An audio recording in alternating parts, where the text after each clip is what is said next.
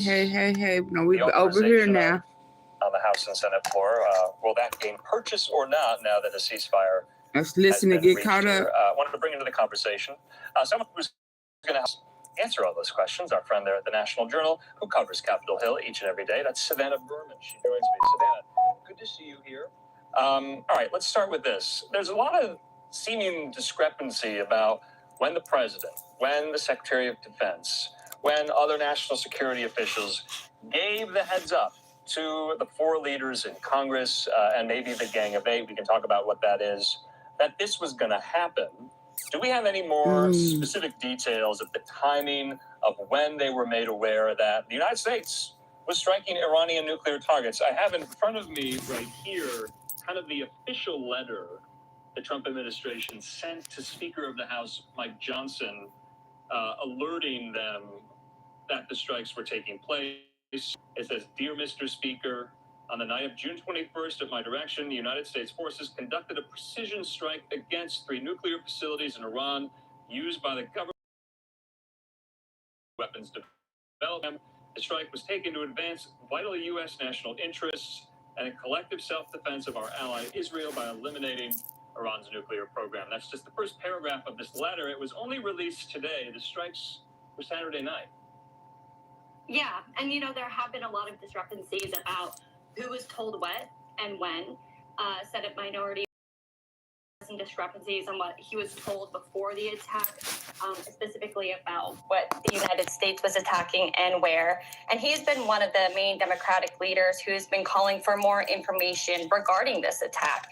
And he's one of the ones who's been pushing for this all senators classified briefing that will be happening tomorrow. So lawmakers will be getting a lot more information in that briefing about the timing of it all, and also who was told what and where, because Democrats are obviously very frustrated that the president acted here without what they view as coming before Congress.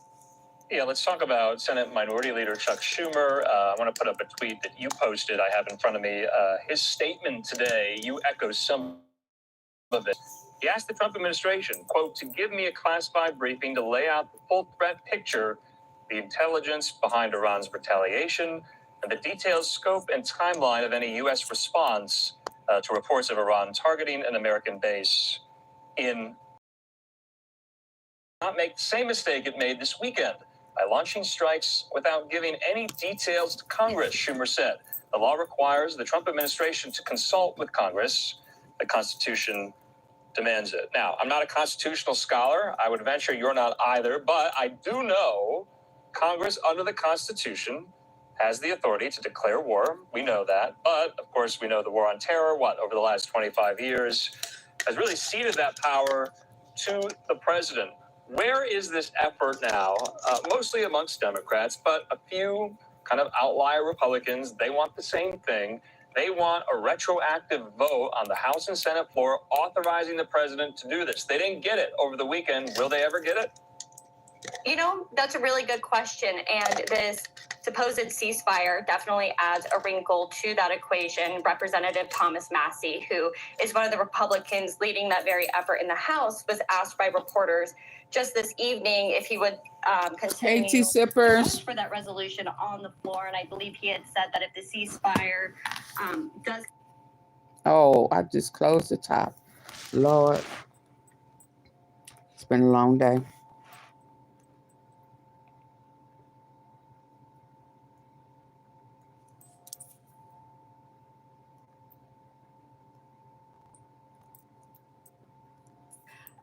Does come to fruition, that he would no longer push for that. So this is something that Democrats may still very well push for. I'm not sure how much Republican support it would still have if that ceasefire does exist, because as you said, obviously, this would preempt a ceasefire.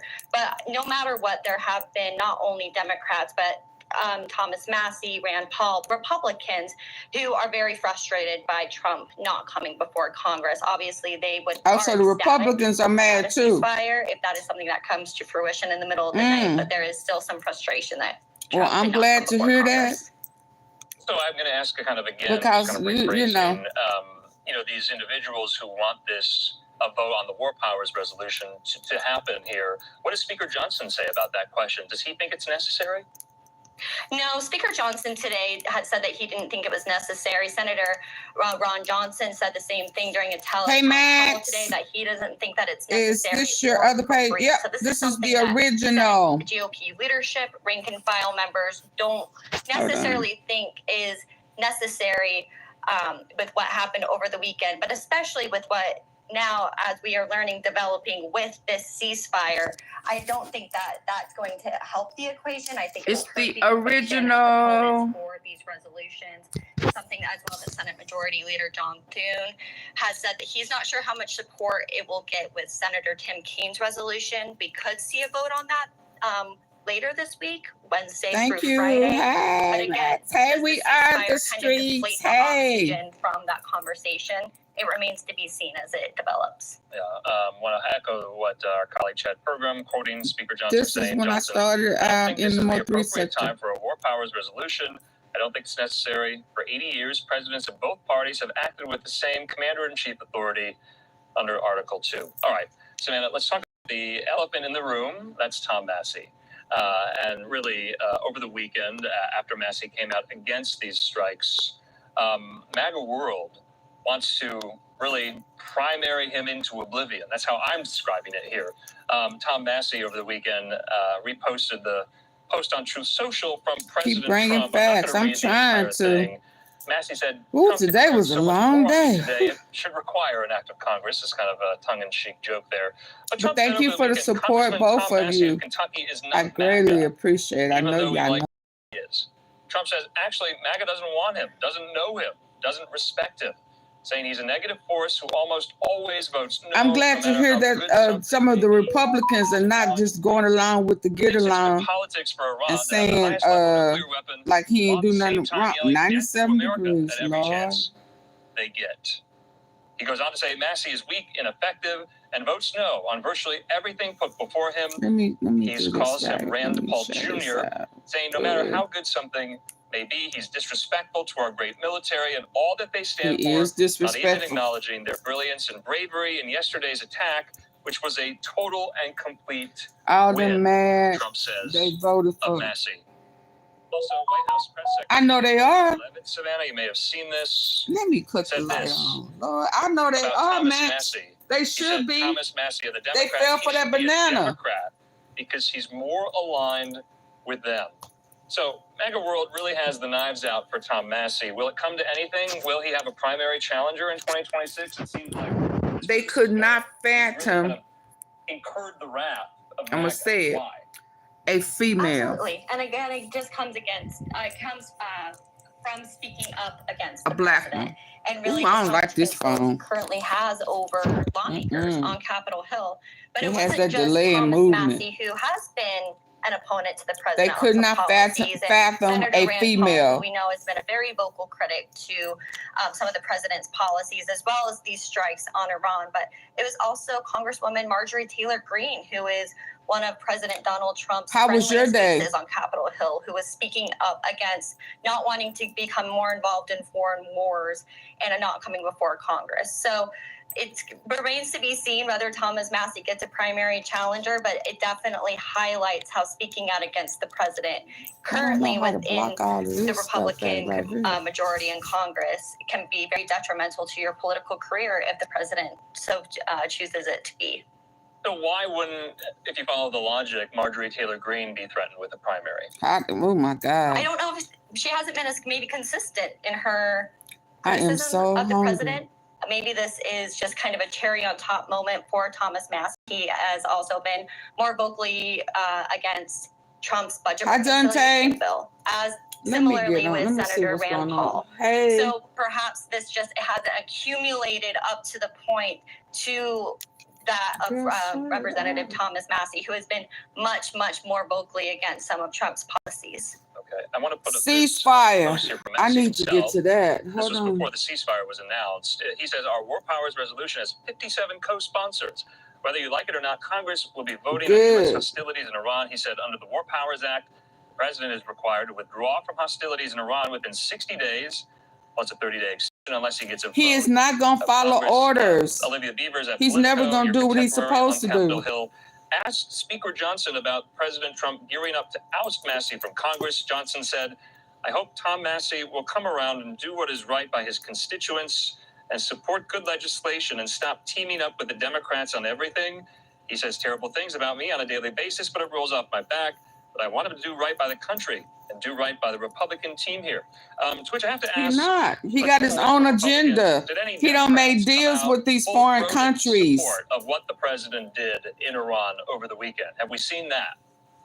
Unsurprisingly, we've seen Senator John Fetterman from Pennsylvania come out very supportive of the president's actions against the Iranian nuclear facilities. Obviously, he is one of Israel's most supportive proponents from Democrats. He gonna get us on Capitol Hill. On a lie. So from the Senate standpoint, he's definitely been the most vocal proponent of what the president did over the weekend. Yeah, and I have to add too, I kind of answered my own question. Steny Hoyer, former House Majority Leader, Democrat from Maryland, also came out in support, which I thought was interesting, bucking some there in his own party. You had the likes of Alexandria Ocasio-Cortez saying that what the president authorized over the weekend. Mixed reactions from lawmakers. All right, Savannah, while we have you, we got to get an update on the big, beautiful bill. July 4th is fast approaching. We heard from Majority Leader in the Senate, John Thune of South Dakota. He put out this post early this morning saying this: "Senators return to Washington today, and we will remain here until this reconciliation bill is passed. By placing it on President Trump's desk by the 4th of July, we will be ensuring future generations of Americans can live in safety and prosperity." So July 4th is next week. I would imagine lawmakers in the Senate don't want to stay through that holiday. So what is they the need to give us a check for stress before then?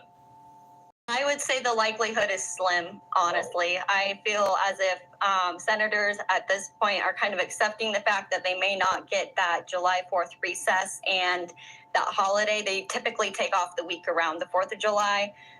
If they're not done, they'll be here in D.C. And as of this evening, as they were leaving a Republican caucus meeting, they were really far apart on a few issues still. So they have a lot of ground to make up. They're in the midst of Senate parliamentarian basically scrubbing out some provisions of the bill as well. So this legislation is going to continue to drastically change in the upper chamber. It then has to get the votes, go back to the lower chamber where Mike Johnson is dealing with just as slim of a margin, if not even more so, and then get it to the president's desk. So to do that by the 4th of July is going to take a miracle.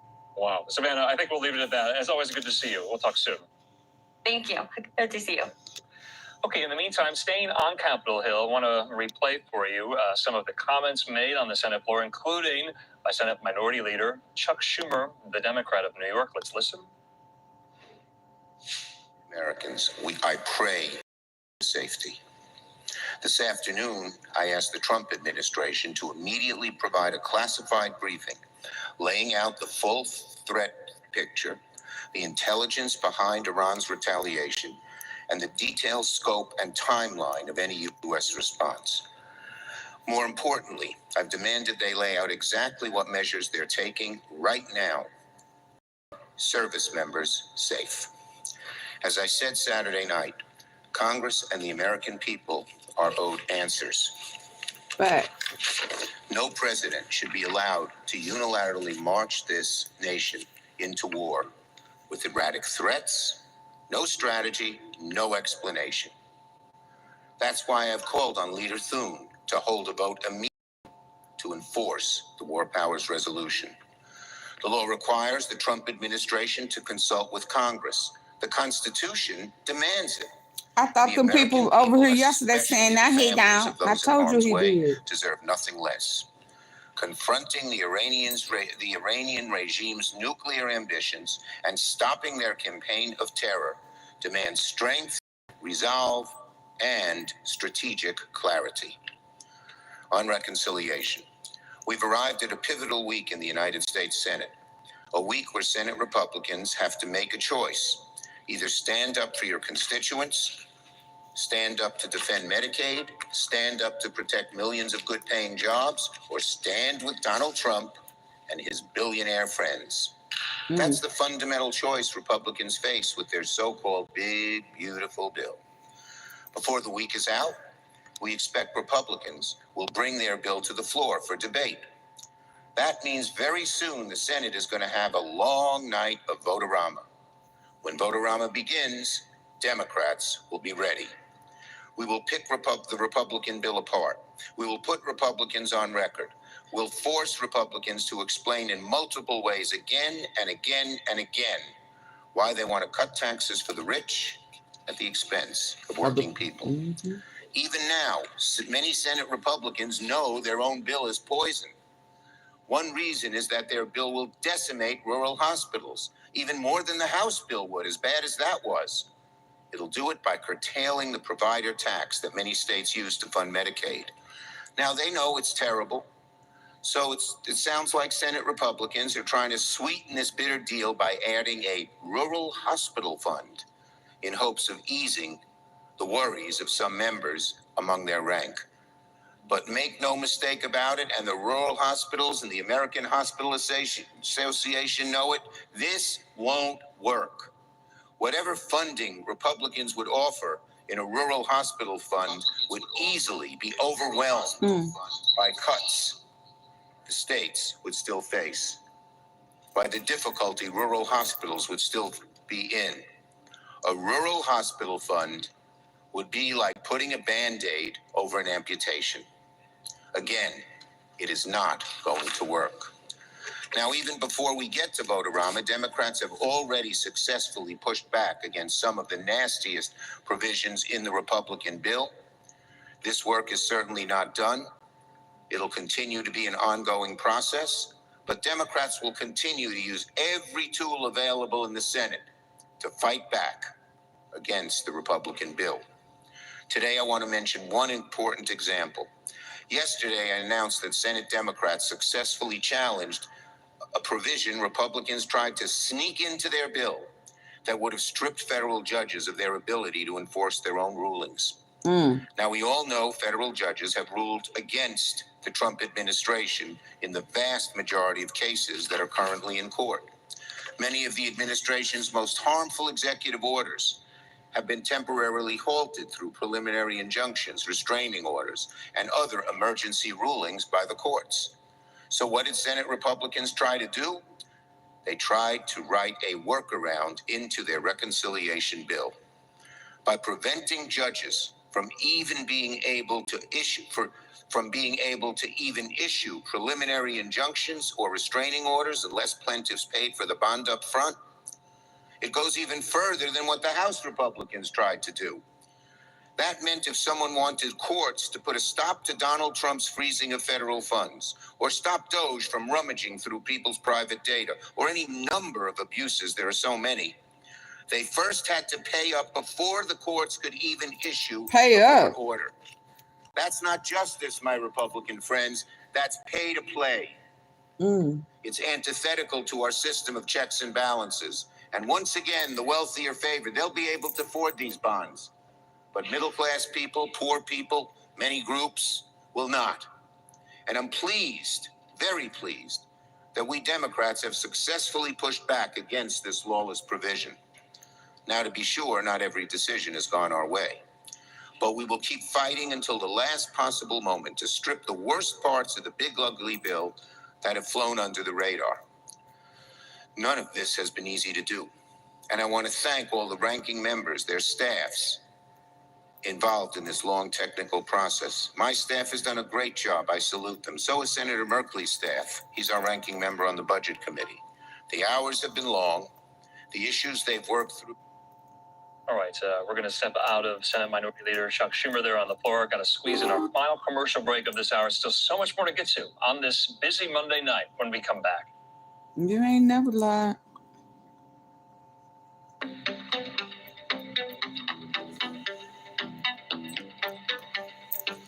Oh, y'all, can y'all double tap y'all screen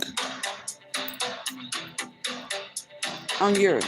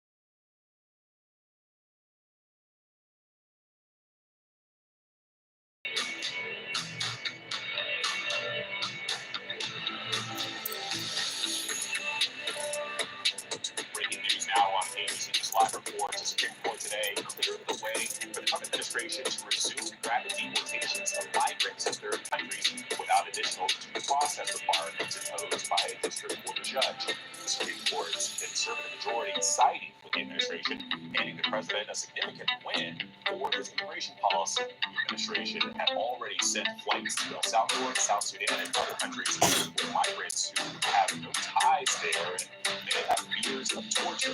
Justice Sotomayor, in a state dissent, said the majority was reporting, quote, lawlessness by the Trump administration and acting in gross abuse of the court's powers. Did y'all hear that? We have some breaking news now on ABC News Live reports. The Supreme Court today clearing the way for the Trump administration to resume rapid deportations of migrants to third countries without additional due process requirements imposed by a district court judge. The Supreme Court's conservative majority siding with the administration, handing the president a significant win for his immigration policy. The administration had already sent flights to El Salvador, South Sudan, and other countries with migrants who have no ties there and may have fears of torture.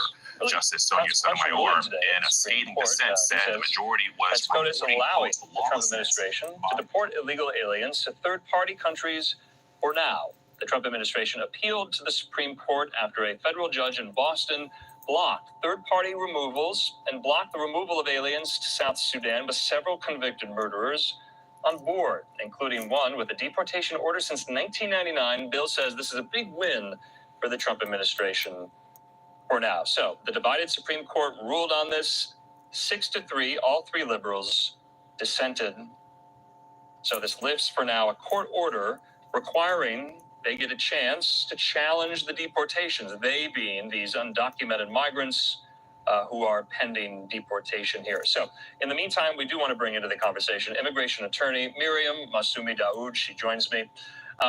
Miriam, thanks for being with us here. I guess the key words are for now. What does that mean? What the Supreme Court did today was essentially pause the injunction that the prior lower court had entered into. And that was essentially, basically the fight is now going forward now in the lower courts, but the Supreme Court has paused that to happen at this time. So I just want to put up some of this file footage of the Supreme Court. So these migrants from countries including Myanmar, Vietnam, and Cuba, they had been convicted of serious crimes in the United States, and immigration officials have said that they were unable to return them quickly to their home countries. So are they going to their home countries, or are they going to a third country that they've never lived in? Well, at this point, the Trump administration is trying to deport them to a third country that they've never been to. And, you know, some of these individuals, like you said, have been alleged by the government, have been convicted of crimes. But ultimately, federal law and our treaty obligations don't stop at criminal convictions. The U.S. is bound by the Convention Against Torture, which is a treaty that we ratified 3 decades ago. And federal law has essentially said that we must follow that treaty. And it prevents deporting anyone to a country where they could face torture or persecution, no matter their past. So ultimately, it's really about ensuring that we don't send someone to a country that they have no ties to, that they've never been to, and that we follow our existing law, regardless of whether if that's convenient or not. Yeah, so I remember we covered this mere weeks ago, and this was decided, the High Court, and usually in these emergency basis decisions, they don't kind of go into detail about why they came down the way they did. It's a very brief order like they did today.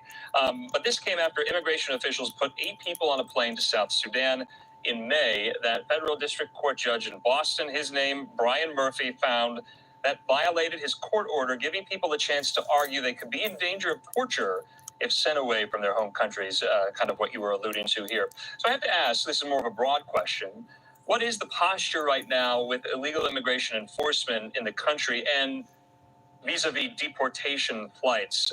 After the ruling, what now can the Trump administration continue doing that they could not? Well, at this point, they can, per this order, resume third country removals. Prior to this ruling today, it was required that the government provide written notice to individuals facing removal to these third countries in a language that they understand, as well as give them the opportunity to move forward with a credible fear screening. So essentially, that's a process that allows them to say, hey, I am afraid to go back to this country. My life is in danger and I'll be tortured there. And after going through that process, if the government determines that they've established a credible fear, then they would have to move to reopen their immigration court proceedings. If the government finds that they did not establish a credible fear of return, then it's on that individual to file a motion to reopen their case with an immigration judge within 15 days so that they can move forward with something called a claim for protection under the Convention Against Torture. So that process now is not one that people can move forward on per the Supreme Court order today. Yeah, this federal district court judge, in his order, said migrants must have a real chance to argue they could be in serious danger of torture if sent to another country. You're an immigration attorney. If you were representing one of these undocumented migrants who was about to get on a deportation flight to a country they've never been to, how do you prove that they could face these really, really terrible conditions in a foreign, far-flung country? How do you prove that? Well, it first would depend on what country the government is selecting that they move to. You know, you've seen pretty high-profile stories of individuals being selected for removals to countries like South Sudan or Libya. And these are areas in the world that are some of the most dangerous, some of the most ridden with conflict. And even our own Department of State says that we should not travel there. So it would first depend on the country. And then after that, as an immigration attorney, I would determine what the country conditions are in that country that would make my particular client a specific target for torture or persecution or harm. Okay, so we actually, Miriam, have a statement in from the Department of Homeland Security responding to this ruling. I want to put it up here for our viewers. So Hi, DHS says JP. this, quote, fire up the deportation planes in response to this ruling. So I'm reading it full here. They say the Supreme Court ruling is a victory for the safety and security of the American people. The Biden administration allowed millions of illegal aliens to flood our country, and now the Trump administration can exercise its undisputed authority to remove these criminal illegal aliens and clean up Did this you national come in security speaking? nightmare. Why you It coming goes on to in say, with all if of, these these activist demands? judges had their way, Did you the speak, aliens who are so JP? uniquely barbaric that their own countries won't take them back, including convicted murderers, child rapists, and drug traffickers would walk I mean, but free still, down you American come up streets. in here, did you DHS speak? can now You have a execute whole lawful authority paragraph to and remove song illegal and aliens dance, to a but you country didn't even willing to speak. accept That's them. that's Fire up the disrespectful. deportation Why you talking about planes, somebody they coming to say. your You know, country? Miriam, I You think came it's in to interesting, and we my have to note platform and this. you didn't even We speak. don't have deportation agreements with every country in the world, do we? It's agreed upon. No, we don't have deportation agreements with every country in the world, but we also do have established processes that we've honored for decades through immigration policy. Third country removals and deportation is nothing new to this administration or even prior administrations, but for decades, The way you talk, okay, well, let me show you this. The way you speaking now, you talking and responding. Yeah, get out of here. Come back another time. Let me put you in timeout to think about your approach. Deportation shouldn't occur. How about that? I just spoke to you. Let me go stand in the corner And if I'm going to be removed and think about your actions. I should have an opportunity to say whether or not Come back respectful. be tortured or harmed there. And this is again something that's in U.S. law, and it's also part of the Convention Against Torture Treaty that the United States has been a member of for decades. So ultimately, this really goes down to this is what the law is at this time. And yeah, and Trump has to abide by guidelines. He's not exempt. Emergency docket, the shadow docket, and their order did not explain their reasoning, which they remain silent on that, and that's typical for the shadow docket. So we don't know why the Trump administration was able to move forward with the deportations now. So we don't know where the authority is coming from, and ultimately we won't know until the lower courts finish the substantive merits of that case, and we could end up back in the Supreme Court to finally understand why things are the way they are. Yeah, Justice Sotomayor wrote, the court's action today, quote, exposes thousands to the risk of torture and death. While we have you, Miriam, we have a few more immigration-related headlines. Got to get our viewers up to speed. There was some movement on the case of Kilmar Abreu Garcia over the weekend here.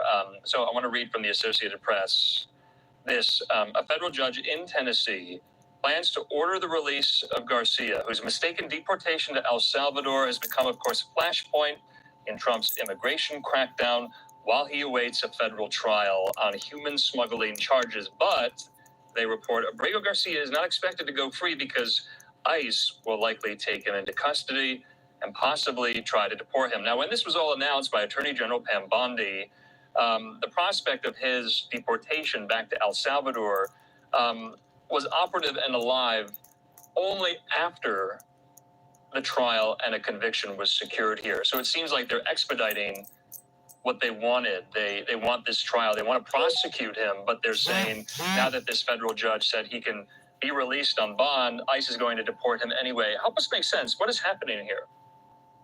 Well, I think at this point what they've said is that ICE has issued a detainer. And usually when an individual is facing criminal charges, the ICE can issue a detainer and seek to take custody of that individual. In some circumstances, the criminal proceeding doesn't even move forward, and the individual moves forward with an immigration proceeding. In some instances, the individual might be able to move forward with the criminal proceeding despite being in ICE custody. In the instant case, they wouldn't be able to immediately remove Mr. Abrego Garcia because he was granted what we call relief under the Convention Against Torture, withholding of removal. And the only way to move forward with his deportation is for the Department of Homeland Security to reopen his removal proceedings and show an immigration judge that he is able to be deported to El Salvador. So this wouldn't mean that he'd be automatically deported. There is still a process that the government would have to go through. If the government is successful in that process by reopening the case in front of a judge, then they could deport him if appeals and other avenues do not work. Right, just reading more from the Associated Press. So the ruling yesterday, U.S. Magistrate Judge Barbara Holmes denied the government's motion to keep Abrego Garcia in detention before his trial. She's scheduled a hearing for Wednesday. Oh, that's that guy who did that human smuggling. The U.S. government has already filed a motion to appeal the judge's decision and is asking the judge to stay her impending release order. Abrego Garcia pleaded not guilty June 13th to smuggling charges that his attorneys have characterized as an attempt to justify his mistaken deportation in March to a notorious prison in El Salvador.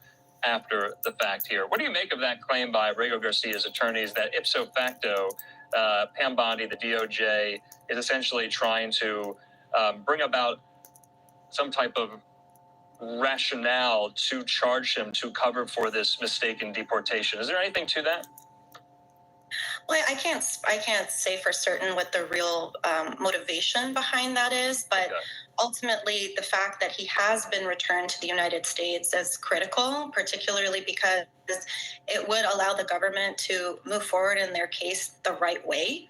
The right way meaning that if they were to move forward with his removal, that would require them to, again, go in front of an immigration judge and put forward evidence that he should be deported to El Salvador. And that's something that really should have happened to begin with, which was also something that you saw when the government attorney for the administration admitted in a court filing that they removed him by mistake. And that mistake was not going to a court and reopening the case and showing why he should be deported. So ultimately, again, I can't speak to why so he was illegally deported. To the allegations against him, but I do think it allows Mr. Abrego Garcia to move forward with procedural safeguards in his case and allows the government to move forward with their case as well. So, lastly, Miriam, I thought this was really interesting that came out today via the Cato Institute. We've been talking so much here on Live Now about the illegal and immigration enforcement actions that have been taking place, and of course the backlash in response to those via these anti-ICE demonstrations taking place in cities nationwide. And I think this is really interesting. Just wanted to get your thoughts on it. The Cato Institute has this. Our friend and colleague there, Philip Wegman at Real Clear Politics, posted it. 65% of people taken by ICE had no convictions. 93% had no violent convictions. So Cato says this: new non-public data from ICE indicates the government is primarily detaining individuals with no criminal convictions of any kind. Also, among those with criminal convictions, they're overwhelmingly not the violent offenses that ICE continuously uses to justify its deportation agenda.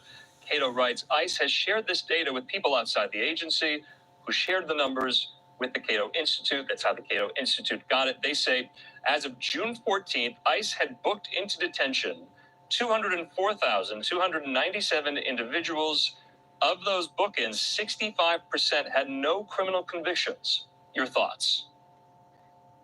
Well, to me, at this point, based on what we've been seeing in the immigration community, that could be accurate.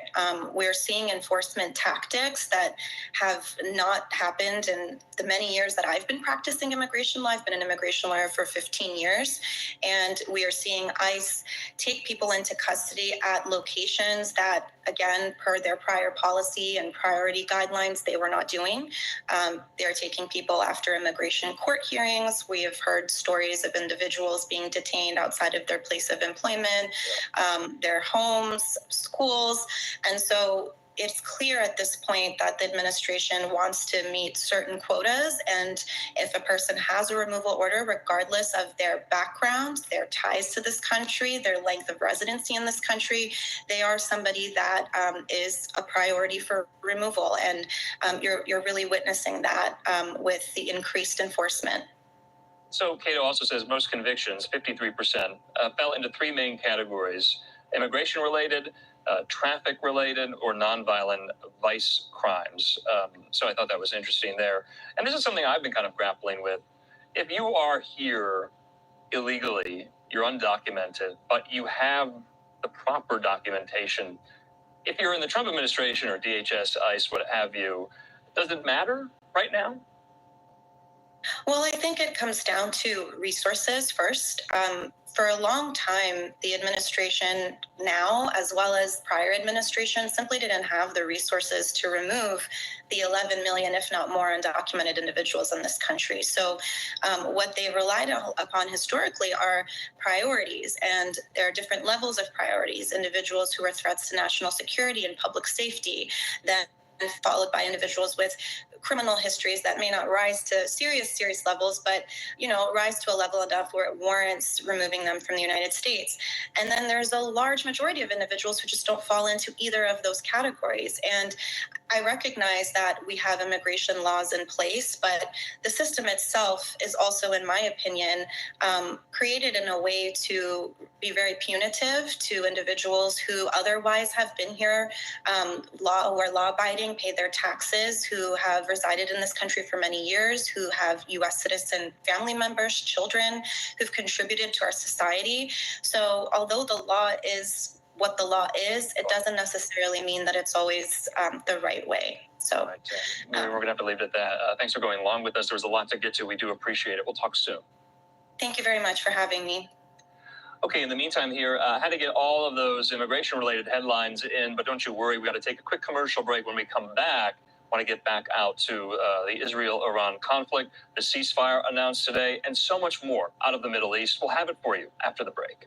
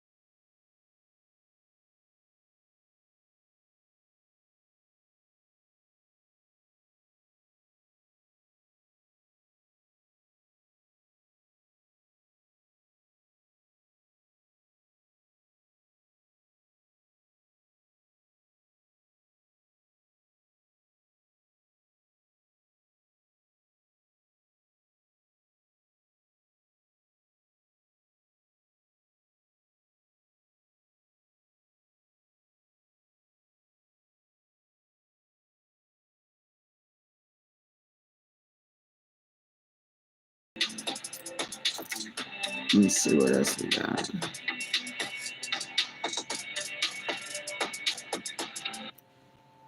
A tight-knit college and a city of opportunity. Washburn offers the best of both worlds.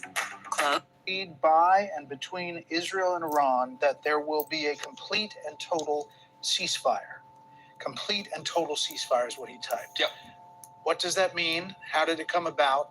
What's the development? Yeah. Here?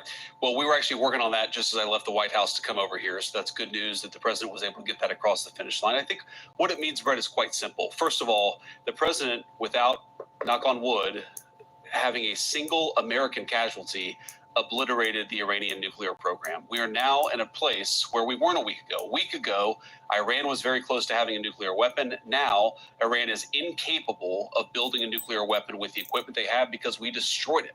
So that's a very, very big thing. Now, what that means, I think, is we have to talk to Iran and, of course, to Israel about what the future holds. Because while we have obliterated the Iranian nuclear program, our hope and our expectation is that they're not going to try to rebuild that program. And I think that's what the president is really trying to figure out here, is to build a long-term settlement here to where we can have peace in the region, where our regional allies and, of course, the American people, most importantly, can be secured, but where we can ensure that the destruction of the Iranian nuclear program that has already happened is not something they try to rebuild. I want to get to the obliterated part in just a minute, but I just want to read this fully so I get the context here. Congratulations to everyone. It has been fully agreed by and between Israel and Iran that there will be a complete and total ceasefire in approximately 6 hours from now, when Israel and Iran have wound down and completed their in-progress final missions for 12 hours, at which point, the ceasefire for 12 hours, at which point the war will be considered ended.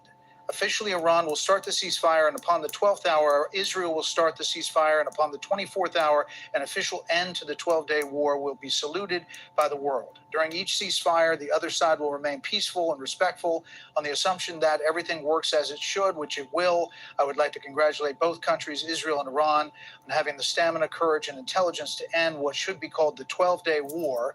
This is a war that could have gone on for years and destroyed the entire Middle East, but it didn't and never will. God bless Israel. God bless Iran. God bless Iran. God bless the Middle East. God bless the United States of America, and God bless the world. He seems confident that this is all coming together. That's right.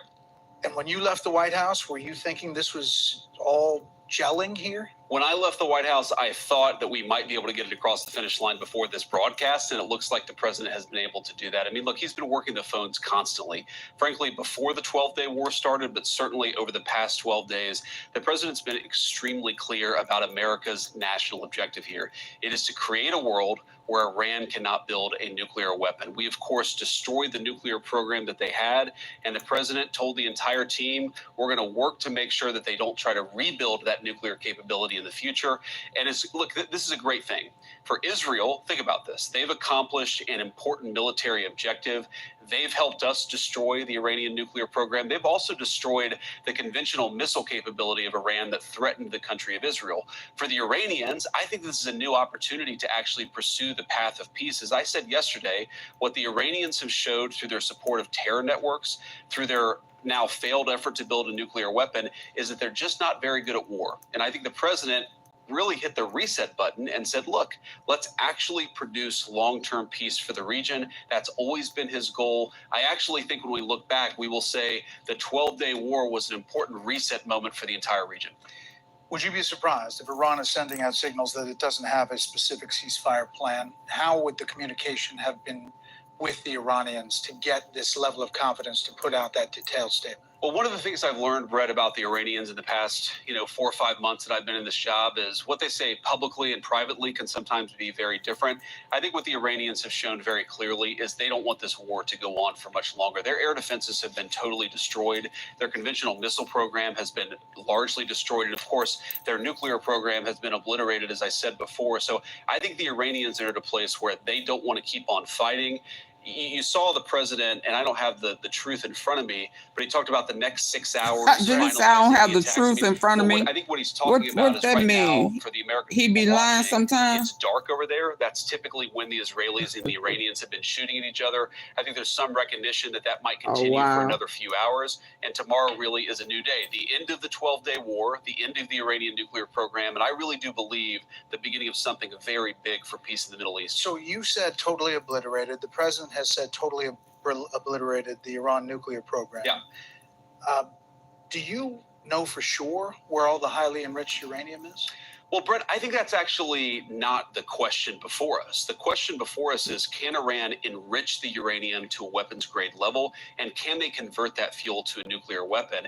And we know, based on the success of our mission, of course, the leadership of the president, but the incredible skill of our military, that the two mission objectives are completely successful. We know that they cannot build a nuclear weapon. Now, you asked about the highly enriched uranium. Yeah, like 900 pounds of it. But what we know, Brett, is that uranium is something that exists in very large supply. Our goal was to bury the uranium, and I do think the uranium is buried, but our goal was to eliminate the enrichment and eliminate their ability to convert that enriched fuel into a nuclear weapon. I think this is an important point, Brett, because so many of the folks who have focused on the highly enriched uranium, Sure, 60%. the main focus, Brett, has been to destroy their enrichment capacity, because we don't want that 60% uranium to become 90% uranium. That's the real concern, and that's what was so successful about our mission. So after all this, if the Iranian government survives as is, what's to stop it from rebuilding over time if they in fact moved the 60% highly enriched uranium? You know, that's the concern. No, the big concern, Brett, and this is again what we destroyed, is their ability to enrich uranium. If they have 60% enriched uranium, but they don't have the ability to enrich it to 90%, and further, they don't have the ability to convert that to a nuclear weapon, that is mission success. That is the obliteration of their nuclear program, which is why the president, I think, rightly is using that term. But here's the question. If Iran is desperate to build a nuclear weapon in the future, then they're going to have to deal with a very, very powerful American military again. Our hope is that the lesson that the Iranians have learned here is, look, we can fly a bunker buster bomb from Missouri to Iran completely undetected without landing once on the ground, and we can destroy whatever nuclear capacity you build up. I think that lesson is what's going to teach them not to rebuild their nuclear capacity. Yesterday, were you speaking on the president's behalf when you said he was not interested in regime change? Well, Brett, what I've said is the American military, that is not our mission, is regime change. Our mission was to destroy the nuclear facilities and the nuclear program of Iran, which we, of course, did. I think what the president's also said is that the Iranian people want to make a decision about regime change. That's between the Iranian people and the regime. Of course, we support freedom fighters all around the world, but our mission was to destroy the nuclear facilities, and that's what we did. So you don't think there's any mixed message when he goes to Truth Social and says it's not politically correct to use the term regime change, but if the current Iranian regime is unable to make Iran great again, why wouldn't there be a regime change? MAGA. Well, I think what the president is saying very clearly, Brett, is if the Iranian people want to do something about their own leadership, that's up to the Iranian people. What the American national security interest here is very simple. It's to destroy the nuclear program. That's what we've done. And now that the 12-day war appears to be effectively over, we have an opportunity, I think, to restart a real peace process. And Brett, this is not just about two countries, Iran and Israel. All of these Gulf Arab states, they want peace. They want to invest. They want to build artificial intelligence hardware. They want to sort of come into the new economy. And that was impossible when you had Iran that was, as the president said, acting like a bully across the Middle East. We really think that if the Iranians are smart about the path forward, this could be a new dawn of an economic age of prosperity, of course, for our Gulf Arab allies, for us, for the Israelis, for everybody. But it's going to require the Iranians play it smart from here. The president called it very weak, the Iran missile firing on the U.S. base in Qatar, Al-Udeid. Was it a face-saving move? How do you get from that, firing missiles at a U.S. base, to a ceasefire, as he details in this Truth Social? Well, as the president said, they actually gave us some warning here. And we think they gave us some warning because they didn't want to kill Americans and they didn't want to escalate. There's definitely some symbolism to this, Brett. If you look at the Iranian attack, it was 14 missiles that they telegraphed ahead of time. We dropped 14 bunker buster bombs. As the president told me earlier, our missiles, our bombs were a little bit bigger than their bombs. Our bombs actually accomplished the goal of eliminating their nuclear program. But look, we're happy, again, to restart the peace process as the president just did today. Was the message delivered directly to the U.S. or through an emissary? The message is always delivered through some sort of intermediary. That's been consistently true of the Iranians. Of course, we'd love to talk to them. The president's been clear about this. We'd love to have a direct conversation about how we move this thing forward because, again, we got to step back here. Why did the president do what he did over the past week?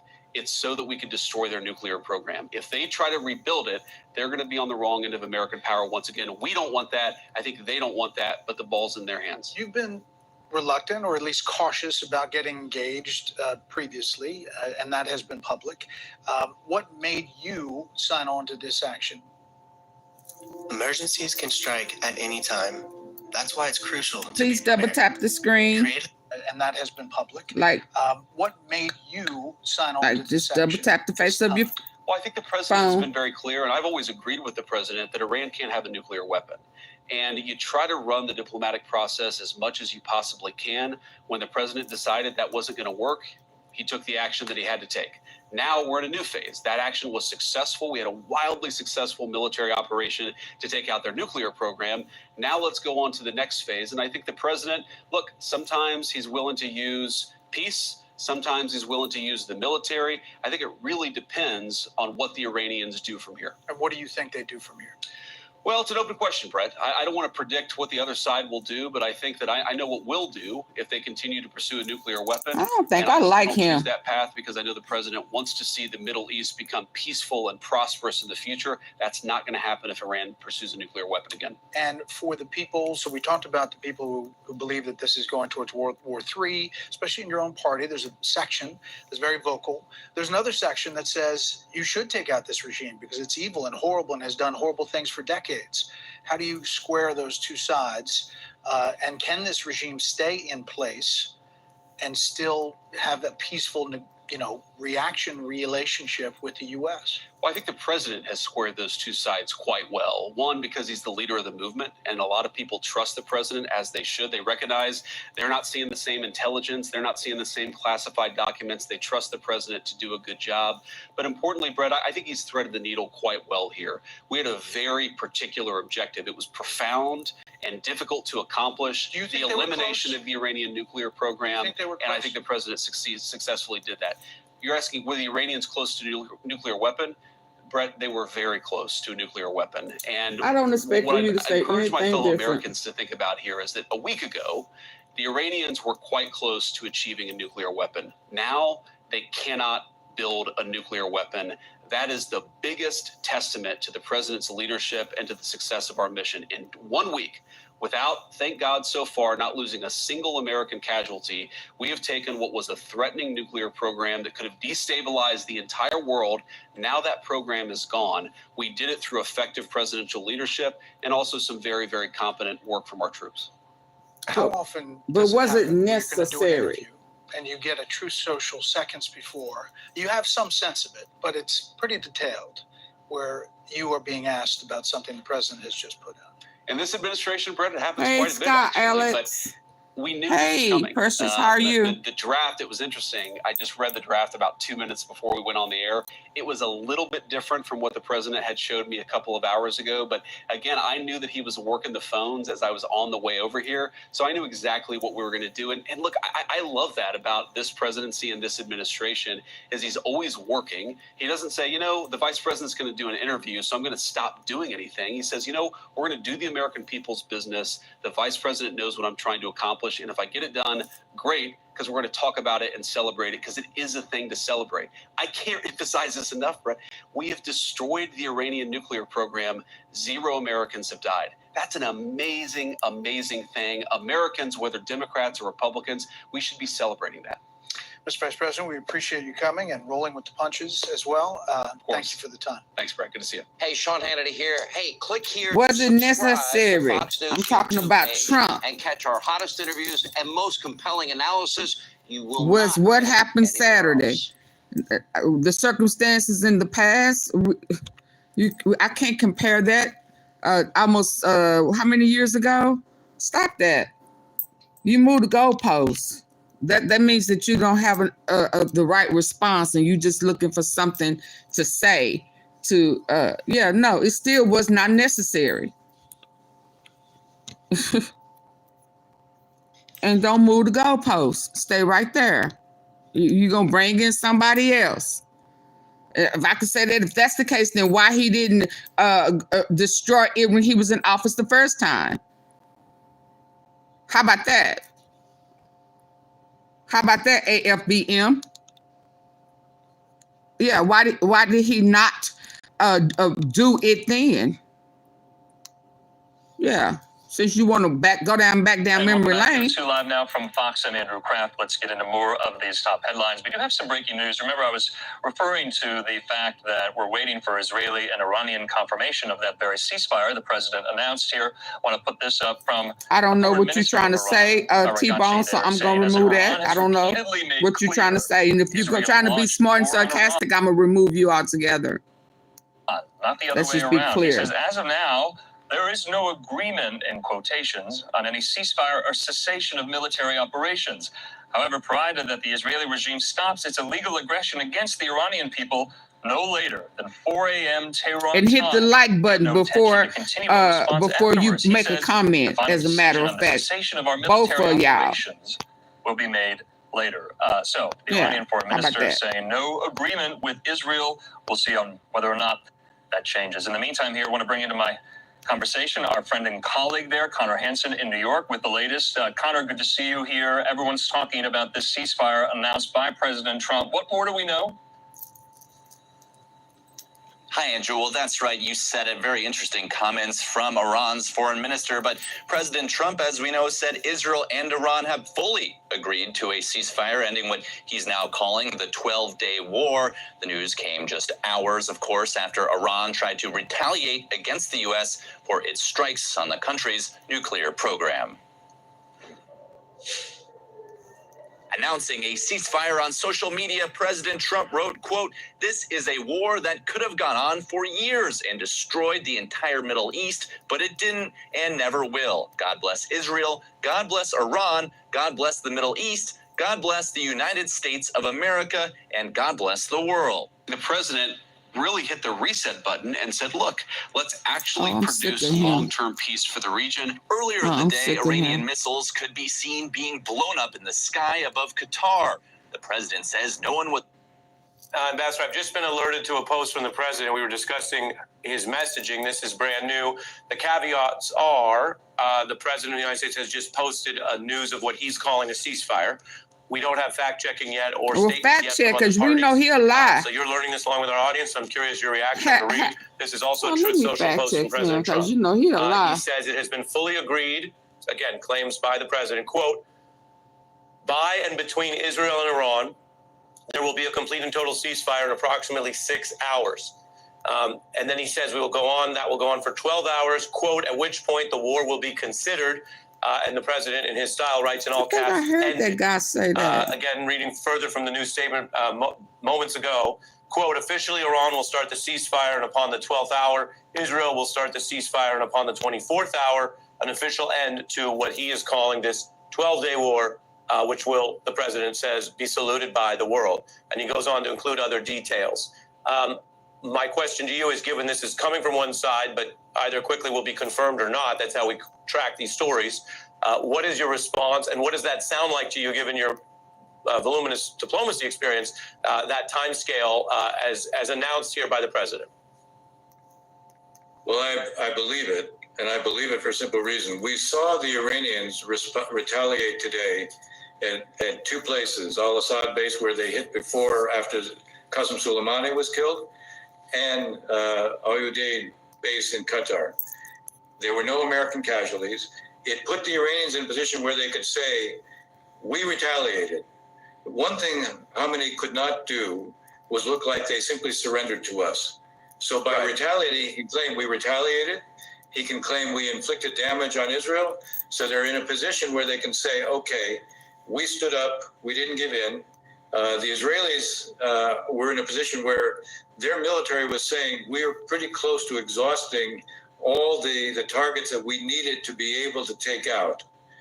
And I think that the president, all along, he never wanted to get into what he calls the forever wars in the Middle East. He took on his own base in this regard, who clearly people like Tucker Carlson and Steve Bannon were very much against taking this step. And his wanting to show that he could use force and then produce a ceasefire quickly makes, in my mind, very credible. The fact that Iran took a step and they can say we did it puts them in a position where they can end it. I would also say whether Prime Minister Netanyahu was prepared right now to end it or not, I think he couldn't say no to President Trump on this. And my guess is there's some possibility that this was even coordinated in advance. I could see an understanding where the president said to Bibi, we will do this, but after we do it, the war has to end. I wouldn't With an be off-ramp shocked ready. if that So was let an me ask you, understanding. Ambassador, if this ceasefire holds, President Trump, just here in these moments, breaking news, has announced, posting online, a ceasefire, Israel, Iran, U.S. If this ceasefire holds, is durable, is this a significant foreign policy win for the Trump administration? It is, but let's look at it. It is, to be fair. Hi, Joseph. It is. The question will be, how do you translate and turn the ceasefire into something that's enduring? The ceasefire is exactly what it says. You're ceasing fire. Does that mean it can't be resumed? Are there understandings about if Iran begins to try to reconstitute its nuclear program? Are there any understandings there? Is there going to be a negotiation now that basically deals with the future of the Iranian nuclear infrastructure? I mean, the reason that we ended up using force was precisely because the president came to the conclusion that the negotiations that we were conducting with them, which were designed to ensure that there was no enrichment on the Iranian side, he basically came to the conclusion he couldn't achieve that diplomatically. Now, does he believe that's achievable? I suspect that the Iranians will come back. They may make a concession on actually enriching. I think it'll be very hard for them to give up the right of enrichment. I suspect that the face saver for them, just like the face saver of retaliating against all you need base, was to say we did it. The face saver for them will be something like we retain the right to enrich. It will be interesting to see, is there an understanding on that? The larger question here, though, Ari, is we have a ceasefire, which is very significant. Can you translate the ceasefire into what is an understanding of what the future of the Iranian nuclear infrastructure is going to be, what the future of their ballistic missile program is going to be, and what's the relationship between Iran and its proxy network? We're joined by General Barry McCaffrey, retired four-star Army general, MSNBC military analyst. We have a battery of questions for you. We were speaking to someone you know well, Ambassador Ross, who's done a lot of Middle East diplomacy, including leading to ceasefires like this news tonight, if confirmed. So I have many questions for you, but first, your response to what the president says is this ceasefire. Well, look, how wars end is far more long-term consequences than how they begin. On the surface, this is very good news. It's an appropriate time to stop shooting. The Iranians are at the bottom of a barrel. They have no good options, military or political.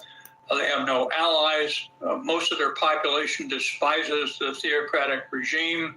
The Israelis are tearing apart their leadership, both political and military and scientific. So they've got to get off stage. The Israelis are running out of high-tech munitions. They want to stop it. President Trump clearly does not want the war to continue. So the big question, as Ambassador Ross says, is how do we translate that into some political long-term good? How do you get them back to the table and negotiate?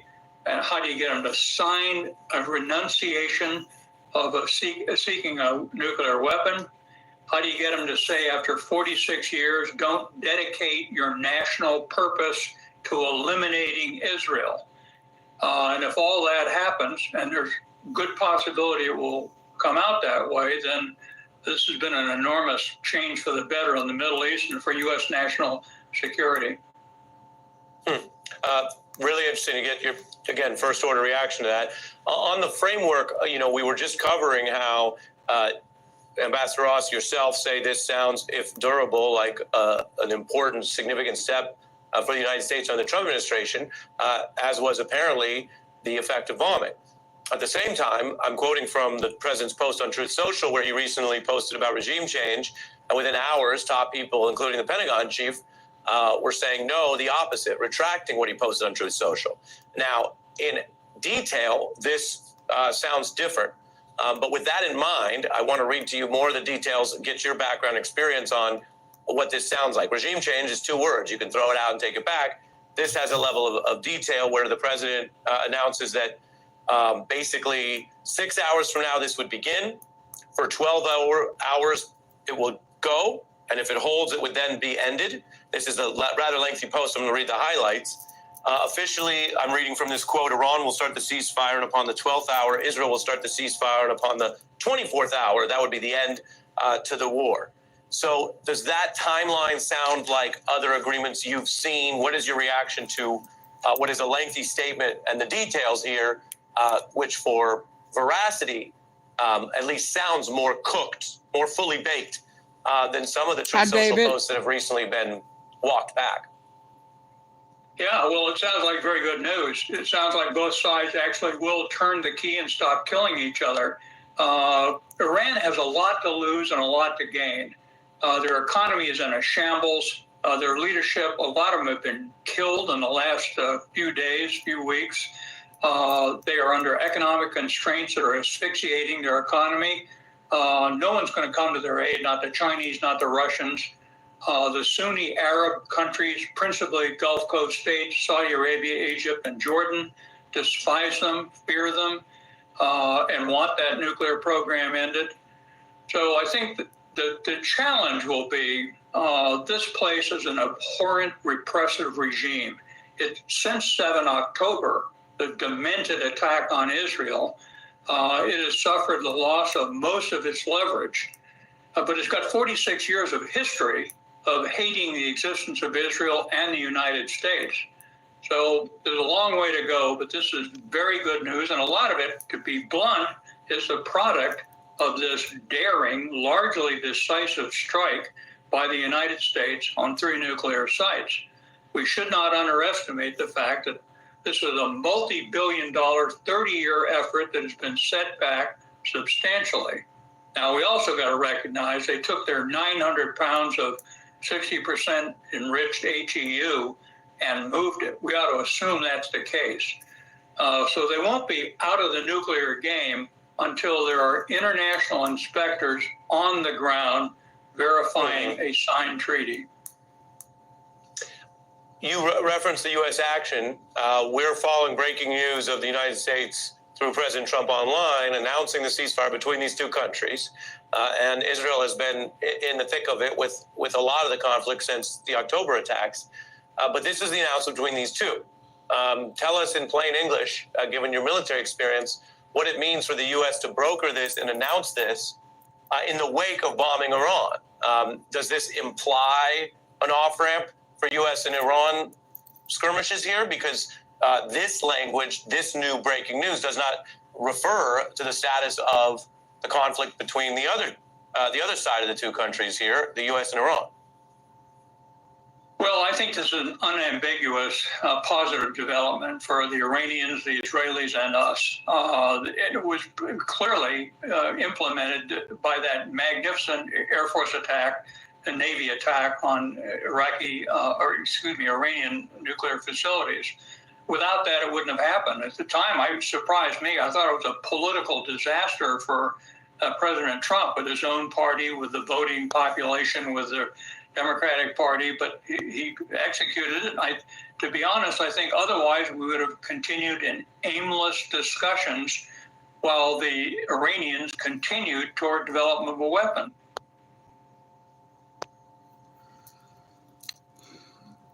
Okay, hold on. Let me see.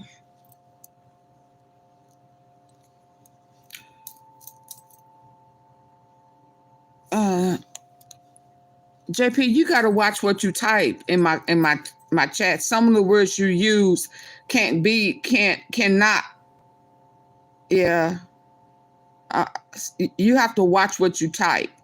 Just because that's how you feel does not mean it. Yeah, but if you keep on, I'm gonna remove you for the day. You got to watch what you type in my comments. Now you can do it everywhere else. Now you're gonna either respect that or leave. Respectfully. Okay. See, I'm not even concerned about what you're saying. You're not preaching to me. I can give 2 flying fucks about what you're saying. Okay, let's just be clear. I don't care nothing about there's nothing that you can say that's going to make me change my mind. Nothing. So go ahead and go for the day. Bye-bye. Don't come back now, you hear? Yeah, if that's what you doing, oh baby, I wasn't paying no attention to you. I just know trigger words for YouTube. I don't care nothing about what you talking about. Not nothing. So you thought you was preaching to me? Boy, bye. Boy. Actually really love Trump. Bye. I think he's a deeply humane, kind person. Is that what you thought you I am was doing? saying this because I'm really afraid that my country's going to be further weakened by this. I think we're going to see the end of American empire. Obviously, other nations would like to see that, and this is a perfect way to scuttle the USS JP America ain't gonna like wrong. you. He gonna But think it's you also going to delusional. end, I believe, Trump's presidency and effectively end it. And, and so that's why I'm saying this. Y'all feel entitled. Y'all want to force people to think So let's get exactly into that the way part. y'all think. Israel's conflict with Iran is exposing the cracks within the MAGA base. As we've been discussing, Trump's loyalists have found themselves divided, including Tucker Carlson there. We just watched. Tucker said more about why he feels this way. But before we get to that, Cenk, that last statement that this involvement going deeper with Israel could end the Trump presidency. Your thoughts? No one can those make are super strong words. me And change so, how I feel. Look, the libertarians have left the building. We're going to show you some of that in a second. They're done with Trump. And MAGA now still couching it in. I mean, we really love Trump and stuff, but his presidency is kind of over. Wait till you see Marjorie Taylor Greene. By the way, also Jack Posobiec, Steve Bannon, everyone, not everyone, but the great majority of MAGA and all of America first. Some part of MAGA is Israel first. All of America first is like, no to this war. No, this is nothing new with America. I don't want to pay for it. We've got a lot more examples for you guys. Yeah, so first up, we'll get more of that conversation between Tucker Carlson and Steve Bannon. The second you get enmeshed in a real war, not a fake, let's go bomb the villagers and declare success, though we don't even have a good track record. Like, why are the Houthis still there? I mean, there's a whole other question, right, which is how prepared is the U.S. military for a real conflict? And the answer is totally unprepared. Scary unprepared. I don't think people understand that.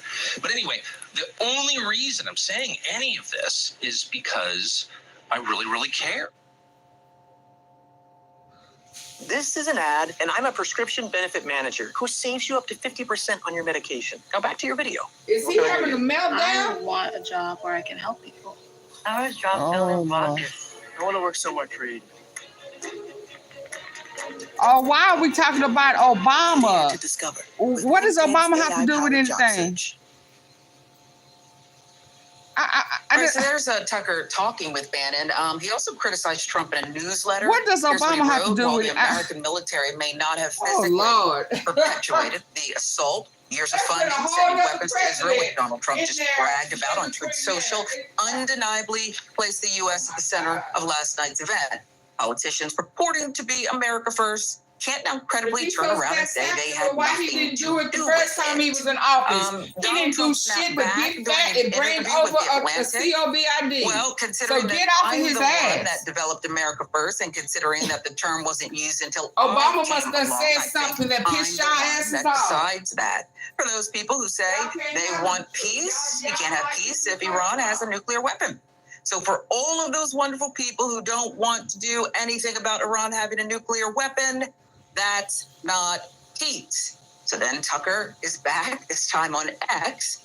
The real divide isn't between people who support Israel and people who support Iran or the Palestinians. The real divide is between those who casually encourage violence and those who seek to prevent it. Between warmongers and peacemakers. Who are the warmongers? They would include anyone who's calling Donald Trump today to demand airstrikes and other direct U.S. military involvement in a war with Iran. On that list, Sean Hannity, Mark Levin, Rupert Murdoch, Ike Perlmutter, Marion Edelson. At some point, they will all have to answer for this, but you should know their names now. And podcaster and frequent Rogan guest Dave Smith chimed in, apologizing for backing Trump in 2024, going as far as calling for his impeachment and removal. Remove his ass. Remove his ass. This last year, I apologize for doing so. It was a bad calculation. At the time, it seemed like the right one. But he should be impeached and removed for this one.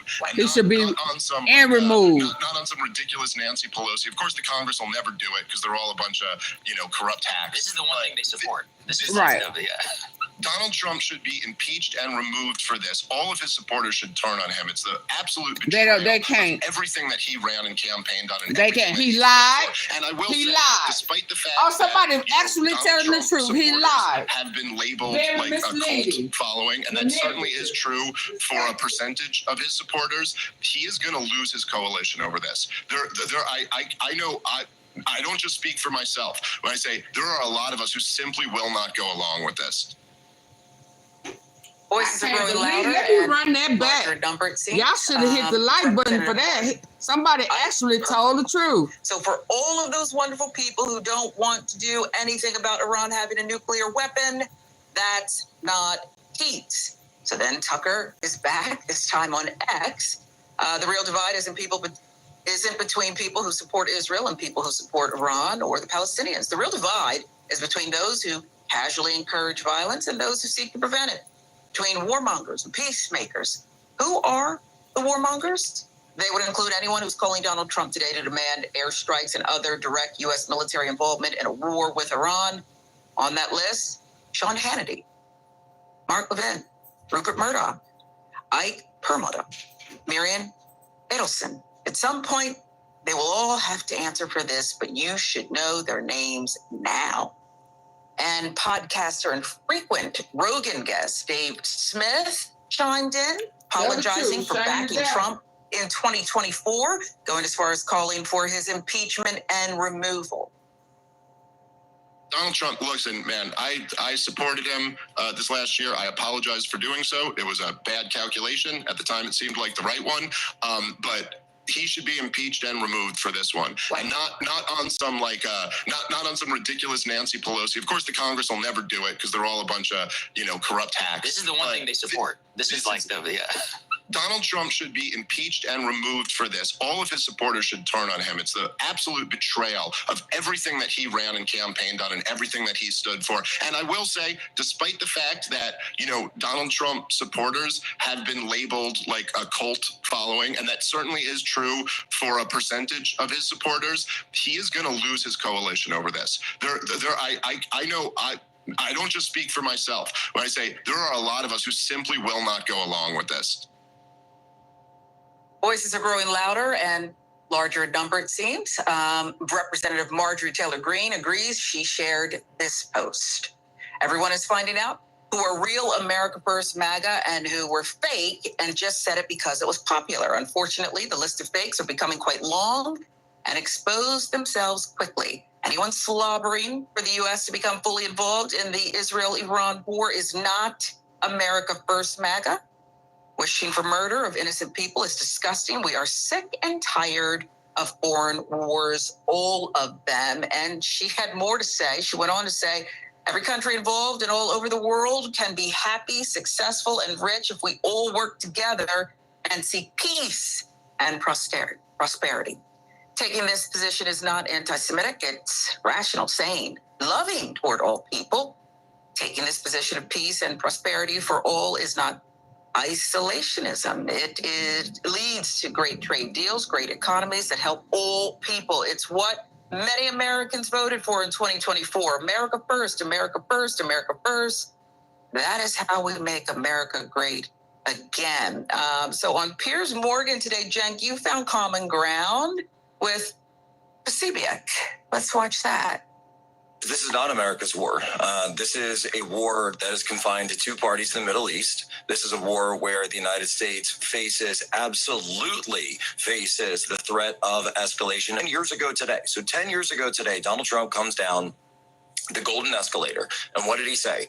No more foreign, endless wars. And instead, why don't we focus on the problems at home? He talked about, obviously, illegal aliens. He talked about deportations, but he said trillions of dollars spent in Iraq, trillions spent in Afghanistan. And what did it get for us? Nothing. Look at me and Jack. Me and Jack don't agree on anything else, but we agree that we should serve America. I say Americans first, not Israelis. Stop the wars. Let me say this. Look at MAGA. Okay, here's what I'm saying. Number one, Steve Bannon, all states stop the war. All We right. didn't ask for war. Ben, let him- Here's let- the let left Ben and the right speak. uniting, saying we don't want war. All right, on the other side of MAGA, you have conservatives loudly back in support of regime change in Iran, like Ted Cruz, likely suspect. He said this during a Fox News interview with Maria. Senator, do you want to see regime change? Do you think that happens soon? And what would the future look like in that regard? Look, I think it is very much in the interest of America to see regime change. I don't think there's any redeeming the Ayatollah. He is filled with hatred.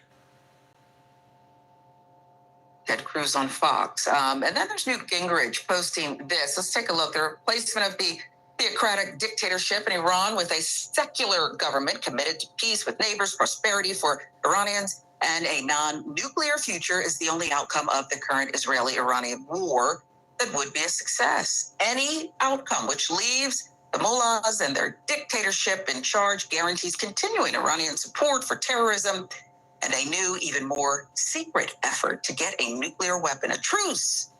Leaving the mullahs in charge guarantees more terrorism and a future war.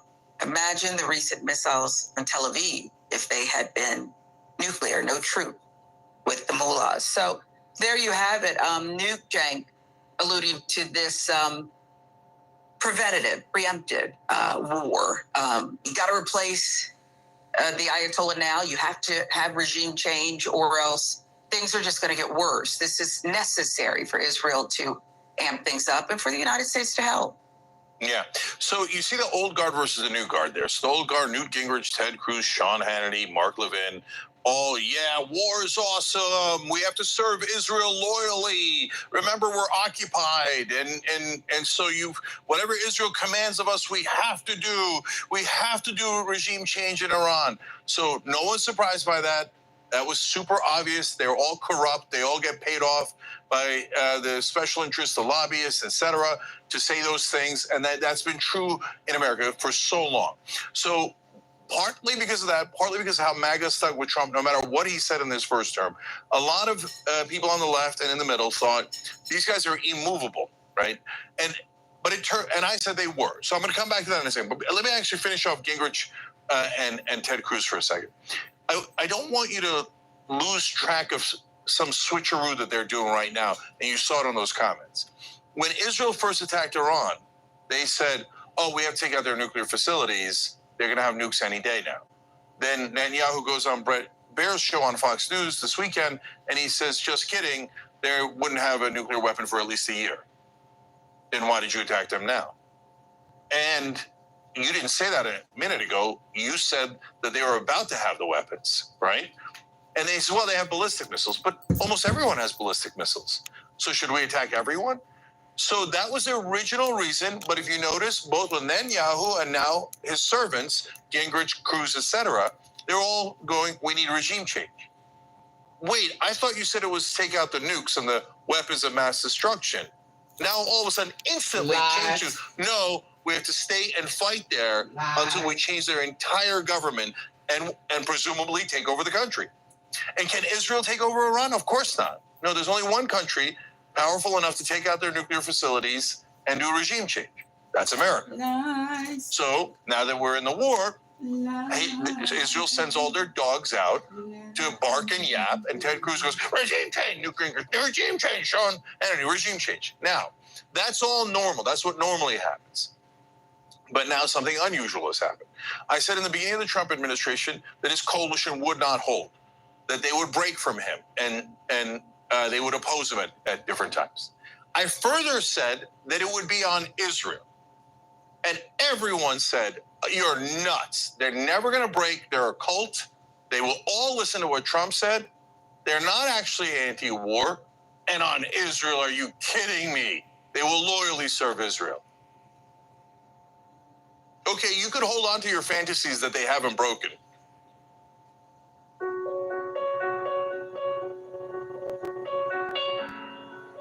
Missouri's unpredictable weather demands our readiness. The decision to evacuate or shelter in place is crucial and must be tailored to each situation. Always have valid identification. Pack essentials and assist those needing extra help. Consider the nature of the threat, the home's vulnerability, transportation, and the needs of residents. Have a detailed evacuation plan. This includes a route, safe transportation, and ways to communicate with families, staff, employers, and friends. Sometimes it's safer to stay put. In such cases, a shelter-in-place strategy is important. Choose a designated spot in the home. Secure the home, stockpile essentials, and ensure everyone's needs are met. Always keep in touch with local emergency officials, whether evacuating or sheltering. By following guidance from emergency management and first responders, and preparing for our own needs in advance with kits and information, we can ensure safety for everyone during any disaster. Stay prepared. Learn more at mo.gov/safety/disasters.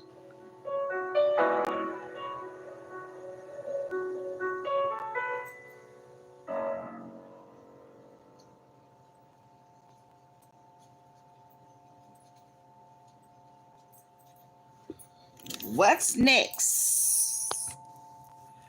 Been broken. But there's Dave Smith saying he should be impeached. He voted for Trump. There's Tim Dillon we showed you earlier. So what, we got no business around. This is not our war. We got everybody saying it. We've got everybody. Marjorie Taylor Greene. Marjorie Taylor Greene was on this show. They said, "Oh, you're crazy. She's not actually going to oppose the war." There she is opposing the war. So look, guys, it isn't about told you. It's about how do we assess what is true and not true.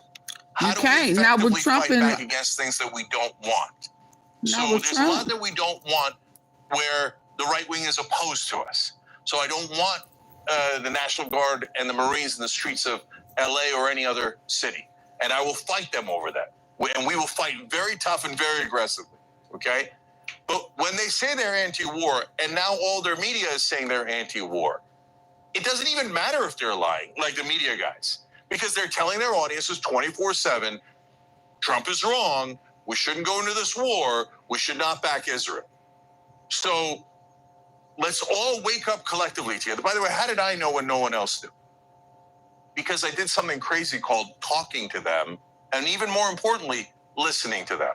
No, you can't listen to them. We have to be in our own tribes. Another tribe is evil. They're evil. Never listen to them. Well, since you weren't listening, you missed the fact that they're actually anti-war. And they're super tired of serving Israel. Not their politicians. Their politicians are in lockstep. By the way, a lot of our politicians are in lockstep with Israel, right? But their voters are absolutely sick of it. And the Israeli supporters are in the middle of making a huge mistake right now. They're starting to now do the same thing to them that they did to us. They're starting to call the right wing and the libertarians anti-Semites. Have at it, Hoss. Oh, you go ahead. But that one-trick pony is already dead, okay? And you're going to flog that dead pony, and then you're going to call all of America anti-Semites because we won't follow Israel's orders. You're going to find out soon that that is a very, very poor strategy. If you thought that was a bad strategy to try with the left, wait till you try it with the right and see how that turns out for you. Okay, so let's review. They won't turn on them. They did. They won't fight each other. They're at each other's throats. You see that Tucker Carlson comment about Sean Hannity and Murdoch and calling out all those names, okay? The coalition won't split. It's split already. I mean, you heard Dave Smith there, and there's a lot more where that came from. Marjorie Taylor Greene won't actually be against the war. She's actually against the war. So there's now a rebellion, and the rebellion is joined.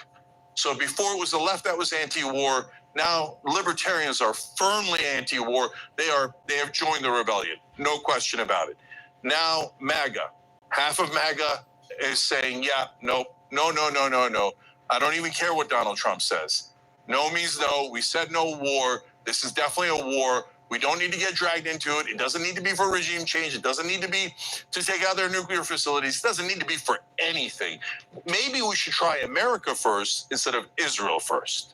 But I also want to mention Dave Smith, probably the leading libertarian in the country who flipped on Trump today.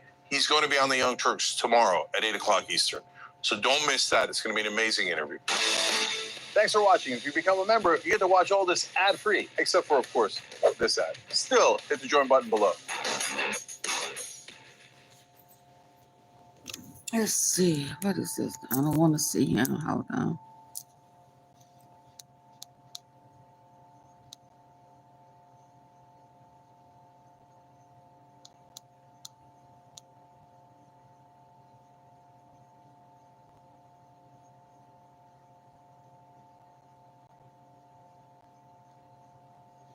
President Taco Tits has no strategy, no Taco foreign who? policy, just impulse and vibes. Taco and he has broken the situation Y'all hit with Iran. double. And he Hey, has hold on. colluded now with Double tap the war screen. criminal Benjamin Netanyahu, and Iran is responding. Put up this headline. President Taco Tits has no strategy, no foreign policy, just impulse and vibes. She said Taco Tits. This situation with Iran, and he has colluded now with war criminal Benjamin Netanyahu, and Iran is responding. Put up this headline. Iranian state media says missiles launched against U.S. bases in Qatar and Iraq in response to strikes. This surprises me zero. I feel like Donald Trump never thinks about consequences. He does what he thinks he needs to do right then, never considering that he is not in charge of the rest of the world and that actually he's a laughingstock and no one is scared of him.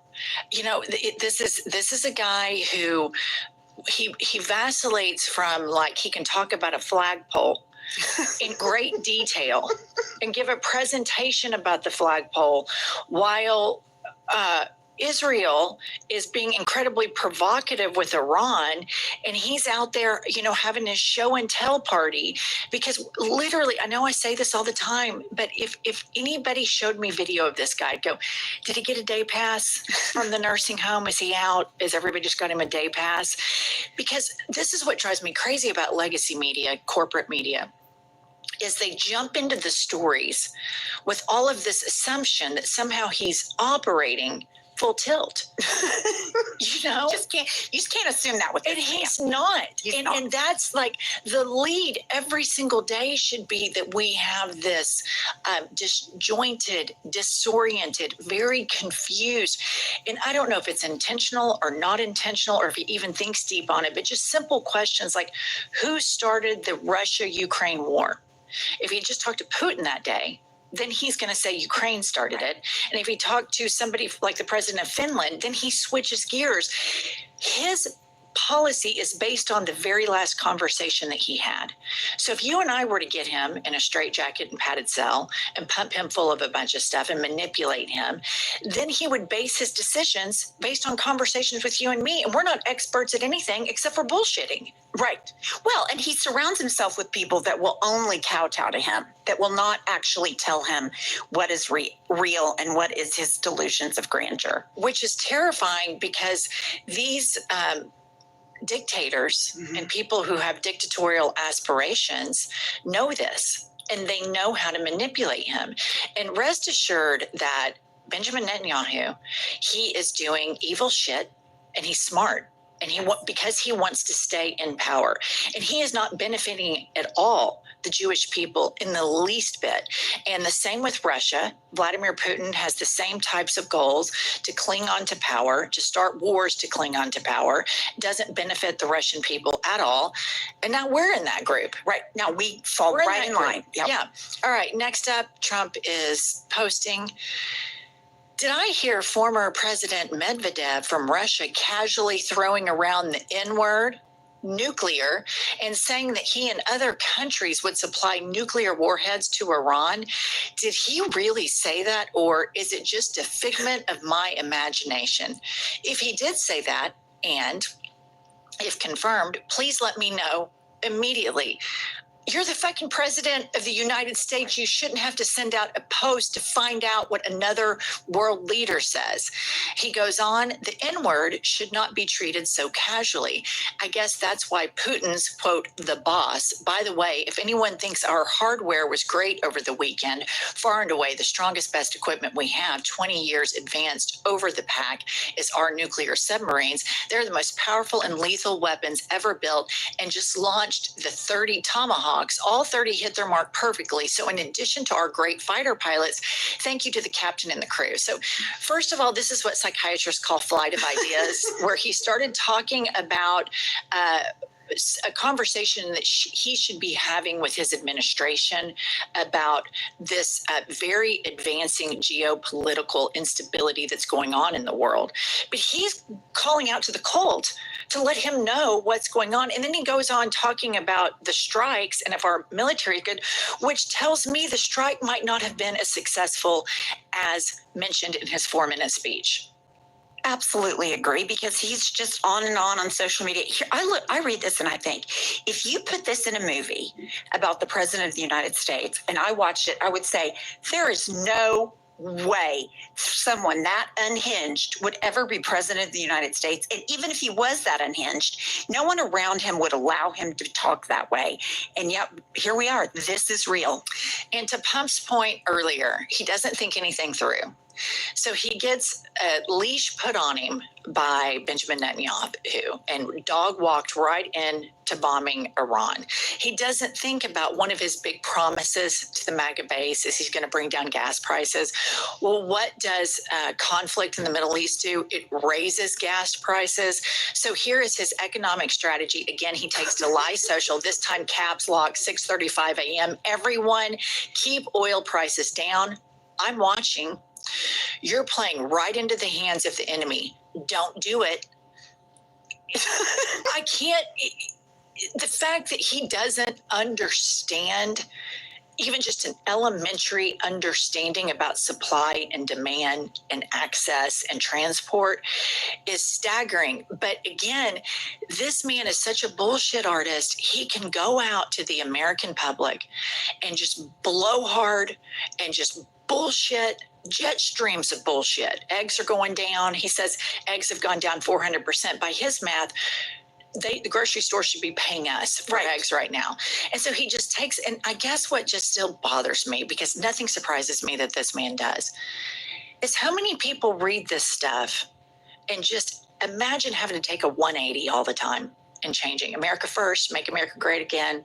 He tweets yesterday, make Iran great again. So then what do? Do you make new MAGA hat? Like, how do you, what's going on? Is it just such a cult and I just can't relate to it in the least? How do they go along with all this? Are they stupid? Well, obviously they're stupid, and they flip-flop on everything. But it is, it just amazes me that it never occurred to him that there might be increases in oil prices. And for him to say, keep prices down, I'm watching. You're a global laughing stock, full stop. Nobody is worried about what you're going to do regarding their oil prices. Look at the 90 deals in 90 days. Look at the tariffs. This man is an abject failure. And as he likes to say, everybody knows it. Okay, here's another. He's taken again online to the Department of Energy, drill, baby, drill. And I mean now. Who's going to tell him? Do you think anybody will tell him? Who's going to tell him? I don't know. Unless he hears it on Fox News. That the Department of Energy doesn't drill for oil. Correct. It's just, it's just unbelievable. But this is some of this, this post George W. Bush Republican Party. You know, it's all this drill baby drill, like, let's just, you know, browbeat environmentalists. They're crazy. Meanwhile, you know, temperatures, everybody is feeling it, the effects of climate change. And soon they're all going to feel the effects of the attack on research and science and medicine, because there's going to be an increase of disease in this country. And they're going to feel it. And I guess what is just so alarming to me is how powerful the propaganda is from the right wing, and their sole mission in life is to own the libs. Like that's it. That's the hill they die on. There's no helping people. There's no, okay, you know, we're on this fuel now. It's warming the environment. What is a crossover fuel? There's no logic. There's no thought pattern as to leaving the space a better space than when you found it. It's just rip it all down so that the libs are so upset and we're going to drink liberal tears. Like that's their core principle. They don't even vote for their own interests. They have voted a man who is going to cut their health insurance, Social Security. So that you're giving them way too much credit that they have the ability for the group of a whole. They can't even protect themselves. Okay, and then here's some reporting that we found interesting. So check this out. But even as the military planning was being conducted in secrecy, each of Mr. Trump's social media posts seemed to be telling the world what was coming. The president said one military official was, quote, the biggest threat to OPSEC or operational security that the planning faced. But there was also evidence, according to two Israeli officials with knowledge of the intelligence that Iran had moved equipment and uranium from the site in recent days. And there was growing evidence that the Iranians attuned to Mr. Trump's repeated threats to take military action and had removed 400 kilograms or roughly 880 pounds of uranium enriched to 60% purity. That is just below the 90% that is usually used in nuclear weapons.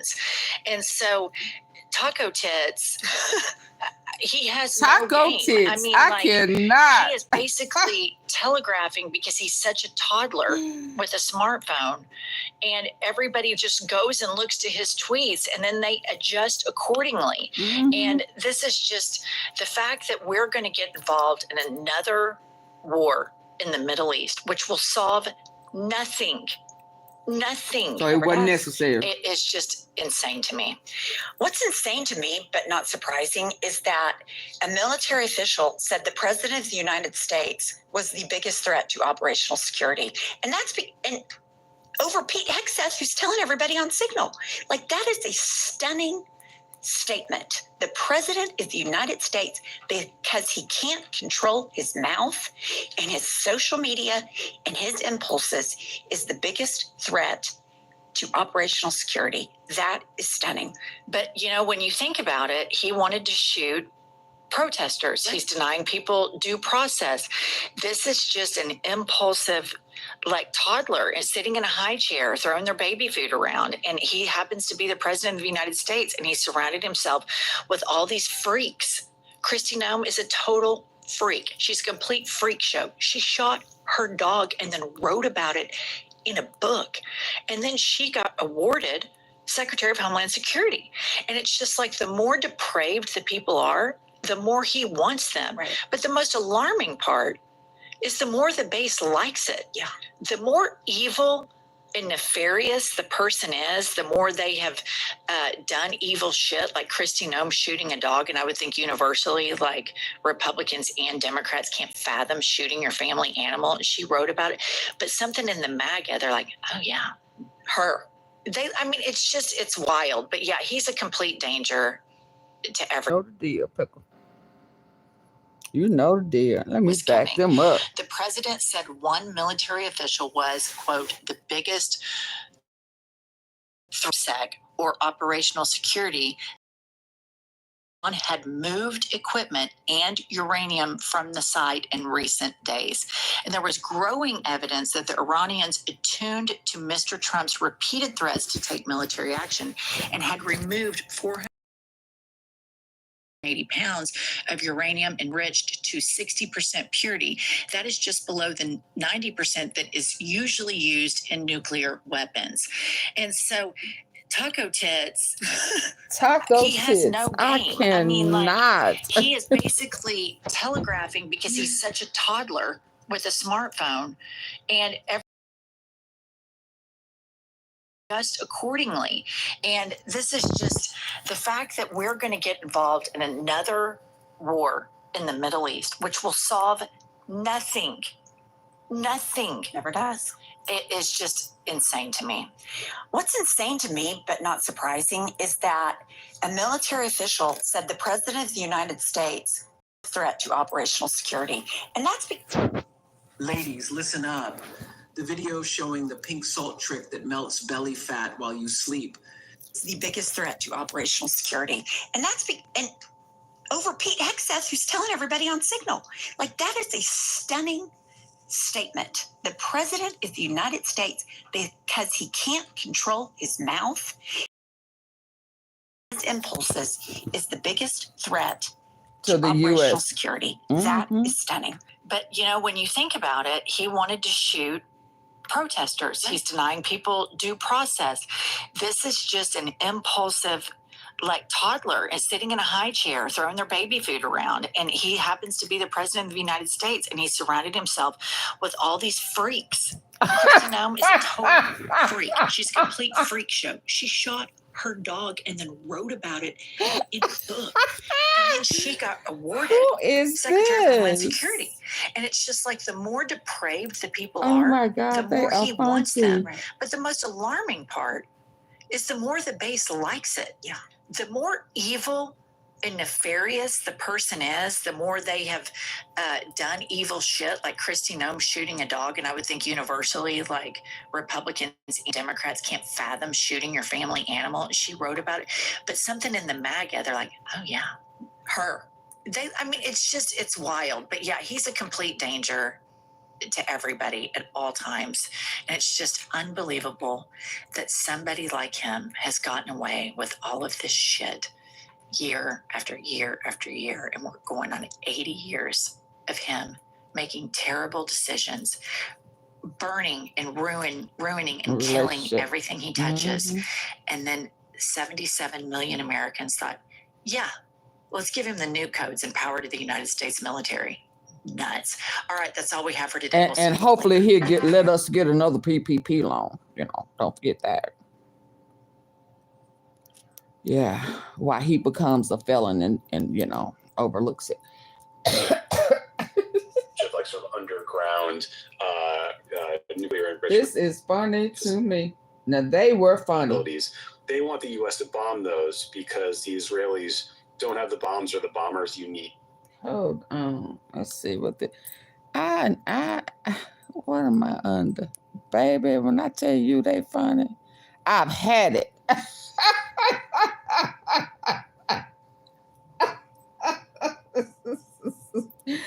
I've had it.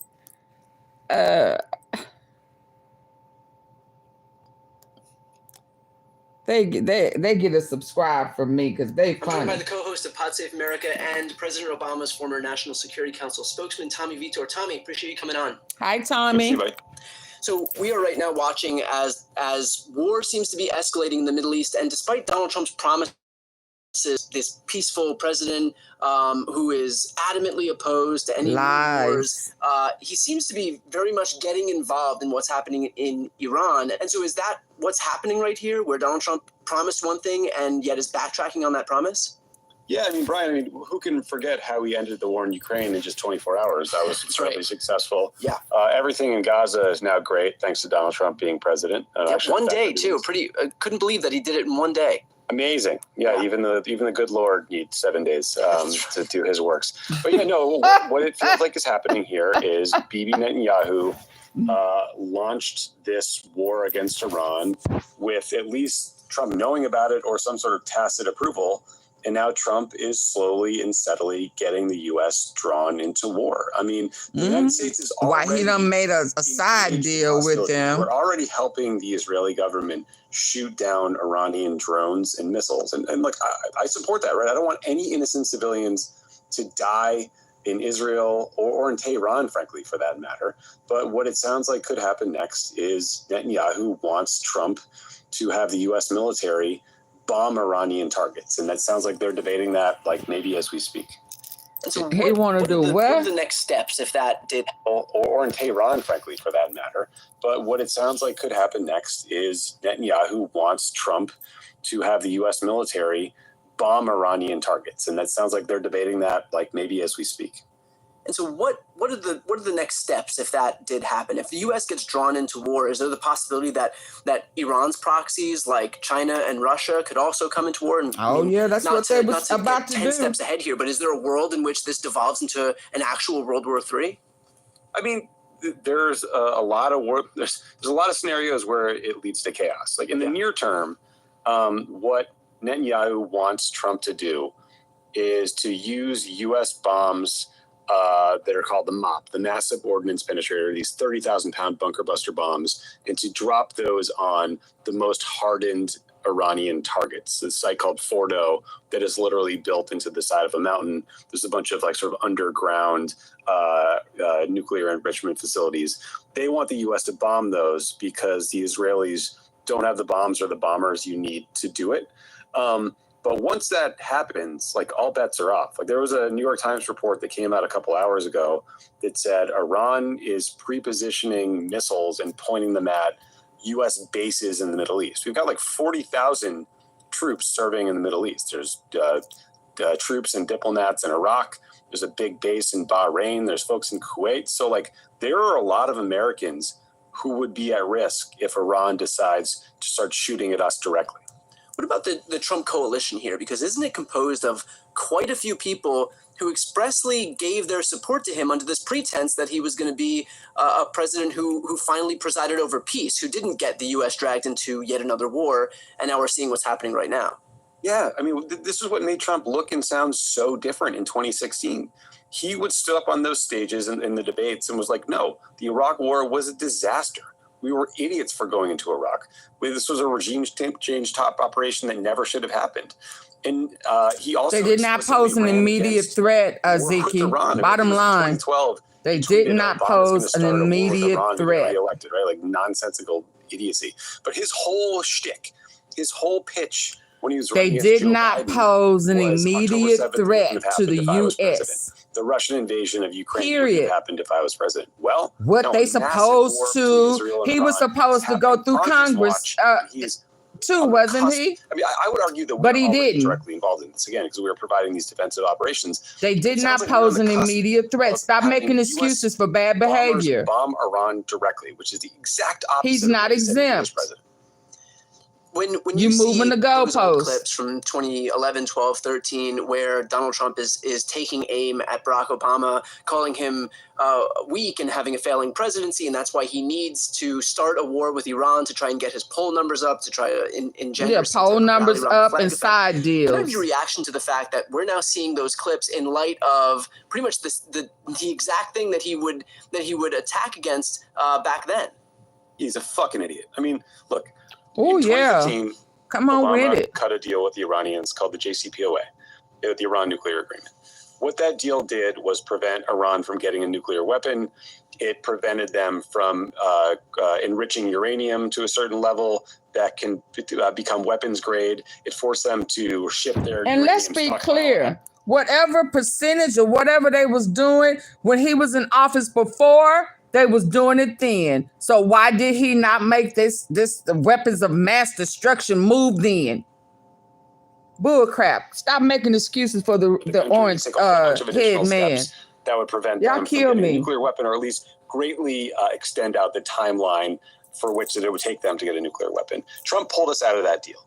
And then not long after Trump pulled us out of the JCPOA, Iran started enriching uranium again. They started funneling more resources to their proxies. So all the terrible things that we saw lead up to October 7th and to lead to this moment where Iran had a huge stockpile of enriched uranium are the direct result of Trump's choice to pull us out of the JCPOA. So he is an arsonist, and now he wants credit for being the firefighter if he goes and bombs the Iranian infrastructure. So in other words, there was no JCPOA imminent in place thanks to the danger. Stop making excuses. Stop lying. There was no imminent danger to the U.S. I don't care nothing about warnings. There was no imminent danger. And when it speaks of that, there's a period after that. It was a period after that.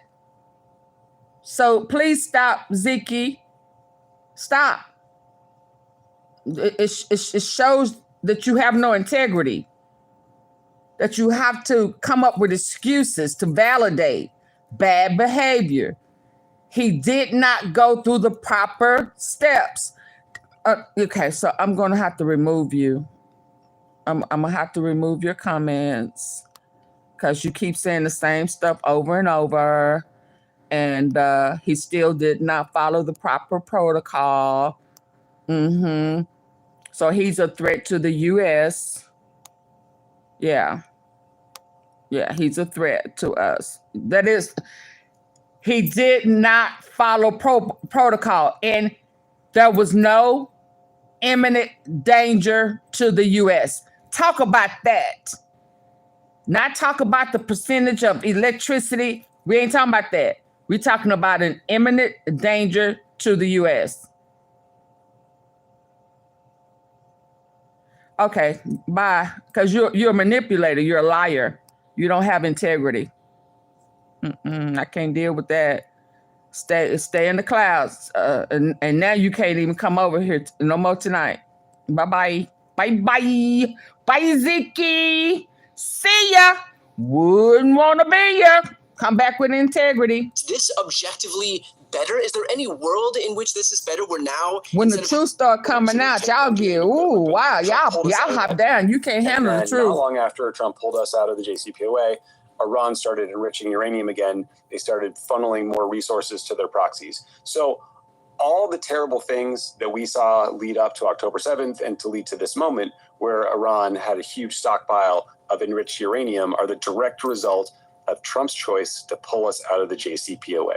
So he is an arsonist, and now he wants credit for being the firefighter if he goes and bombs the Iranian infrastructure. Right. So in other words, we had the JCPOA in place. It was tremendous. It was a beautiful piece of work. Is this objectively better? Is there any world in which this is better? Where now, instead of having the JCPOA in place to prevent Iran from getting a nuclear weapon, now we're just serving as a proxy to fund an Israeli effort to launch into full-scale war against Iran? Is there a world in which that is preferable to what the JCPOA offered?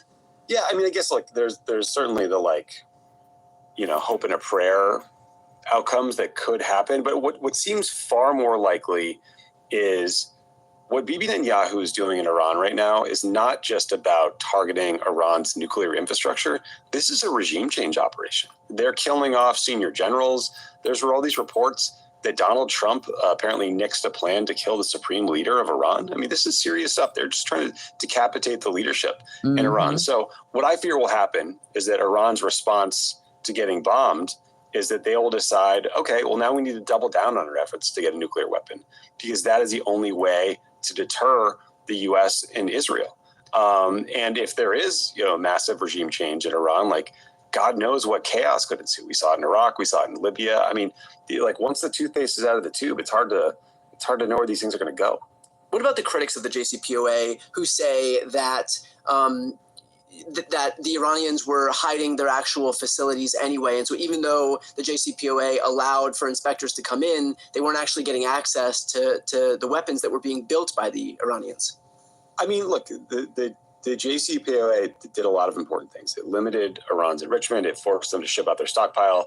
It had really stringent inspections requirements and requirements that the Iranians allow access to the IAEA to inspect their facilities. Like, no diplomatic deal is perfect, right? Like, I understand that there's some people who are unsatisfied by it, but we're looking at the alternative right now. A massive full-scale war that, the last time I saw a count had led to the death of 224 civilians in Iran and 24 Israelis. You're seeing, huge ballistic missiles slamming into targets in downtown Tel Aviv. So, this is the outcome that Barack Obama was trying to avoid the whole time, because everyone agrees that you can't let Iran get a nuclear weapon. The question was, do you try to stop it diplomatically, or do you have a war like this? And right now, this war is looking pretty scary. If we're looking at a regime change war, does that not just evoke memories from George W. Bush's term where we got into the Iraq War, which ended up being the costliest and probably most unpopular war in modern American history? Brian, if you turn on Fox News right now, it is indistinguishable from a broadcast from 2003. It is like nonstop IDF B-roll of airstrikes. It is the same exact neocons and hawks that we used to see cheerleading us into Iraq, cheerleading us into Iran. Those people, of course, the mouthpieces are going to mouthpiece, right? Like that's their whole thing. Donald Trump says jump, they say how high. But they've also groomed their audience into not wanting the exact thing that they're selling them now. And so, do you think that disconnect is going to present itself here, and that we're actually? I mean, we already saw Dave Smith come out and basically say that he regretted his vote for Donald Trump. Do you think that the extent to which Donald Trump himself and all of these mouthpieces groom their audience into not wanting the thing that they're delivering them right now is going to have any effect, or do you think that whatever as Donald Trump turns right, they're going to turn right, as he turns left, they'll turn left? Doesn't really matter what the policy is, they're just going to follow the guy. They're going to follow the guy. I'm Neil. And I'm Deb. Absolutely, just going to follow the guy. Pergola. We were looking for something. And the lie. As Donald Trump turns right, they're going to turn right. As he turns left, they'll turn left. Doesn't really matter what follow the policy guy is. And the lie. The guy. And the lie. It's a good question. I mean, like, look, Fox News is doing their thing. They're cheerleading a war, as they always do. Right. But if you look at, some other like pretty prominent members of the MAGA coalition, Matt Gaetz, Marjorie Taylor Greene, Tucker Carlson, Steve Bannon, they are pretty vocally speaking out against this war. And like even the more hard right networks like OAN and stuff are going more in that direction. So I don't know, ultimately, like, are those four people going to break from Donald Trump? I doubt it, but it is like they're being quite clear that Donald Trump promised to keep us out of a war with Iran, and he's about to get us into one. And I'm certainly there will be some voters that don't like that. And finally, let's finish off with this. He's a liar. A lot of these big moves that Trump has made came in the immediate aftermath of really bad weeks of coverage between his fallout with Elon Musk, this budget bill that was incredibly unpopular that would strip healthcare away from 14 million Americans, food stamps away to the tune of $300 billion, explode the deficit. And then suddenly we had these ICE raids, we had the National Guard being federalized, the Marines getting sent into Los Angeles, war breaking out in Iran. To what extent do you think that this is a purposeful strategy to distract from what would otherwise be just his failing domestic agenda? Absolutely. In this case, I don't really think it's that. I think this is Bibi Netanyahu maybe deciding to bomb Iran in part because he's got some real political problems, and potentially doing so at a time that the White House didn't particularly like. I agree with you that like they're thrilled that we're not talking about his fight with Elon Musk and ketamine abuse and all that stuff. But I don't know. I think Trump's instinct is to know that these wars can go badly and that it could hurt him politically. But there was a report in the Times today that, he was hard against the U.S. being involved in this operation against Iran. And then he turned on the TV in the morning and Fox News was doing all this triumphant coverage, and he just couldn't resist himself. And he slowly started calling around reporters and taking credit for what had happened, because it was being portrayed on Fox as some sort of like a brilliant masterstroke by the Israeli military, and Trump just needed a piece of that. Yeah, full audience capture presidency. That's what this is. 100%. Tommy, how can people who are watching, listening right now hear more from you? First of all, they should subscribe to your channel, Brian, because it's where I get all my news. But they could also subscribe to Pod Save America on YouTube and Pod Save the World on YouTube and as a podcast if you want to. Awesome. I will put those links right. Feeding the ego.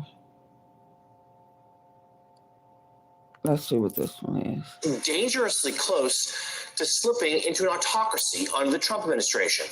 The former president spoke Tuesday night in Hartford, Connecticut, where he criticized President Trump and questioned the administration's commitment to democracy.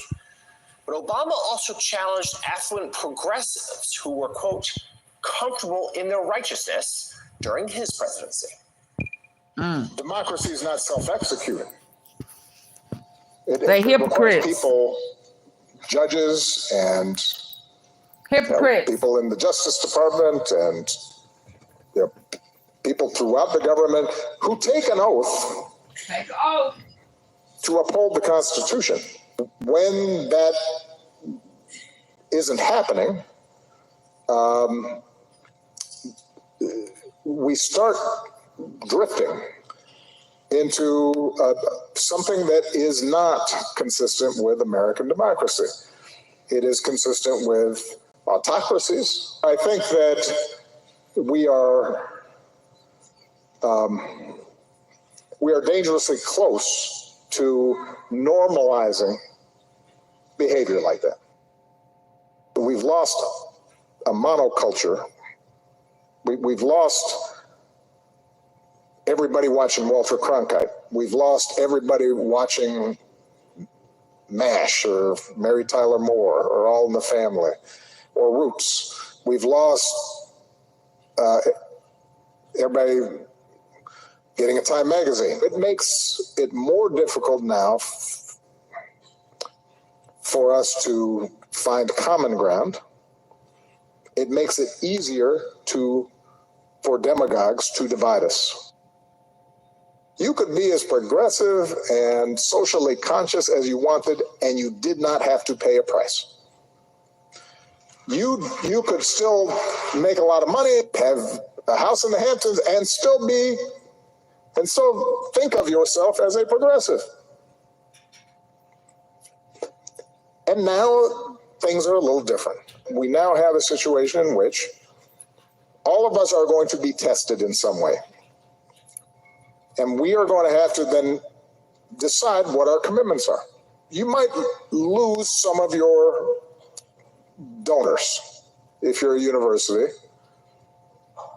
And if you're a law firm, your billings might drop a little bit, which means you cannot remodel that kitchen in your house in the Hamptons this summer. So there's been a lot of debate lately about President Obama, whether he should be more front and center. We heard from him this week, Mara, and I think he sort of said what most Democrats say about the dangers posed by Trump and the fact how hard it is to break through this very fractured society. But I'm curious as to what you think about that last soundbite there. Yeah. His criticism of progressives, those in his own party. Well, I think it wasn't just a criticism, it was a call to action. I think we sometimes forget that Barack Obama's beginning in political life was actually in organizing. And I really saw this as a call to action to everyday Americans, but to especially everyday Americans who are professionals, who may have some agency to speak out, whether at their job, in their community, to say, hey, democracy requires you to act now in your own personal life, to stand up for what you believe in, to say something when your neighbor is, having their rights stripped away. And I think that there is this tension between Democratic voters in particular, looking for some kind of leader to save them, when all the time Barack Obama, I think in this, is hinting at this needs to be a pro-democracy movement, and this needs to come from the bottom up. I think she is absolutely right. The other thing is, as somebody that's been active on the field for a long time, you use the term progressive, and many of us say progressive for who and on what issues? Because they take 2 or 3 issues that's great and we agree with, but leave us out of the coalition in terms of our interests. And I think that the quote we always use is, we're not looking for better slave masters, we're looking for freedom. It must be a participatory kind of coalition where all of our interests addressed or none are. So like even on a today, like Juneteenth Day, how many of the so-called progressive leaders will be with Juneteenth? I'm on my way to Junior's restaurant in Brooklyn to have breakfast with Spike Lee to talk about how we broaden this, how we deal with Haiti just like we deal with other issues. We are not seeing that kind of equal kind of concern by people that call themselves progressive, because they're progressive on 2 or 3 issues and we're not included in them in the Black community. So David, your latest piece for Bloomberg is titled "Black Men's Shift Toward the GOP May Not Be Fleeting." So as we talk about Democrats that need to talk to their own traditionally members of their own base, you're arguing here, and tell us more about it, that the inroads that Trump made this time around It's time to finally refresh your bathroom and create a space you'll love. Get started. Floor & Decor can help. This time around may last. Well, they may and they may not. I think what is interesting to understand here is black men still remain overwhelmingly Democratic, but that the shift was significant when you're dealing with elections decided by 2 points or less. That happened nationally. It happened in key swing states. And I think what was very interesting about this was that, especially for working class black men, they're no different than any other voter. And what they have been saying this year, not just the day after the election or before the election, but within the last 6-7 weeks in focus groups, is that the economy matters to them, that they think the Democratic Party has overreached and overfocused on social issues and cultural issues that they don't necessarily agree with, and that they don't want just appeals to them as black men. They want, just like any other voter, appeals to them as men who want to make a living and support their family. Those are the verbatims in the focus groups. And I think it's one of the things that, again, we overcomplicate this. You go to people that have concerns, you listen to those concerns, and you offer them solutions to those concerns. And often when we look at politicians that get elected or rise, and we're wondering, how did this flawed candidate, whether it's Donald Trump, or let's say you're a center-left Democrat in New York, not progressive, but just center-left, and you're wondering how Zoran Mamdani is rising. And it's usually because people feel like they have quality of life issues. And I don't know if I agree with what this person is proposing, but at least they're proposing something. And at least they're showing that they care. It's something that Donald Trump has done in the Republican Party, but also for a lot of independents at times, which then gets them to sort of overlook all of his flaws. And it's something that we see from time to time with Democrats. I would say finally, when you look at the problems in our politics, voters have a lot of say in this, but it would also be helpful on the one hand to have presidents that could show restraint, not just do things because they either can or can get away with it.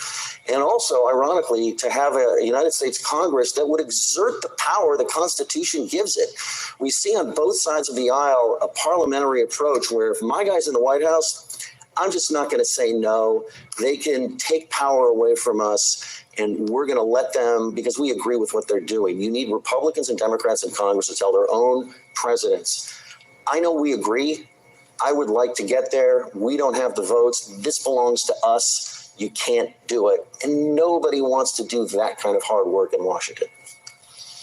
David Drucker, thank you very much. His new piece for Bloomberg is online right now. And Mara Gay, thank you as well. Her piece is available to read online for the New York Times right now as well. Also, Reverend Al will be watching Politics Nation Saturdays and Sundays at 5 p.m.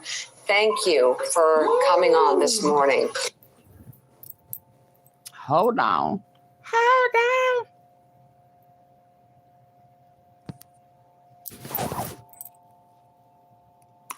Wow. You mad? Thank Steve Schmidt this year. Steve, it's an honor to talk to you. I've long admired your work. And boy, how long is this one? Let's do this. The spy movie stuff. So you have probably heard the term state sponsor of terrorism. It's not a commonly used term, but the U.S. government occasionally will designate another country in the world as a state sponsor of terrorism. And what that means is not just that there is international terrorism somehow associated with that country. It means the government of that other country is, according to the U.S., using its power as a government, as a country, to sponsor international terrorism and terrorist groups. Oh, it ain't so. It's always and only a very small list of countries that get this very serious kind of designation from the United States. Right now, I think there's only like 4 countries on the list. But it goes without saying, if the U.S. government has put another country on this list, if the U.S. government has declared a country to be a state sponsor of terror. Do you know Hobby Lobby has hundreds of incredible products on sale every single week? The U.S. government has declared a country to be a state sponsor of terror. Goes without saying, the United States does not have formal diplomatic relations with that country, obviously. But then, for the purposes of any good spy movie plot, you have to think, well, okay, that explains what happens between the two governments. If the US government declares another country's government essentially persona non grata, right, state sponsor of terrorism, obviously our government and their government are not going to have relations. But our country is not just our government, right? Our country is also made up of double tap the screen on your phone, please. And you have to think, well, what would the US government do if an American person, an American citizen, decided on his or her own steam that they were going to cultivate personal ties with a government like that, right? Our government will not touch a country that is a designated state sponsor of terror. But what if somebody who's just an American citizen tries to develop a relationship with that regime on their own? What would the US government have to say about that? Right? Let's say you have an American citizen, a US person who, surprise, plans a trip to a country that is listed as a state sponsor of terrorism. And then when they are in that country, they personally meet with the dictator who leads the government of that country. Then, while they're there, they take another meeting in that country with a radical cleric who is on the record having made a public pronouncement that he controls a network of suicide bombers within the United States. Suicide. His US-based network of suicide bombers inside the United States of America at any time. What do you do if you're the US government and you learn that an American citizen has done that, right? That an American citizen has gone abroad specifically to meet with the dictator of a state sponsor of terrorism country. And then immediately after, that person meets with this cleric who proclaims himself to have a network of US suicide bombers. And then as soon as that person gets back from that trip, US intelligence gets a new piece of information about her. Quote, shortly after her visit, US spy agencies intercepted a phone call between two members of Hezbollah concerning this American citizen, according to current and former officials briefed on the intelligence. The intercept was of a Hezbollah member reporting that this American citizen had met with a person whom he identified euphemistically using a word in Arabic that can be translated as the boss or the big guy. The Hezbollah member did not say the name of that person in the communication, prompting some speculation among U.S. intelligence officials as to who was being referred to. Some U.S. intelligence officials assumed that the big guy referred to a senior Hezbollah official. The American citizen denied that she met with anyone from Hezbollah, but she did acknowledge that she did meet with a variety of officials from Lebanon, including some who are close to Hezbollah. Okay, so what do you do at this point? Here's an American citizen who goes abroad to meet with the cleric who says he has a network of suicide bombers in the United States that he still controls and plans to activate when he thinks it's necessary. That person also meets with the dictator who is formally listed by the US government as a state sponsor of terror. And she's being talked about by name by Hezbollah operatives who are in conversation with each other talking about this American because they say she also just met with their big guy, with the boss, with whoever Hezbollah calls the boss. She then admits to meeting with Hezbollah-linked officials. What is the US government supposed to do with this, right? With this record that they're learning about of a US citizen? Like from a counterterrorism perspective, what's the US government supposed to do with something like this? Oh, but wait, there's more. Because after all this comes to light, this same person then flies abroad again, this time to a European country where she goes to a meeting with a man who was on an FBI watch list. And we don't know exactly why he's on an FBI watch list. The FBI does not tend to comment on things like that, but there has been public-facing reporting alleging that this guy is connected with a Russian militia leader who has been convicted of shooting down a civilian airliner. Look at you. You're doing everything you can to get your blood pressure in check. And now you have SuperBeets Heart Chews by Human on your side too. In a leading clinical study, SuperBeets Heart Chews polyphenol compound was shown nearly 2 times as effective at promoting normal blood pressure as a healthy lifestyle alone. Just 2 delicious chews a day support nitric oxide production, healthy blood pressure, blood flow, and heart-healthy energy. Support your healthy blood pressure with SuperBeets Heart Chews by Human. Get a free month of a Russian militia leader who has been convicted of shooting down a civilian airliner over Ukraine. He was convicted of shooting down Malaysia Air Flight 17, which you will remember 298 totally innocent civilians were killed. So if you're the US government, what do you do with this information, right? This is all the same person. Meeting with the dictator who's leading the government, that's the state sponsor of terrorism, meeting with the cleric who has publicly proclaimed himself to control the network of suicide bombers inside the United States. The same person then reportedly appears in intercepts of a conversation between Hezbollah operatives in which they say she has also met with the boss. Now she's with the FBI watch list guy in Italy who appears to be linked to this shoot down of a civilian airliner. I mean, all this same American citizen meeting with all these different people. If you're the US government, with all the counterterrorism and intelligence responsibilities that you have as the US government, what do you do about that person?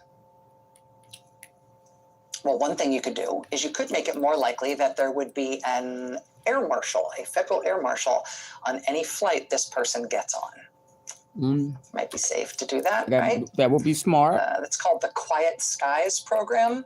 They don't have the air marshal like follow the person or anything, and there's nothing punitive about it. They just make sure that there's an air marshal on the flight if this person gets on board. That's one relatively sort of low intensity way the US government can put an extra layer of security around a person like this who has this very odd track record from a counterterrorism perspective. And again, nothing punitive. Right? Welcome back, everybody. It's not even intrusive.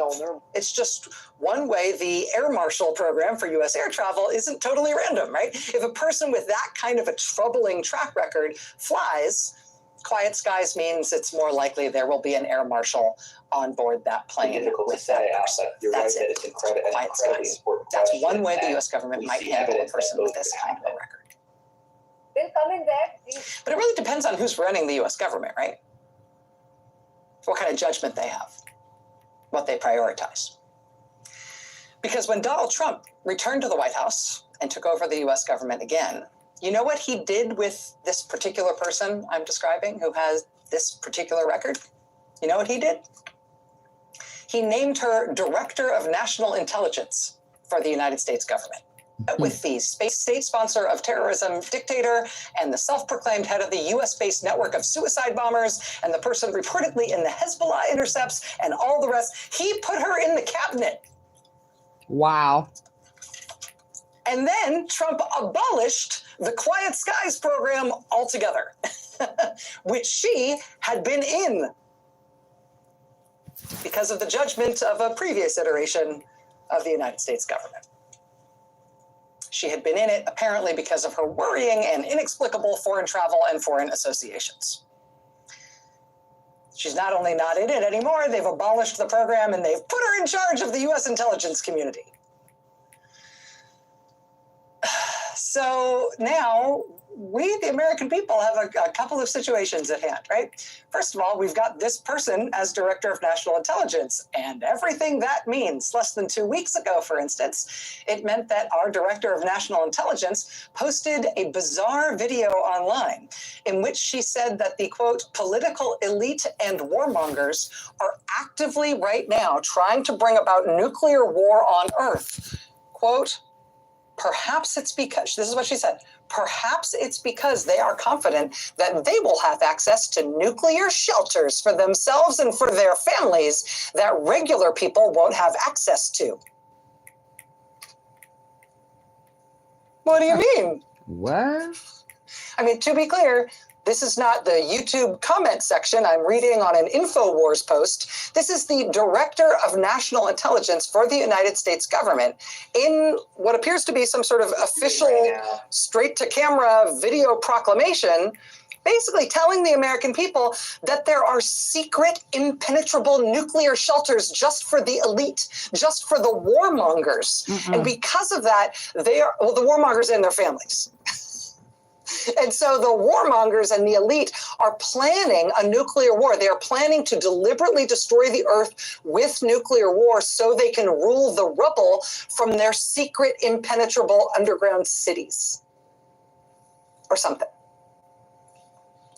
That is the director of national intelligence for a country, for our country, which is a country that just bombed Iran. After President Donald Trump said he didn't care what U.S. intelligence said about Iran, he knew somehow from mysterious other sources, he knew that Iran was on the brink of a nuclear weapon and therefore we had to bomb them. Now tonight he says there will be a ceasefire between Iran and Israel. Iran's foreign minister just moments ago said on social media that there is no ceasefire agreement. But that if Israel stops attacking Iran, Iran will stop responding. Quote, the final decision on the cessation of our military operations will be made later. So we don't exactly know what that means. We will see. But here in the United States, this follows a new national terrorism advisory alert from our government's Department of Homeland Security. Girl, I know you lying. So he lied. So he lied again.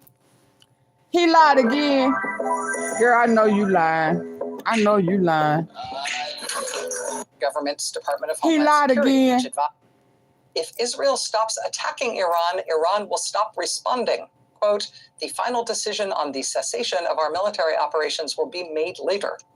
So he lied. So we don't exactly know what that means. We will see. But here in the United States, this of a nuclear weapon, and therefore we had to bomb them. Now tonight he says there will be a ceasefire between Iran and Israel. Iran's foreign minister just moments ago said on social media that there is no ceasefire agreement, but that if Israel stops attacking Iran, Iran will stop responding. Quote, the final decision on the cessation of our military operations will be made later. So we don't exactly know what that means. We will see.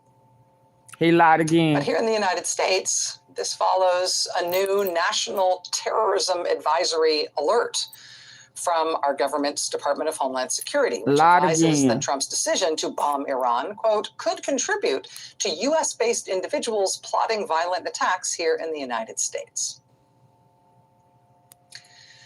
So again, if you're the U.S. government, think about what you're going to do to respond to circumstances like this, right? How do you prepare us as a country? How might you harden our defenses or try to avert any such attack, which our government, again, is now warning of?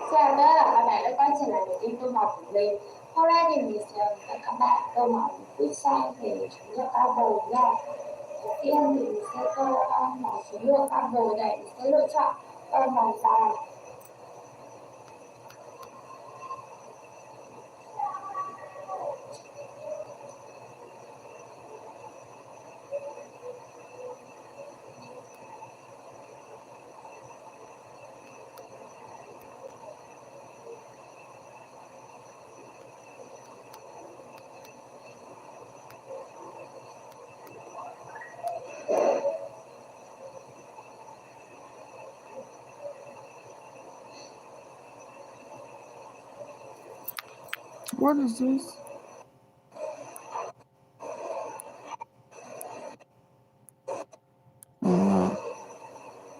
What's next? Hold on.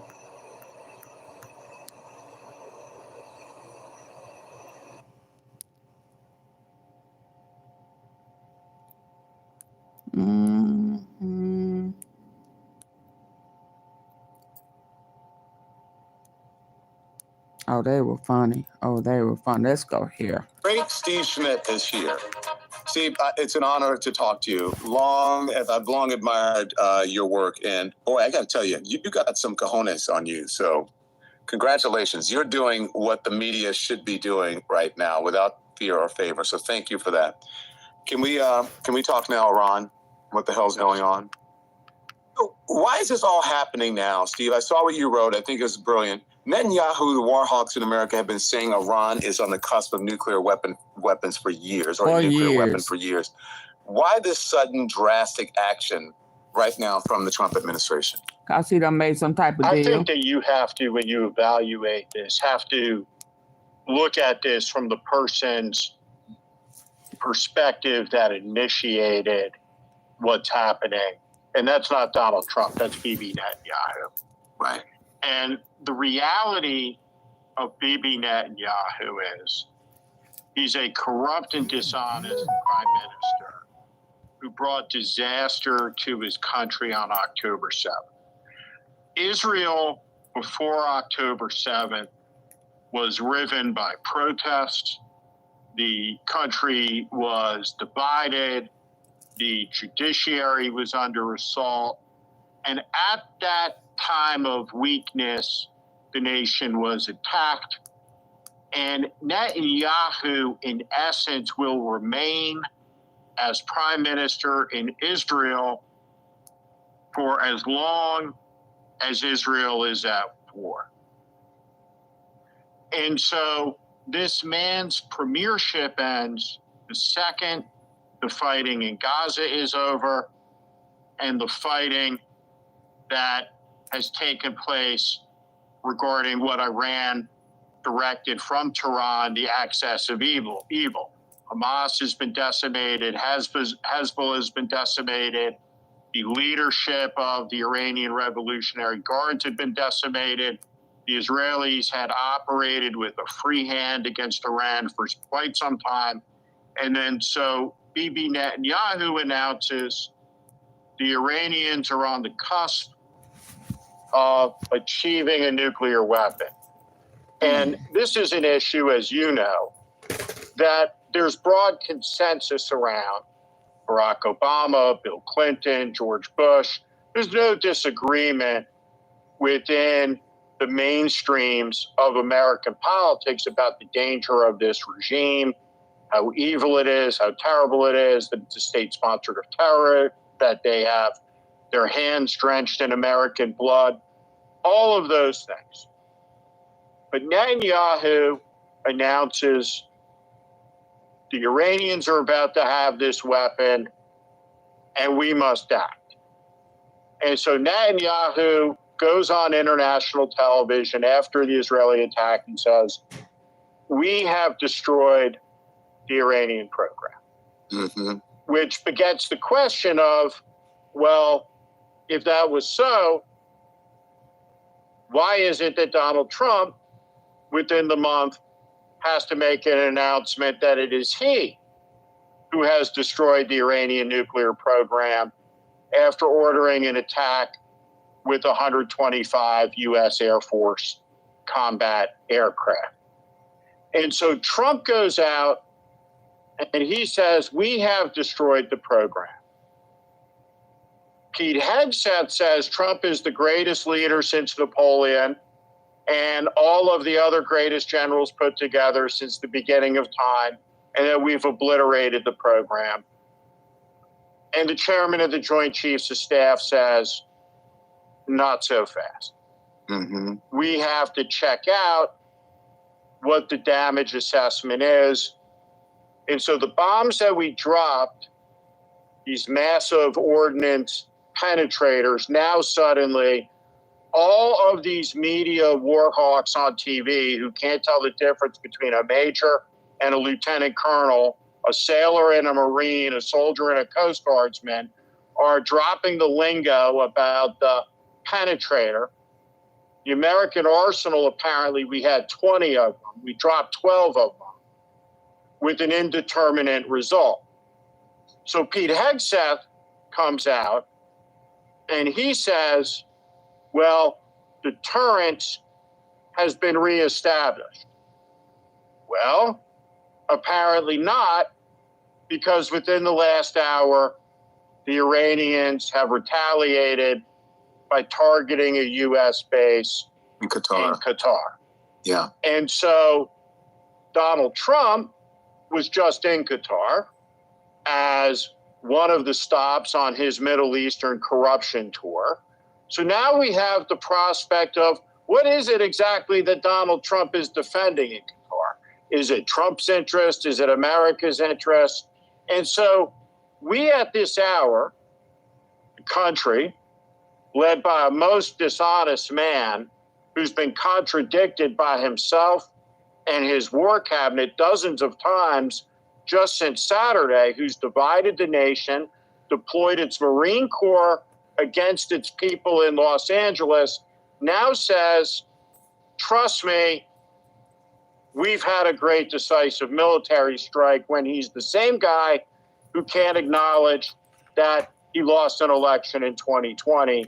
So what I would say is this is a moment of real crisis, and there's a lot of escalatory things that could happen, all of them bad.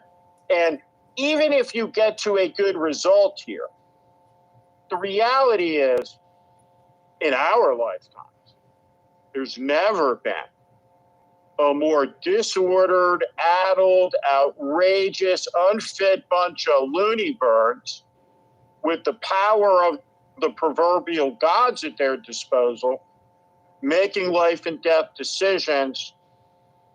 And what they should understand is two things. One, political parties don't go to war, nations do. And two, the fundamental lesson of this century for the American people should be wars are much easier started than ended by American politicians. Let me ask you this, Steve. Speaking of, and I want to talk about, these sort of inept people who are in charge of our country, but let's talk, you said that it is clearly escalatory. By the way, the Qatari Foreign Ministry released a statement not long ago, saying that their air defenses intercepted the Iranian missiles. Don't know if that's true or not, but that's what they're saying. And there was no death, no injuries. But here's the thing. I've seen reports that Iranians have moved to close the Strait of Hormuz. This is escalatory as well. How is this going to impact? This is going to impact us in more ways than one. It's going to impact the economy. It's going to impact the price of oil, no doubt, correct? Well, it impacts the price of oil. It jacks it up. You also have an international waterway that the Iranians have the ability to target militarily and are declaring it's closed. And really, the U.S. Navy exists for the right of preserving freedom of navigation in the seas. So what it does is provoke a confrontation with the U.S. Navy in the Straits of Hormuz.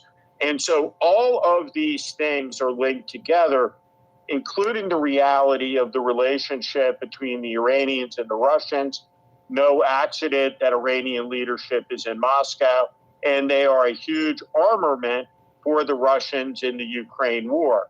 So there's no question that the Iranian regime is rotten and dangerous and covered and drenched in the blood of Americans over the last 20 years. I mean, the question is can Donald Trump be trusted to lead military actions without any public support, any buildup, any explanation, any oversight from Congress whatsoever, without a known plan, without a known ending, without any forethought about what the escalatory series looks like if the Iranians, for example, are managing to land a missile, kill some Americans? What next?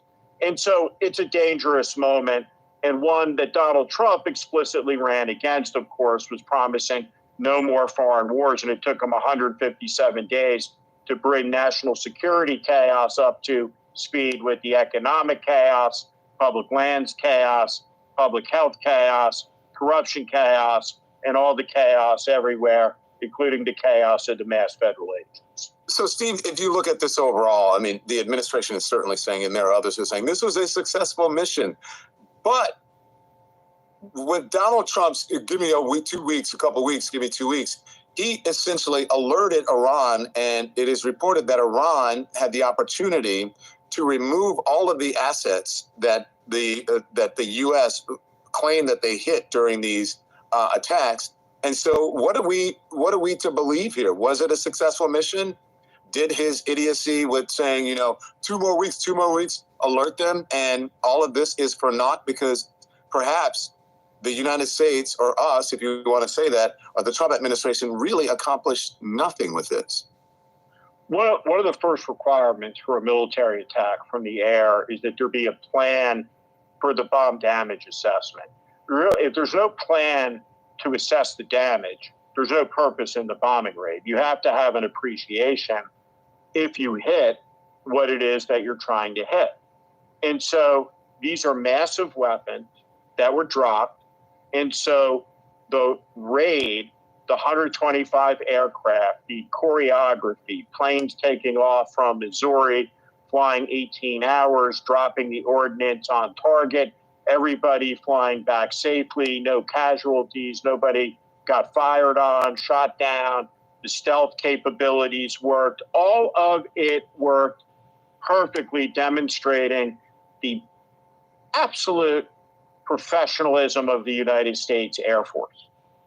But the purpose of the strike was to do what Trump claimed was done in the moment it was done when he could not have known, which is to destroy the program.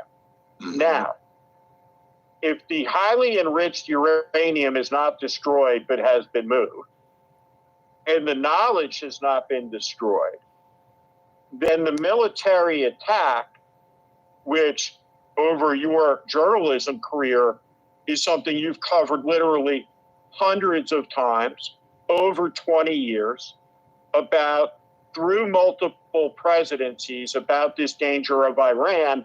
And so Netanyahu and Trump in the late spring and early summer of 2025 are the two guys who go for it.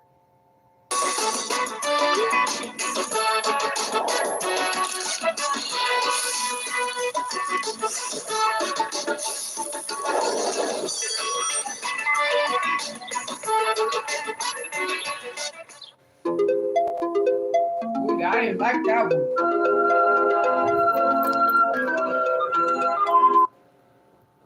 Go for it, and they miss.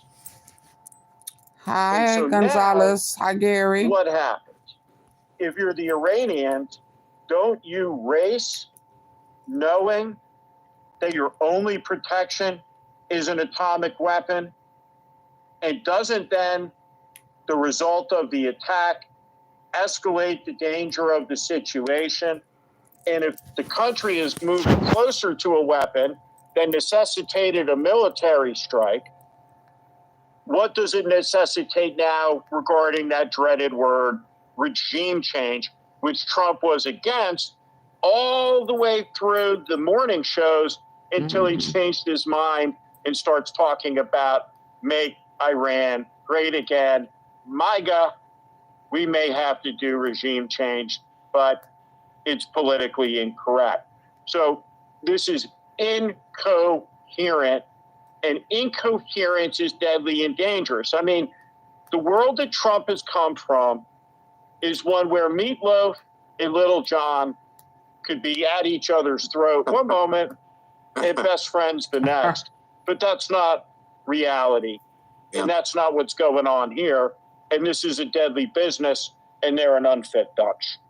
And I paraphrase here, the Iranian president also released a statement on this same, speaking of escalatory.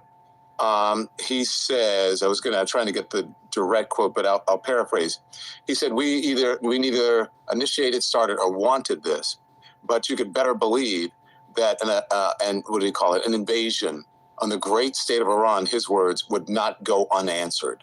So that means they are going to retaliate, and I don't think it's going to stop them, even though over the last year or so they have been diminished by Israel. I think that they still have the ability to do some harm, especially to our military assets overseas. I think there are few people that are more odious and loathsome than Tucker Carlson. That being said, I know where you're going. Good for him for looking at a smart-ass, big-mouth U.S. senator cheerleading for war who couldn't do half a push-up, who, when he had a duty in Texas, was in Cancun, and saying, how many people live in Iraq? Didn't know. No idea, no idea, no idea. I don't know. Right? So is it a flat country? Is it a mountainous country? Right? Like, there are no words.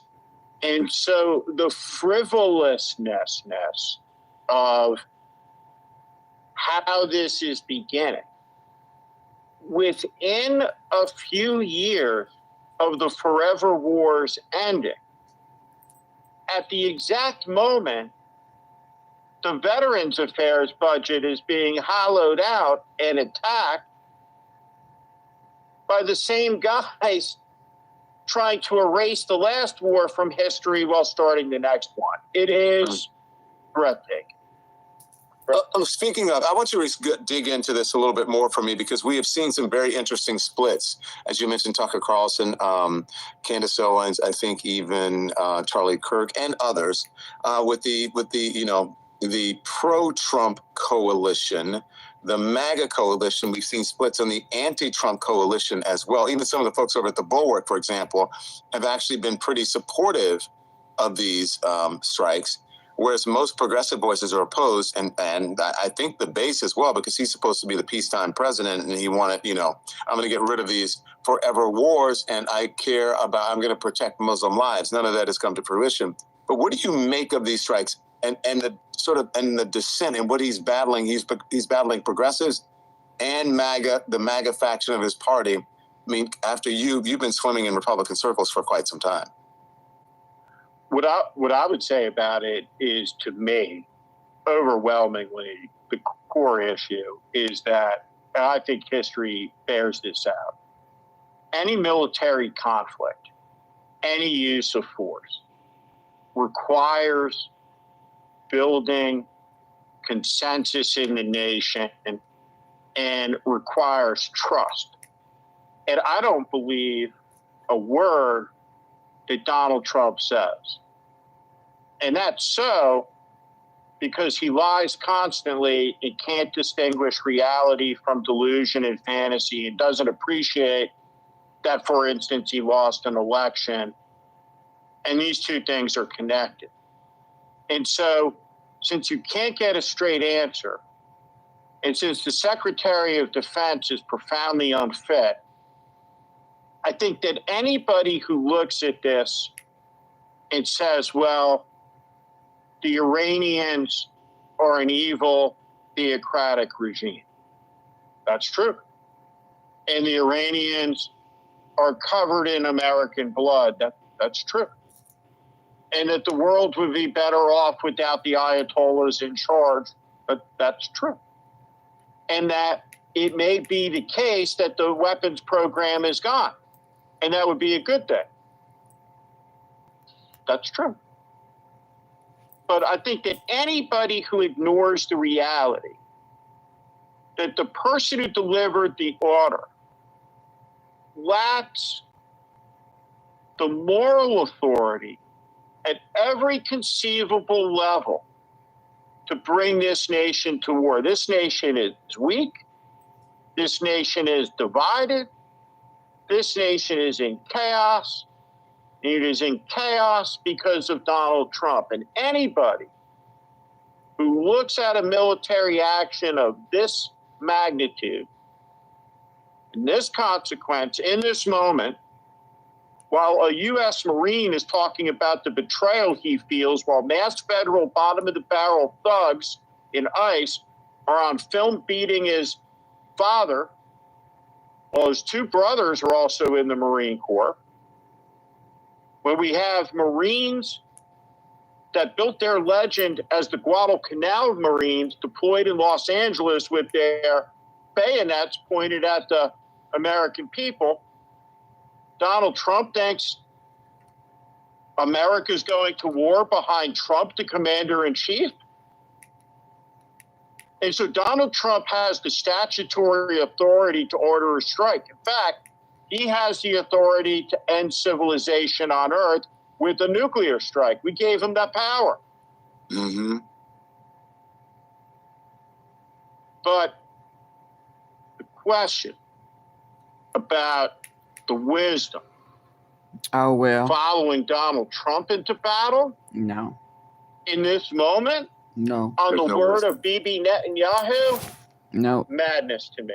Well, Bibi Netanyahu has been saying the exact same thing since, at least 1995, how close they are. Yeah, is Iran a state sponsor of terrorism? Absolutely, but we don't know who to believe. I don't know.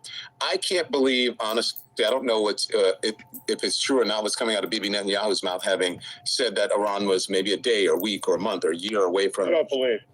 Okay, well then, we have two people here then we can't believe. And we have two people here who we can't believe. Donald Trump is supposed to be the leader of the free world. It's actually, the de facto leader is Bibi Netanyahu right now because he's calling all the shots. Trump is just trying to pretend that he's doing something in order to save face.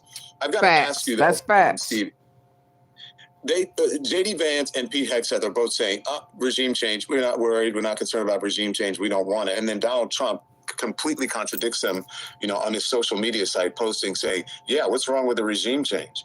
And I think it was J.D. Vance back in 2022 criticizing He don't stay solid Joe about Biden, nothing. saying his White House had contradicted him on Iran. And now look at what happened. There's always a tweet or video for something. But what do you make of that? Do you think, what does that do to say, for the president to say, yes, I would like regime change, and the other folks say, we're not interested in it? What does that? It just shows the total incoherence, the total extemporaneous and extemporizing qualities of all of this, that Donald Trump doesn't read. And no. Tulsi Gabbard, as a function of his refusal to read, says, well, we have to produce a Hannity-like show that Trump will watch, so he'll consume the intelligence necessary that he's got to pay attention to keep the country safe. and he just won't do it, right? Oh my God. He just won't be prepared. And so you have a defense secretary who's trailed around everywhere by his wife, who's a laughingstock inside the Pentagon.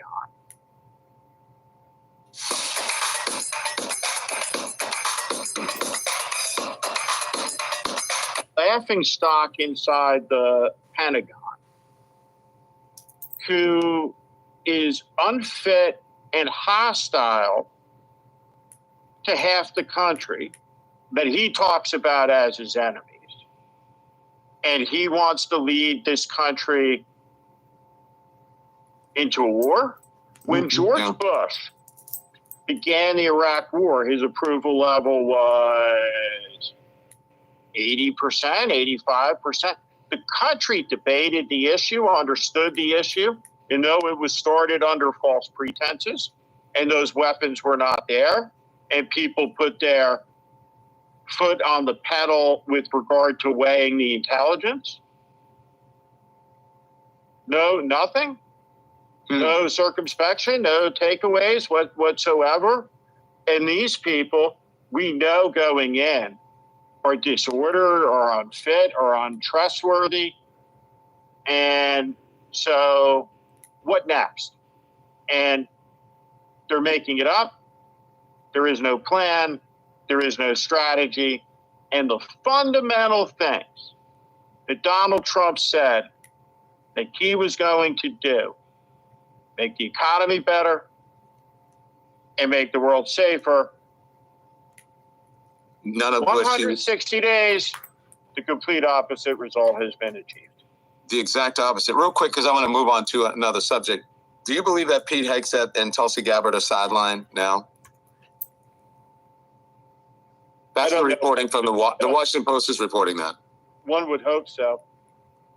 One would hope so, right? One would hope so. I mean, any at the end of the day, right? You have hundreds of American airmen and women in the air on these missions, right? You want him as far away from any life and death matter as possible. But he holds the lawful authorities of the job. He's in the camera frame. But I mean this not. Right? We have 352 million people in this country. You get rid of all the people, right, who are institutionalized and incarcerated, right, from consideration, and I'll give you 10% of the most fucked up people in the country.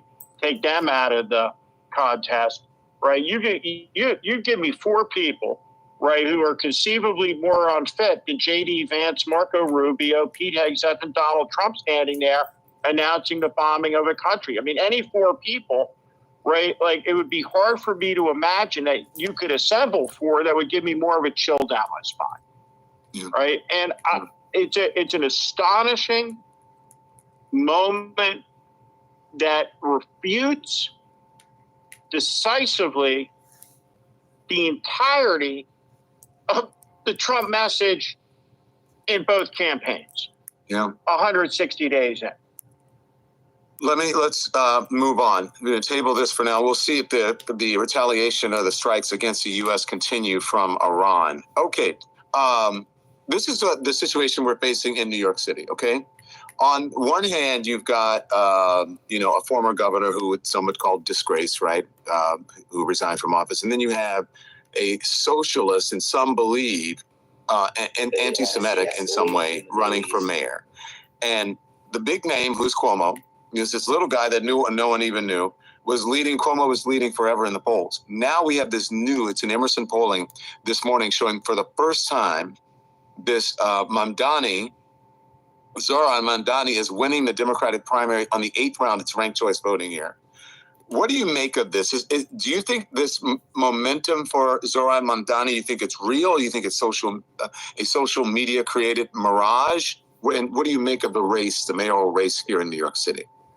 I think that, so first off, I grew up in northern New Jersey, right? So like some of my earliest memories were going into New York City in the late 70s.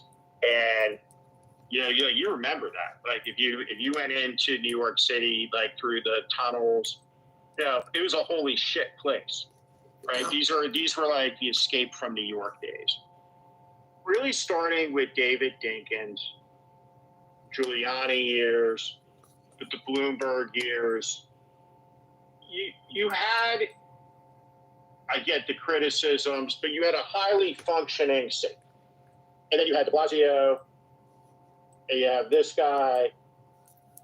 And so in 2024, the National Democratic Party lost an election to Donald Trump. And this is the biggest city in the country.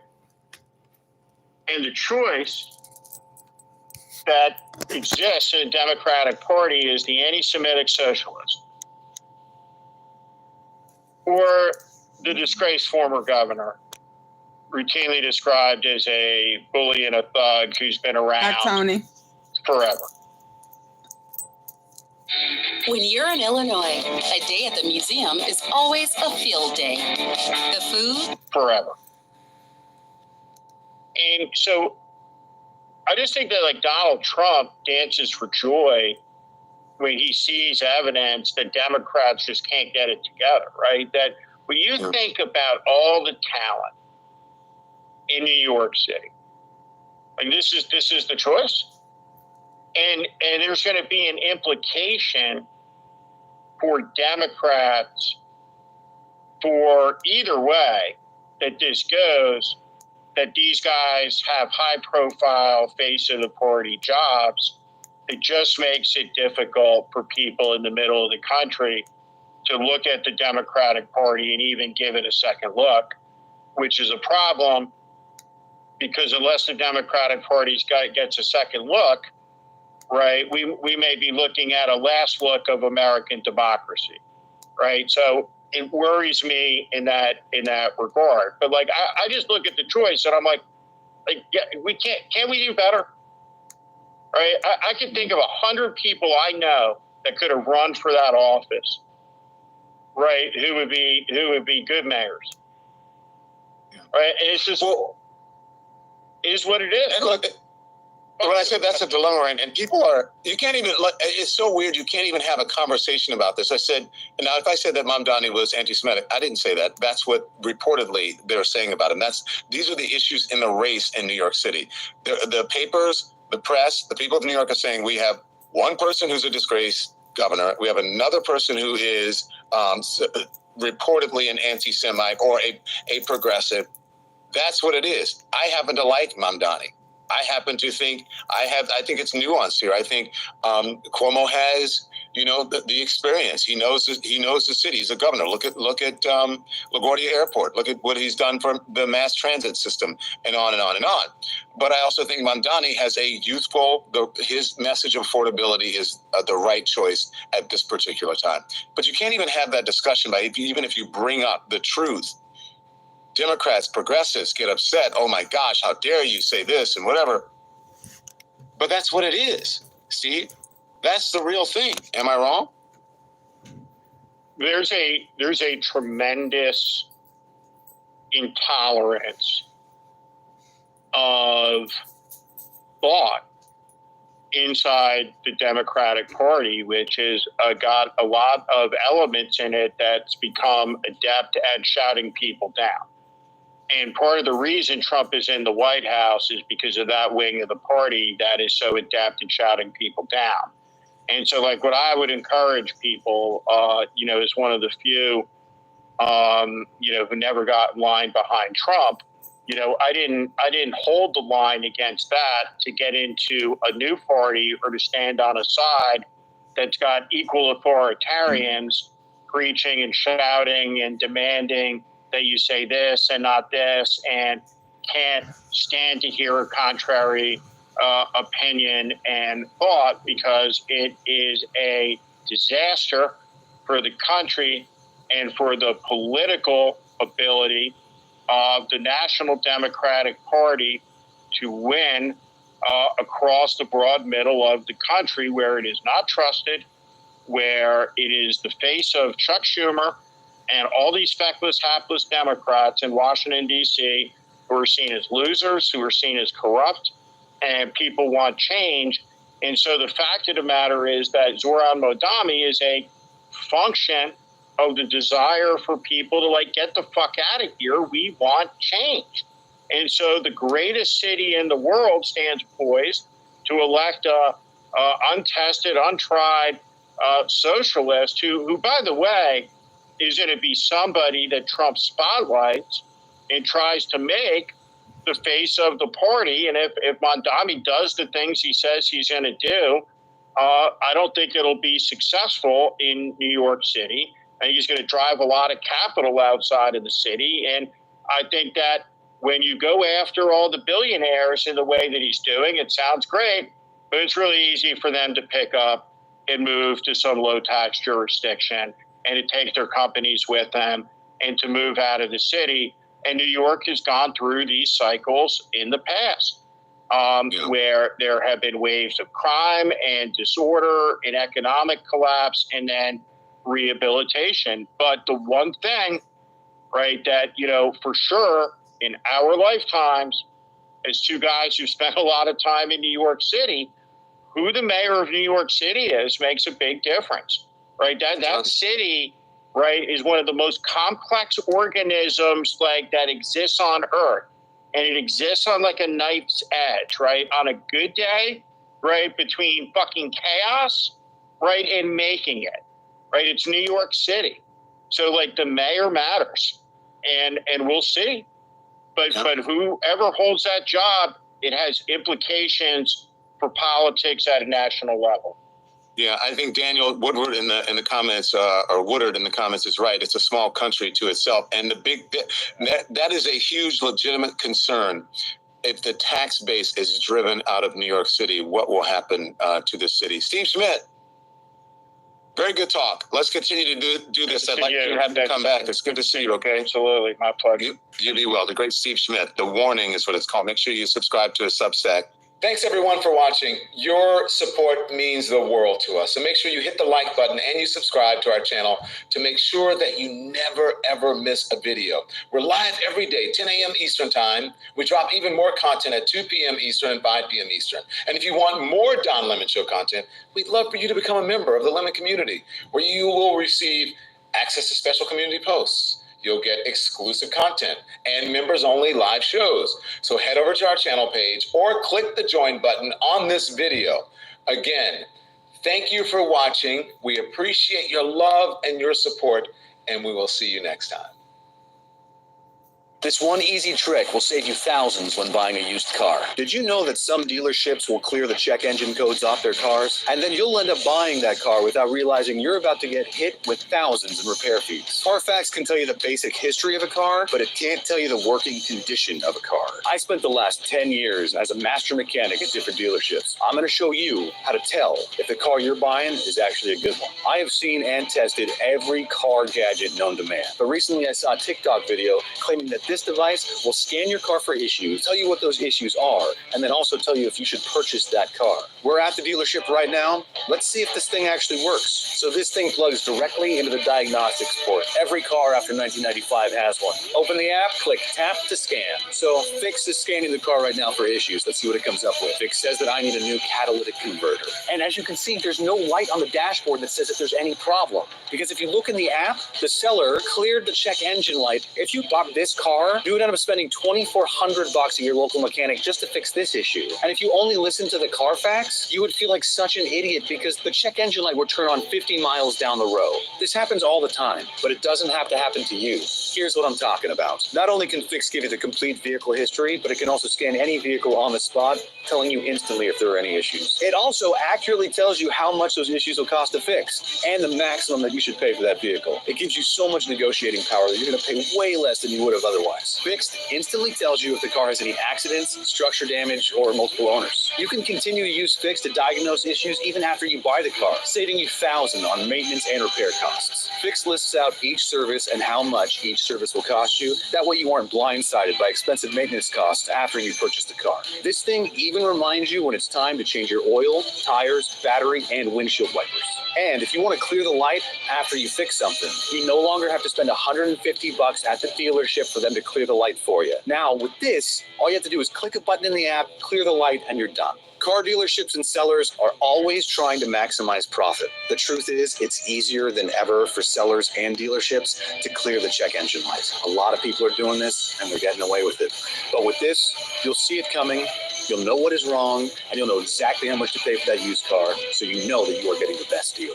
And since it gives you cost estimates for maintenance and repairs, you don't have to worry about being overcharged by your mechanic. To be honest, I actually didn't think that this thing was going to work as well as it did, but I'm impressed. For less than $25, I don't know why more people don't have this.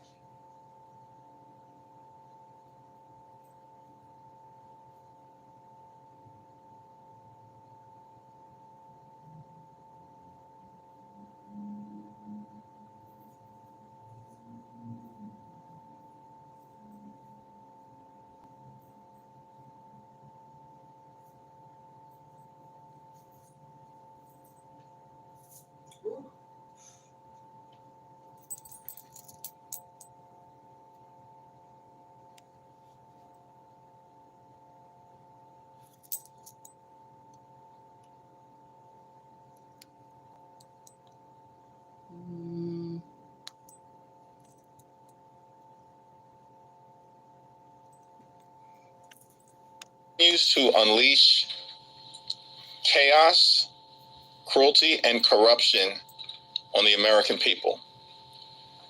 Donald Trump and extreme MAGA Republicans have been a complete and total failure, domestically and internationally.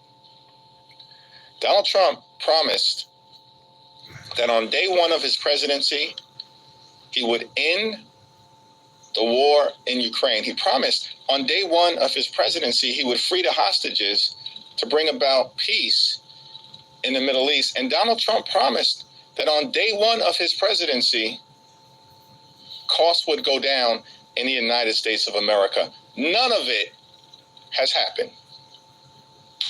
Instead, costs in the United States of America aren't going down, they're going up. Donald Trump and extreme MAGA Republicans are crashing the economy in real time and driving us toward a possible recession. Donald Trump and House Republicans have not done a single thing to lower the high cost of living in the United States of America. Not a single thing. Instead, Republicans are trying to jam this one big, ugly bill down the throats of the American people. The GOP tax scam represents the largest cut to Medicaid in American history. It's an all-out assault on the health care of the American people.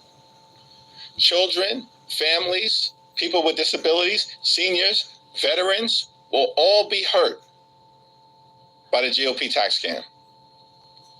Premiums, co-pays, and deductibles will go up for tens of millions of Americans. Hospitals will close.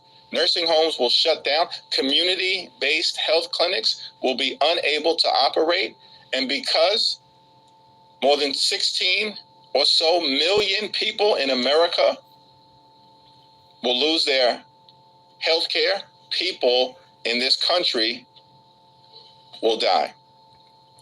That's what Republican governance has brought to the United States of America. The GOP tax scam will also cut nutritional assistance from the American people. Children and seniors and older Americans will literally have food ripped away from them. And this all-out assault on healthcare, this all-out assault on nutritional assistance is being done by Republicans so they can provide their billionaire donors with massive tax breaks that they don't need and don't deserve. The one big, ugly Republican bill will hurt everyday Americans in order to reward billionaires. At the same time, Donald Trump and his actions, which do not appear to be consistent with the United States Constitution, takes unilateral offensive military action without seeking the approval of the United States Congress. The use of military force, which is offensive in nature, must be approved by the House and the Senate. That's according to the Constitution. It's not optional, Donald. It's not. The framers of the Constitution actually gave Congress the power to declare war for a reason. So the American people, through their elected representatives, would have the opportunity to debate the issue and make some decisions as it relates to what's in the best interest and the national security of the American people. Donald Trump and the administration chose to ignore the Constitution. And so they're going to have to come before Congress and explain their justification for an offensive military strike against Iran. Yes, we can never allow Iran to become a nuclear power. And of course, Israel has the right to defend itself and will support Israel's security in an ironclad manner. But the Trump administration intentionally decided to ignore the aggressive diplomacy that was available to it to try to address the Iranian nuclear threat and ignore the requirements of the Constitution, and now they've got to explain why. And we expect that justification, not just at the classified briefing behind closed doors tomorrow, but we expect them to explain to the American people the basis of the strike. What were the results in terms of actually thwarting Iran's capacity to become a nuclear power? And what are the Trump administration plans to avoid another potentially disastrous war in the Middle East where thousands of American lives are potentially at risk? What is your plan to avoid another foreign war? A promise you made, a promise that Donald Trump made to the American people last year. And just like every other major promise that he made on the campaign trail, he's failed to keep it. Questions? Mr. Leader, you've been very Thank you. Mr. Leader, I know you just said it's not optional to use military force without consulting Congress, but what is your specific reaction to this afternoon's retaliatory strikes? Also, were you briefed this morning about the potential for retaliation? And lastly, have you been given any updated intelligence assessment about what damage may or may not have occurred from Saturday's strikes? On Saturday at the highest levels, I communicated to the White House that it was my expectation that we would have a Gang of 8 classified briefing immediately to discuss the military strike on Iran, the potential for retaliation, as well as to probe the basis and justification for the offensive military action and to understand the damage that was actually done and whether reports are accurate that Iran may have moved significant amounts of their enriched uranium in advance of the strike, which would effectively allow them to remain in a position to become a nuclear power. That Gang of 8 briefing has not taken place. So the question is, why not? What is the administration hiding from the elected representatives of the United States Congress if they're willing to stand behind their actions? Now, our thoughts, prayers, and our full support will continue to be behind the members of the United States military who are in harm's way throughout the Middle East. That's unwavering and unequivocal support for our service men and women in the military throughout the Middle East. That is different than making sure that the Trump administration in a democracy follows the law, follows the Constitution, and does what's in the best interest of the national security of the American people. Thanks. Back row. Leader Jeffries, would you support the Rokan War Powers resolution? I haven't taken a look at it. Leader Jeffries, Speaker Johnson just said that now is not the quote appropriate time for that resolution. What's your response? And also, do you expect to receive another briefing from the White House? What have they told you? We haven't gotten an initial briefing from the White House. All we received from the White House was a so-called courtesy call with no explanation as to the rationale for the decision that was taken that could have serious consequences for the American people. I asked for a Gang of 8 briefing. It has yet to occur. And it's not clear to me what the administration is hiding from the Congress and from the American people. If they have a case to make, come up to Capitol Hill and make it.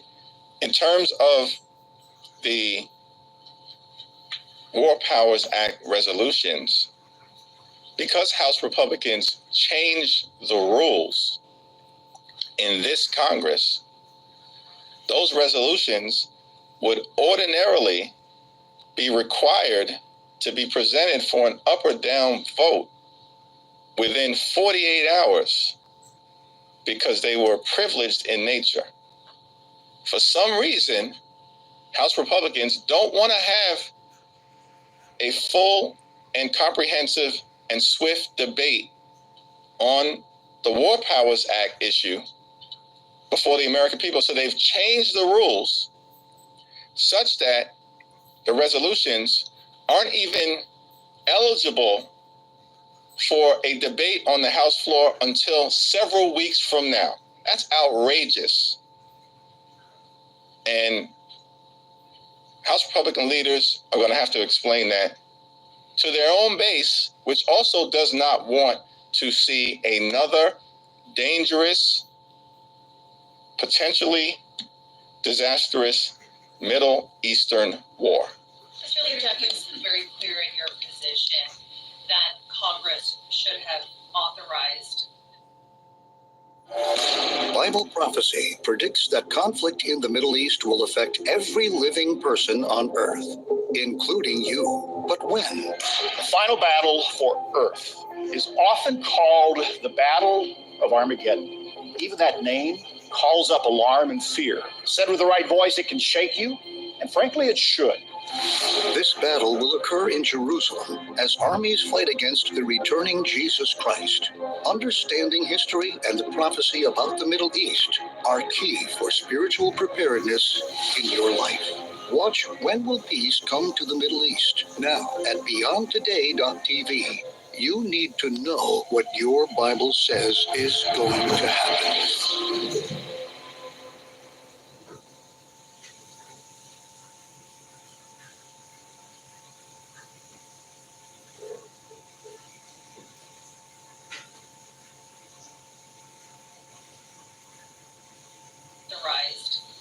That military action should have been authorized through Congress. If the commander-in-chief had sought congressional approval here, would you have given it to him? We've seen no evidence to date that an offensive strike of this nature was justified under the War Powers Act or the Constitution. But the whole reason for the Trump administration to undertake that process is to come up to Capitol Hill and convince the American people and their elected representatives in the House and in the Senate. That hasn't happened. And what I can say is not a scintilla of evidence to date has been presented that I have seen to justify the notion that there was an imminent threat to the United States of America. If the administration has evidence to the contrary, come up to present it. We're not hard to find. I'm not hiding. And we've asked for a Gang of Eight briefing. Tomorrow, there will be an opportunity for every single member of the House to hear the information from the administration, and hopefully they will present it in a manner that's comprehensive. It will be probed, it will be tested, it will be aggressively pushed back against, and then we'll see what the outcome is after that classified briefing. Until this point, what is your estimation of how close Iran has been to obtaining a nuclear weapon? That's a question that the administration is going to have to provide to us and to the American people. Mr. Leader. Thanks. Go to the back. Yeah, Leader Jeffries, you clearly think President Trump's actions here were unconstitutional. So what are you and other Democrats going to do to hold him accountable if not a vote on the War Powers Resolution? I clearly think that there's no basis that I've seen to justify his actions that involved in running the United States Congress. The Trump administration will have an ability to try to convince members of Congress on both sides of the aisle that it was a justified action and ultimately convince the American people. And that will begin tomorrow, and we'll see what happens from there. There's no evidence that I have seen to justify the military strike that took place in the absence of securing congressional approval. Leader Jeff, Thanks. thank you for taking my question. There are some members in your conference that have suggested impeaching President Trump over these Iranian strikes. Impeachment has come up not just from AOC, but other members. Is that a tool on the table for you if you were to take back the House? I think what's on the tool, a tool that's on the table right now, is to continue to demand that the administration present itself before the United States Congress and make the case to the American people as to why this extraordinary step has been taken. That's step one. Step two is for the War Powers Resolution, whether that's the one that has already been introduced or others that may subsequently be introduced, for those resolutions to be debated on the House floor, as should have occurred already. And then we'll see where we're at thereafter. So you're not taking any calls for impeachment seriously right now?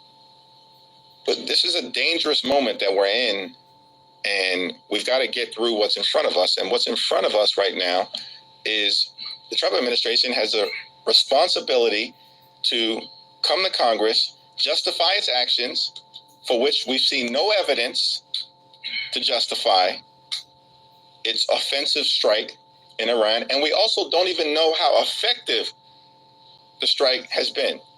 There's zero evidence that I've seen that the nuclear program was completely and totally obliterated, as Donald Trump has claimed. No evidence that has been presented to Congress to suggest that that has occurred. Let's see what happens at the classified briefing tomorrow. Thanks.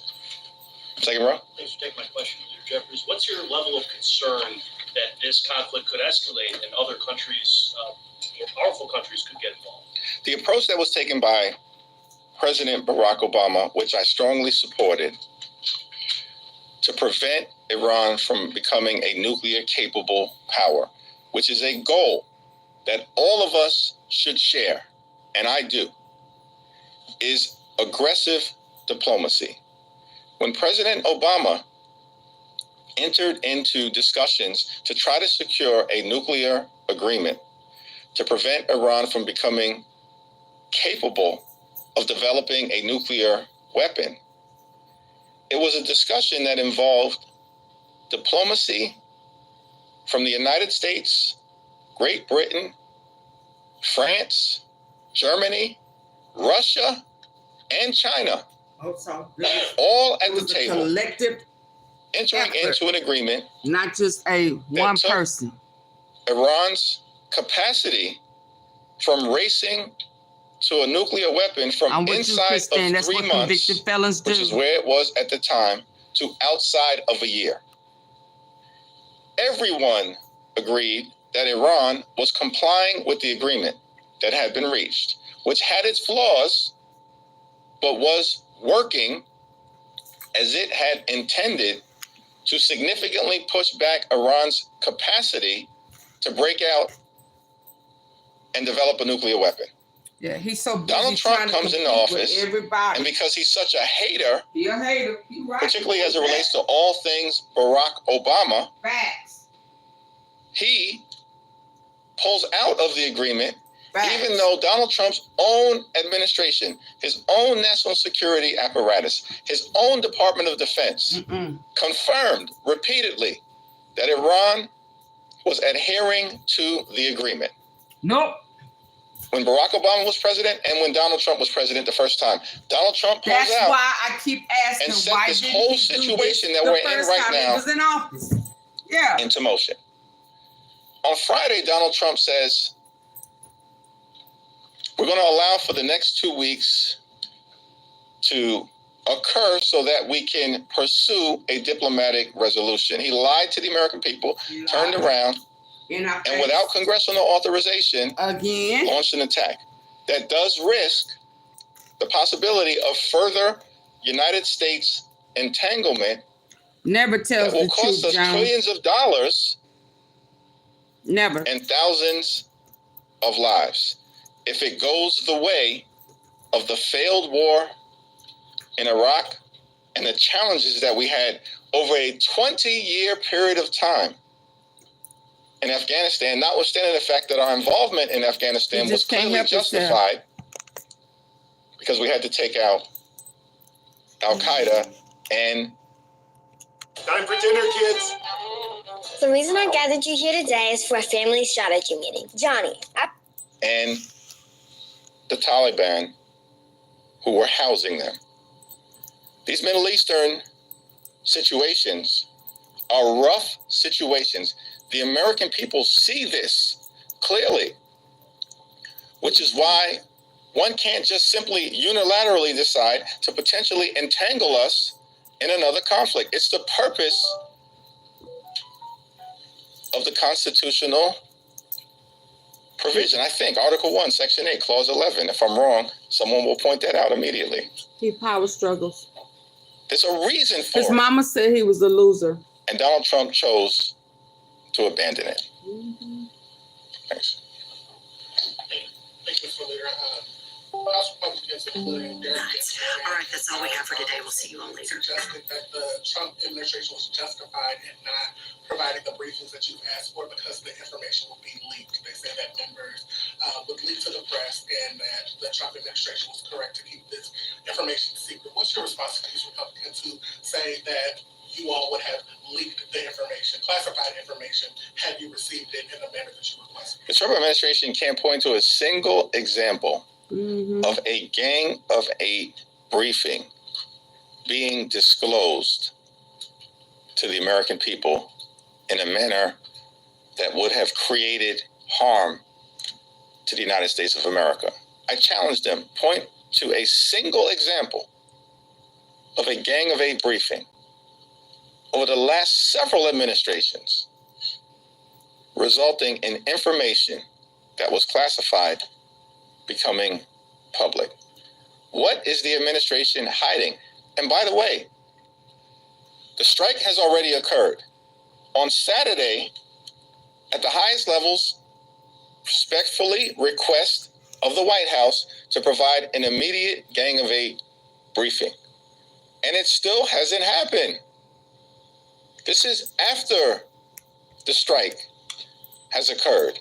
Come up to Capitol Hill and justify your actions. Justify the fact that you may be taking us to a war that your own people in the MAGA verse don't want. Your own people. And you have a responsibility to explain that to the American people. And so far, they failed to do it. Even at the highest levels of congressional leadership. Throughout the last 20 years, presidents have consistently used sort of unilateral executive authorities to counter strikes like this, including President Biden, President Obama, in Libya. What makes this moment different? The question is, what was the imminent threat to the United States of America? Period. And there's been no evidence to present an imminent threat. Now, if the administration believes that it existed, then they have an opportunity to present that to the American people and to Congress as the elected representatives of the American people. Up until this point, they've not provided any evidence of an imminent threat. The only suggestion has been that we can't allow Iran to become nuclear capable. We agree. That's been a consistent position of Democrats and Republicans for decades. But what was the imminent threat? And the question is, what justified this particular action, and was it even successful in completely and totally obliterating Iran's nuclear program, as was represented by Donald Trump to the American people? Did Donald Trump tell the truth? No. Or is he lying again? Last question. Senator Jeffries, one, have you spoken with other officials back home in New York City about the potential harm that could come to the area with these latest strikes from Iran? And then I also just want to get your thoughts on the latest polling as the New York City mayor races set to start off. There's a high degree of concern as it relates to just the climate of political violence that exists, and that's something that we need to decisively deal with here on Capitol Hill. This should not be a Democratic or Republican issue. Every single member of the House and the Senate should be able to do their job free of the threat of political violence to themselves and to their families. And that's going to require the House taking decisive steps in terms of increasing the resources available to keep members of Congress safe so we can actually effectively represent the American people regardless of party affiliation or political ideology. In terms of specific threats, I'm confident that the NYPD, the police commissioner, working with the leadership in New York City and New York State, they're taking appropriate steps to keep everybody safe, particularly areas that are sensitive in terms of the potential to be targets, whether those are houses of worship, synagogues, shuls, mosques, or other affiliated religious institutions during a time of great challenge. In terms of the mayor's race, it's going to be close, it appears. And I've said this is in the hands of the people of New York City, and we'll see what the outcome is. But I think at this moment in time, no one can credibly predict who the winner will be until all votes have been cast. Last minute endorsement. I'm going to pass on that one. Thank you all.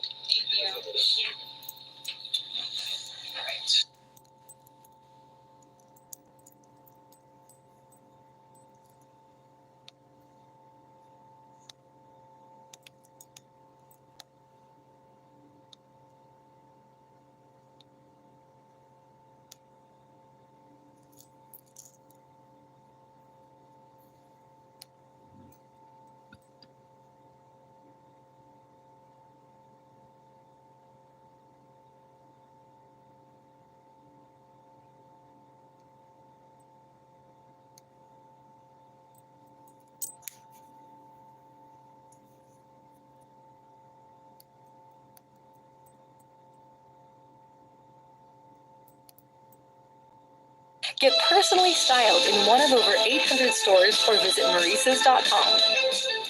Hi, my name is Scott Nido, and I spent over 20 years working at James Hardie Siding, and now I own Fairway Exteriors here in Kansas.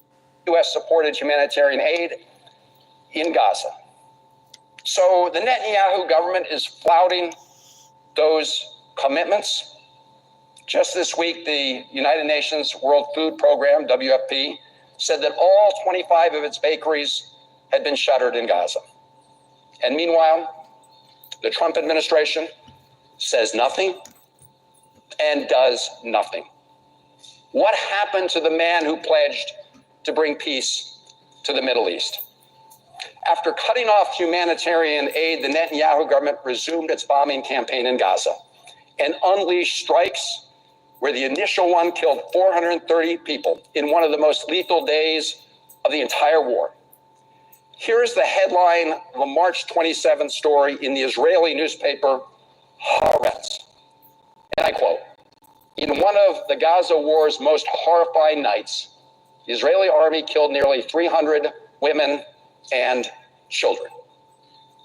A surgeon from the United Kingdom who was on the ground said, quote, "What stunned doctors was the number of children, just child after child, young patient after young patient," unquote.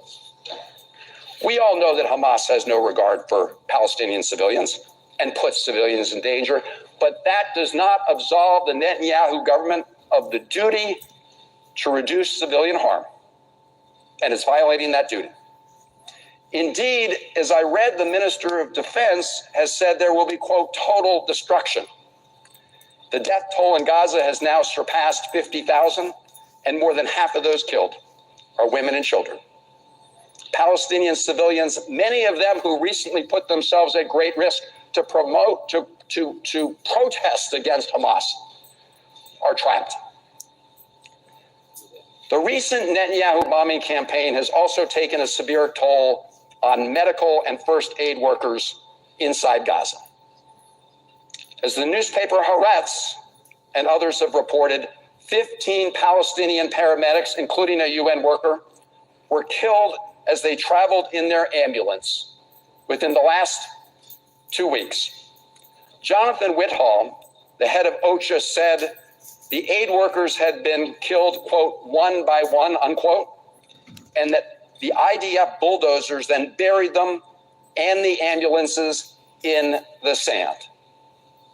To date, over 400 aid workers have been killed since the war started. Following the deaths of the seven World Central Kitchen aid workers almost a year ago, Netanyahu's government said that they would improve efforts to protect aid workers. But those promises have been forgotten. Just a few days ago, the IDF hit an International Committee of the Red Cross, ICRC office in Gaza. And while that strike did not result in casualties, it was another reminder of the Netanyahu government's total disregard for the safety of these humanitarian operators. Speaking of the ICRC, throughout the war, the Netanyahu government suspended all humanitarian visits by the ICRC to Palestinian prisoners in both the occupied West Bank and the Gaza Strip. And it has yet to resume that access, despite reports of the terrible abuses at Sde Teimekas. This is a prison. These abuses were revealed by Israel's own security service, Shin Bet, as well as Israeli NGOs and media. Now, Mr. President, Netanyahu has attacked virtually everyone who questions his conduct in the war in Gaza as pro-Hamas. When his former defense minister, Gallant, said that the Israeli military had done all it can in Gaza, he was fired. Netanyahu has even criticized the protests by hostage families, saying that they serve the interests of Hamas. Deplorable. And the Netanyahu government has tried to punish and sanction Israeli newspapers, specifically Haaretz, which I've been quoting from, for reporting the facts about what's happening in Gaza. In fact, Netanyahu's communications minister suggested that the law enforcement in Israel should go after them for, quote, dangerous incitement by the newspaper, unquote. As if people cannot be horrified about what happened on October 7th, care about the terrible plight of hostages, and care about Palestinian civilians without being pro-Hamas. Of course, claiming that newspapers and his political opponents are aiding and abetting Hamas is a convenient and deeply dishonest rhetorical tactic. It is the same kind of tactic that Trump uses here at home, threatening and sanctioning newspapers who report inconvenient facts. Mr. President, as we consider how Trump and Netanyahu are pushing forward their plan in Gaza, we should also pay close attention to what is unfolding on the West Bank, where extremist settlers have been fueling violence and destruction. The Biden administration had put in place an executive order that sanctioned anybody destabilizing the West Bank. It applied to militant Palestinian groups and to extremist Israeli settlers involved in attacks against Palestinians. Trump, he revoked it. And last week in the South Hebron Hills, masked settlers attacked Hamdan Bilal, a Palestinian filmmaker who, alongside Israeli director Yuval Abraham, produced the Oscar-winning documentary entitled No Other Land. The film is about the life and struggles of Palestinians under Israeli occupation in Masafar Yatta, the very place that he was attacked. You know, over the last year, we've seen many, many people killed as a result of this violence. You know, if you listen to President Trump's nominee to be our ambassador to Israel, Mike Huckabee, you would think that the expulsion of Palestinians from their land and Israel's occupation is not a problem. When asked during his nomination hearing what would happen if Israel annexed the West Bank, whether Palestinians would have equal rights as Israeli Jews in the West Bank, he couldn't say. He just said, well, Palestinians would have some opportunities. Mr. President, let's step back and take stock of where all of this leaves us. As I said at the start, Israel has a right to defend itself. Of course it does. And the United States will always stand with Israel's right to do so. And the United States has consistently provided Israel with the weapons it needs to defend itself against its many enemies, including Iran, Hezbollah, Hamas, the Houthis. But there is a big difference, a very big difference, between providing Israel with the ability to vigorously defend itself and the goals of Trump and Netanyahu, as well as those of Smotrich and Ben-Gvir, which are increasingly embracing the goals of building a greater Israel by annexing the West Bank and reoccupying Gaza. Smotrich and Ben-Gvir have made no secret of that objective. At a large ultranational conference held on the border with Gaza in October 2024, Smotrich endorsed the idea of rebuilding settlements in Gaza, stating on his way to the event that the Strip was, quote, part of the land of Israel, unquote, and that, quote, without settlements, there is no security, unquote.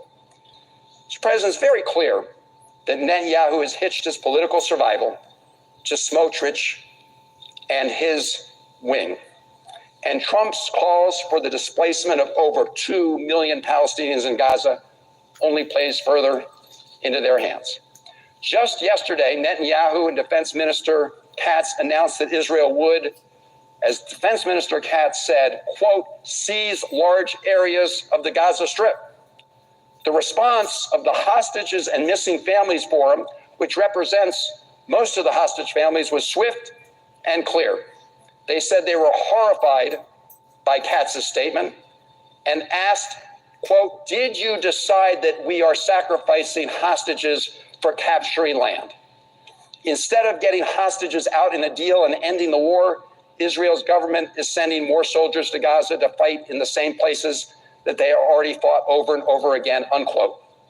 And yet Trump continues to stand with the extremist Netanyahu government and his own reprehensible plan, and calls upon American taxpayers to spend billions of dollars to support that plan. Israel is now operating as the undisputed superpower in the Middle East. It's a nuclear power. Hezbollah is on its back foot. Iran's air defenses have been severely degraded. Assad is thankfully out of power in Syria.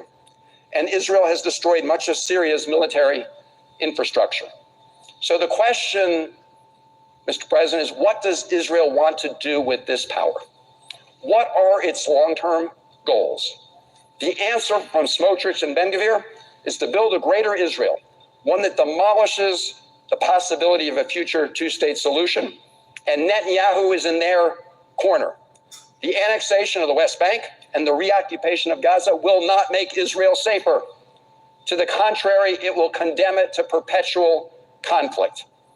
The only sustainable way forward is to ensure that the 5 million Palestinians in Gaza and the West Bank who have nothing to do with Hamas campaign finance system that allows billionaires to buy elections and to influence major pieces of legislation. That, I think, is not a secret to the American people. If you are a Republican and you vote against the Trump-Musk administration in one way or another, you've got to look over your shoulder and worry that you're going to get a call from Elon Musk, the wealthiest man in the world, and he will tell you that if you vote against what he wants, he will spend unlimited amounts of money to defeat you in the next election. That's not a great secret. That's what Musk has been saying publicly. If you are a Democrat, you have to worry about the billionaires who fund AIPAC, the American Israel Public Affairs Committee.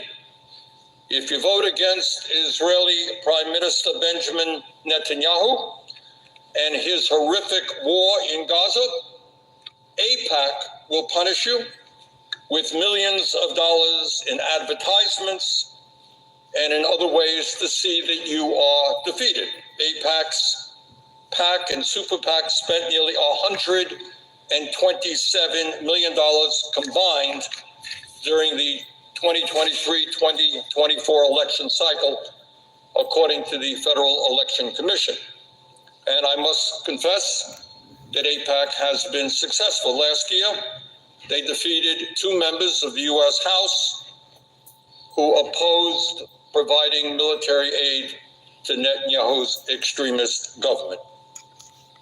Now, given all of that, I would hope that Democrats and Republicans who understand that they were elected to protect the interest of their constituents, not billionaire campaign contributors, would support the ending of Citizens United and would move us toward public funding of elections so billionaires could not continue to control the political and legislative process. Further, I would hope that both parties would move to end super PAC funding in their primaries. Keep this. My hunt to find the perfect matte lippy is finally over. This is the Thrive Cosmetics Sheer Strength Moisturizer. So that we can once again become a government of the people, by the people, for the people, and not a government run by the billionaire class. Mr. President, I trust that every American, and certainly every member of the Senate, understands that Hamas, a terrorist organization, began this terrible war with its barbaric October 7th, 2023 attack on Israel, which killed 1,200 innocent people.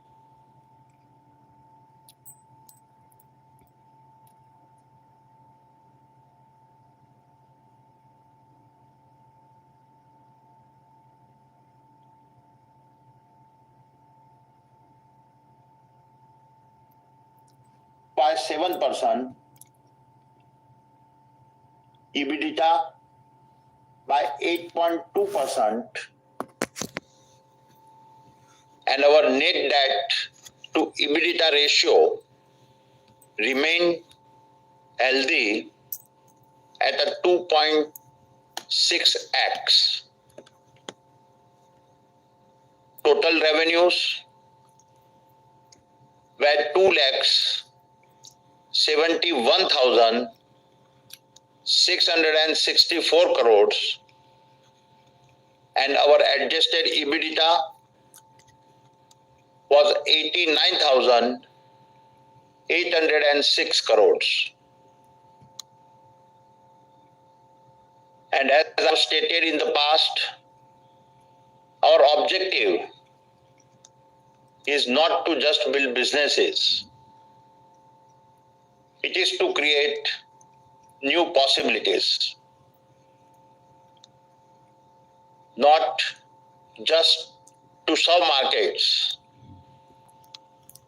And welcome back here to Live Now from Fox. I'm Andrew Kraft, live picture there at the White House. Well, it's official, according to President Trump, that the now what he terms 12-day war is over. Posting on Truth Social this. I'm going to read it in full in case you haven't come to it just yet. The president saying this: congratulations to everyone. It has been fully agreed by and between Israel and Iran that there will be a complete and total ceasefire in approximately 6 hours from now, when Israel and Iran have wound down and completed their in-progress final missions for 12 hours, at which point the war will be considered ended. Officially, Iran will start the ceasefire, and upon the 12th hour, Israel will start the ceasefire, and upon the 24th hour, an official end to the 12-day war will be saluted by the world. During each ceasefire, the other side will remain peaceful and respectful. On the assumption that everything works as it should, which it will, I would like to congratulate both countries, Israel and Iran, on having the stamina, courage, and intelligence to end what should be called the 12-day war. This is a war that could have gone on for years and destroyed the entire Middle East, but it didn't and never will. God bless Israel, God bless Iran, God bless the Middle East, God bless the United States of America, and God bless the world. So we're getting some new reporting back out live there to the White House about how this all came together. Our colleague Trey Yingst reports this: that diplomat briefed on the talks to Fox News, saying this, that President Trump spoke with Qatar's emir and informed him the U.S. got Israel to agree to a ceasefire with Iran. This is going to be cut off. I'm going to read it in full. The president asked Qatar to help persuade Iran to do the same. Following that, Vice President Vance coordinated with Qatar's prime minister on the details. This effort proved successful, and following discussions with the Qatari prime minister, the Iranians agreed. The deal was coordinated at the highest level by the president and vice president and the Qatari emir and prime minister directly, saying despite having been attacked just hours earlier, the Qataris set aside their grievances and prioritized regional security to get the deal done, according to the source to Trey Yingst. We also have more reporting in from Jeff Mason at Reuters. He says that the president brokered a ceasefire in a call with Netanyahu Monday afternoon while the vice president, Marco Rubio, the secretary of state, and special envoy Steve Witkoff held direct and indirect talks with Iranians about the issue, according to a White House official.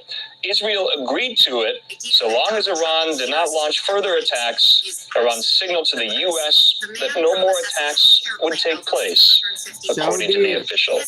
So that kind of gives you an inside look at how the sausage was made there as to how this all came together and transpired. But you've been hearing probably Israel and Iran have yet to acknowledge this very ceasefire. Now, if that changes in the time I'm on the desk, of course, we'll bring that to you. We do want to bring in a familiar face to you by now, of course, Hal Kemper, national security analyst and expert and retired Marine intelligence officer.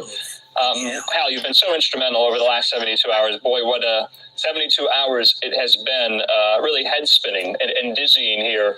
12 days of war, of the tit for tat between Israel and Iran, first by Israel preemptively, and we've been covering it ever since. And then, of course, everyone knows how Saturday night unfolded there with U.S. strikes on 3 nuclear facilities in Iran, the very first time in history that the United States has directly targeted the country of Iran. And now, according to the president, Hal, it's ended.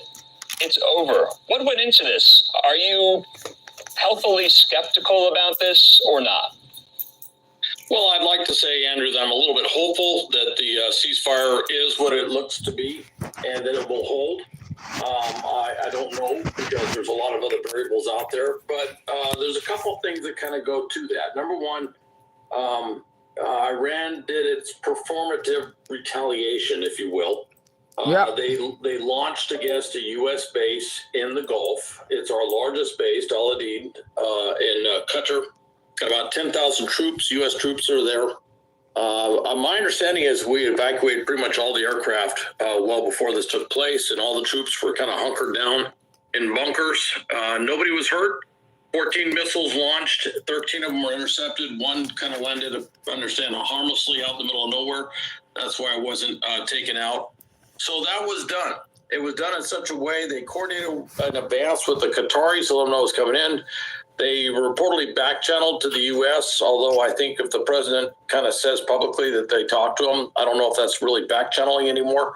But basically, they let us know what was going in. We intercepted them. They got their little demonstration, and that's done. And that kind of set the stage for what happened now. It was kind of so – it was unusual the way it rolled out. It almost looked like maybe this was a foregone thing that they were going to do this and then walk right into a ceasefire. It's not quite sure, but the Iran is now. That's definitely what it sounds like to me. Iran is now in a ceasefire. They're no longer firing any missiles or drones anywhere. Within 12 hours, Israel will be in a ceasefire. I think part of that was to give them a chance to get all their aircraft back because they had been doing missions throughout the night over there, so they wanted to get everything safely ensconced back in Israel, and then they will be in a ceasefire, and within a day, 24 hours, everything will be in a ceasefire, and hopefully that is not just missiles and drones and airstrikes. Hopefully that involves their entire network of proxies throughout the region, and also all their proxies, covert operatives and Iranian operatives that are in the U.S. and around the world, that they don't do anything, which the FBI is on, really leaning forward on alert, as is DHS right now, anticipating something. So hopefully this will put all of that to bed, so to speak, and it will hold. So, Hal, is it safe to describe this ceasefire as unconditional? Do we know if there are any conditions on the table? You kind of outlined maybe some. We don't know what he did. We don't know for sure. And then my other question is, you and I always discuss ceasefires when they're reached. Will they be violated? That's the next question, right? That's the big question. Right now, we're kind of, this is unfolding news. I don't know exactly the full extent of this ceasefire. For example, if Iran was to start laying sea mines in the Strait of Hormuz, that to me would be a violation of the ceasefire. If they were to do anything with small boats in the Strait of Hormuz, that'd be a ceasefire. If their operatives were to do an assassination attempt or try to bomb something overseas, or their proxies were to do the same thing overseas, that to me would be a violation of the ceasefire. But I don't know how broadly this ceasefire is going to be written. And of course, we're still waiting for Iran and Israel to really announce their respective responses, announcements, whatever, with this ceasefire. So I'm kind of listening to what they say. Maybe we'll get some more details as to just how broadly they interpret the term ceasefire. All right, Hal, we're kind of working our way backwards from the flurry of news today in the Middle East. Let's move on to the ceasefire announcement and go into the Iranian retaliation that we were all postulating what it would look like on Saturday night. We now know what it has looked like here. No Iranian missiles, though, launched hit the U.S. base in Qatar, Al Udeid. No U.S. troops or service members were injured or killed, and that's very, very good news. So was this contrived to have minimal impact? Was this a face-saving gesture? If so, why even bother? And I got to read this. You already mentioned this. So the New York Times is journalist reporting this. She's a great resource. She said this, that Iran gave advance notice to Qatari officials that the attacks were coming to minimize casualties. It's according to 3 Iranian officials familiar with the plans. She reports satellite imagery taken of Al Udeid on June the 5th, compared with imagery taken Monday morning, shows many aircraft have left the airbase before the attacks, something you alluded to as well, and that Bahrain, the United Arab Emirates, Kuwait, and Iraq all joining Qatar in closing their airspaces in light of the attacks well ahead of time. From what I understand, the airspace above those countries now free, now open, and some of the consular embassies and other outlets and outposts will be open momentarily here. So this was extremely planned, extremely contrived. To my question now, if you're Iran, why even bother if it had such minimal impact? Because remember, on Saturday night, Hal, Trump said, whatever Iran does to retaliate, we will respond with even stronger force than we did striking the nuclear facilities Saturday night. That seems off the table now, does it not? Oh, very much off the table. In fact, I was a little bit surprised. Everybody was wondering when they did the strike on Al Udeid, what would be the Trump administration response and whether they would use this as an opportunity to de-escalate. Not only did President Trump announce the ceasefire, but it kind of did something unusual, which is he kind of thanked Iran for its show of restraint, which is the first time I've ever heard a president actually thank another country for firing missiles at one of our U.S. bases. It was kind of an odd thing. It's like, I understand what you're trying to say, but considering what happened, you know, they did fire missiles at one of our bases. But it was very much, I come back to that same term, performative. It was for the domestic audience in Iran. They had to show they responded. I want to point out something rather interesting. 14 missiles, that's what the White House said. 14 missiles were shot. 13 of them were shot down. One landed kind of harmlessly out in an open space where it didn't do anything. 14. There were 7 B-2 bombers, each of them with 2 GBU-57 massive ordnance penetrator bombs. So the number of ballistic missiles that Iran shot at Al Udeid happened to match the number of GBU-57 bombs that the U.S. dropped in Iran. Now, thank goodness they didn't start including all the Tomahawk cruise missiles, because that would have got pretty big. But, you know, I think part of the reason that they want to keep it smaller was because if they did launch more missiles, there is a higher chance that 1 or 2 of them could have gotten through, and that could have actually caused casualties or damage. Okay. And obviously, that defeats the purpose of having a performative attack like what they wanted to do. So it did look highly orchestrated all the way around. So this, I just want to show our viewers, was the moment the President Trump acknowledged that an attack was ongoing at one of our air bases in the Middle East. And you can correct me if I'm wrong, Hal, the largest U.S. base in the Middle East. He said Iran has officially responded to our obliteration of their nuclear facilities with a very weak response, which we expected, and have very effectively countered. There have been 14 missiles fired, 13 were knocked down, and 1 was set free because it was headed in a non-threatening direction. I'm pleased to report no Americans were harmed and hardly any damage was done. He says, most importantly, they've gotten it all out of their system, and there will hopefully be no further hate.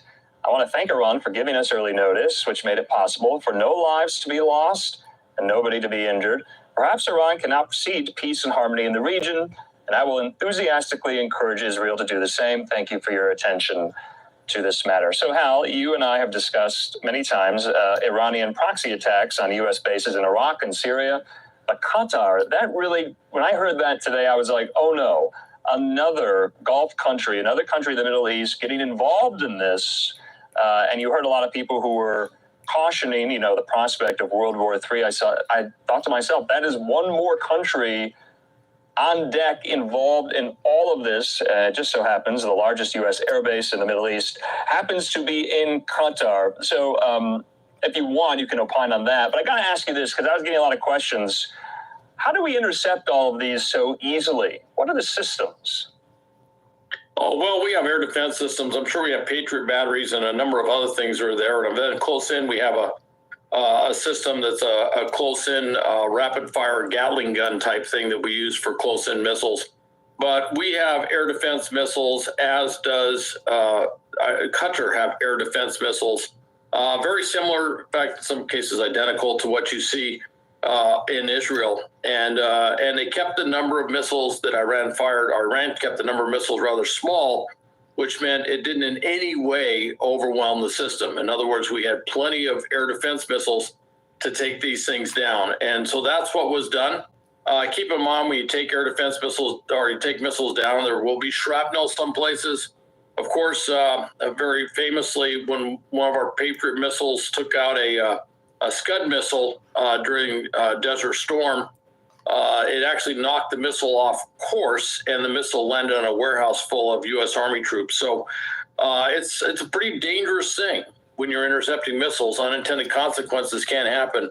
But in this case, that's what they did. They stopped it, and it didn't go in there. Al-Udeid, though, that's our biggest base in the region.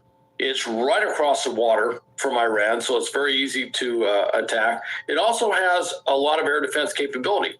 So if you want to do a performative attack and make sure you're hitting a base where they're more than likely to take all of the missiles that you were aiming at them, Al-Udeid would be high on your list because you know they have a lot of air defense capability.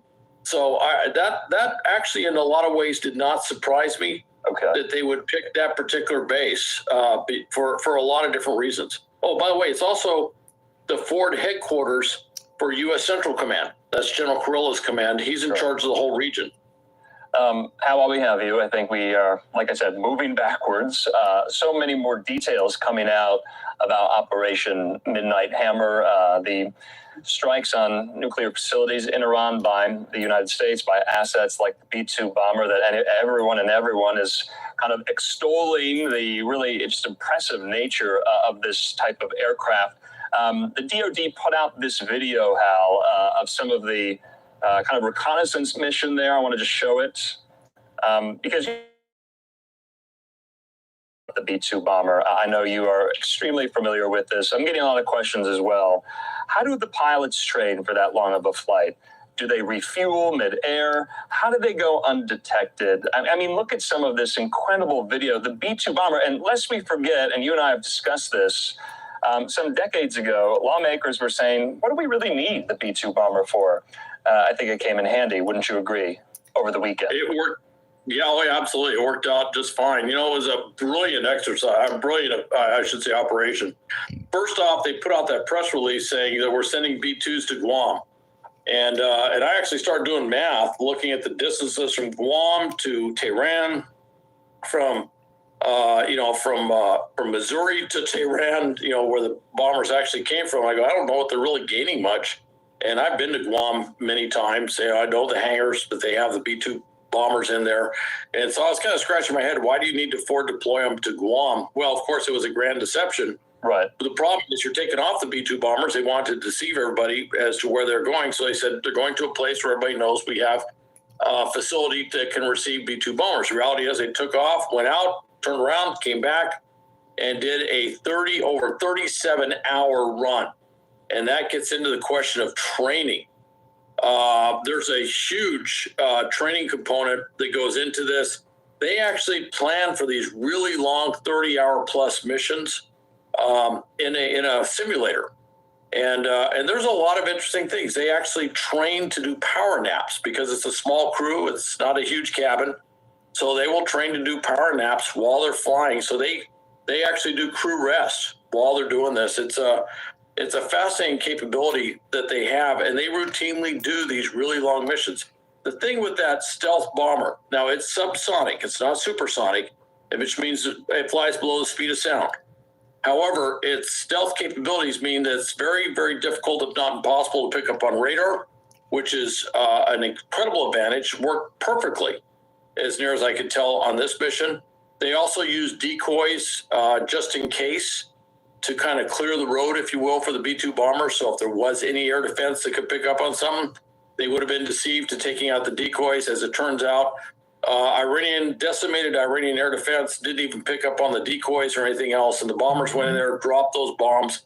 7 B-2 bombers dropping 14 GBU 57, these huge bombs, these massive ordnance penetrators. And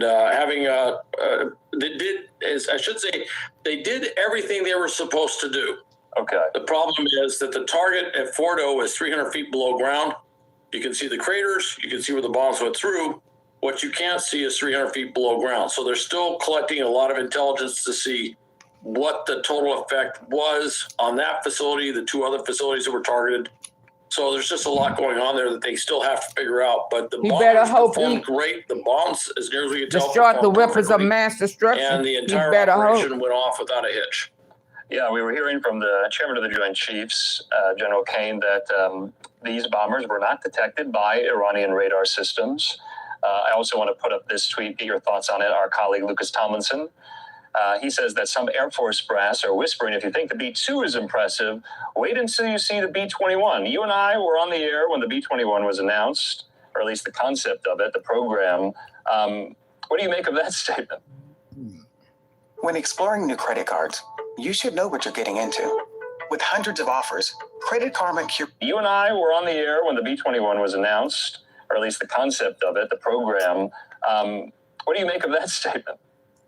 Well, I'd like to say 2 things. Yes, the B-2 is impressive. Everything I've seen on the B-21 is even far more impressive. And I think the thing on this is you won't see the B-21. It will come at night, and it won't be observable. And that's the whole idea. Same with the B-2. But the B-21, from the outside, they look kind of similar.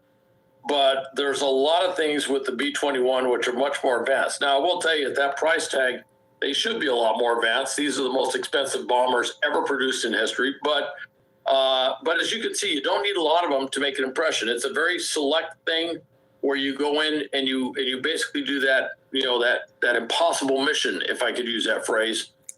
Getting these things in there without being detected, dropping this heavy ordnance on a target that is, remember these 3 sites, these 3 nuclear sites in Iran are probably the most protected sites in Iran. So even though their air defense was debilitated by what the Israelis have been doing, still, these were unique aircraft with unique capabilities and unique characteristics that were able to pull this off. And I think the B-21 is going to be able to do that and much more. It is just that kind of aircraft. Of course, almost everything about the B-21 is classified. So there's really not much you can say about it. I mean, they released some stuff, but, other than the fact that it will probably have a darkish paint job, that's about all I can say. That's okay. Really, there's not much that's out there. So, Al, lastly, I want to focus our conversation on where Iran's nuclear program stands at this point in time. The Trump White House says, well, the president said Saturday night it's completely obliterated. In that press conference with Secretary of Defense Hegseth and the chairman of the Joint Chiefs, General Keynes, Sunday morning, they acknowledge it was deeply degraded, damaged, and or destroyed here. I want to put up some before and after satellite images of the Fordow site. You can see the before and after. Maxar does this. They're a great resource, open source as well. And then there was a lot of talk about some other images of this long line of traffic of trucks a couple of days before these strikes going into the Fordow facility. What's going on there, do you think? Because a lot of talk now is, how do you get on site? How do you assess whether or not there's any enriched uranium left there, or did they get it out before? How will we know? We won't. You know, this is all the questions that you're asking are questions that are being asked within the intelligence community right now. They're trying to do the battle damage assessment to figure out how much damage. As far as the sites themselves, the bombs, as near as we can tell, did exactly what they were supposed to do.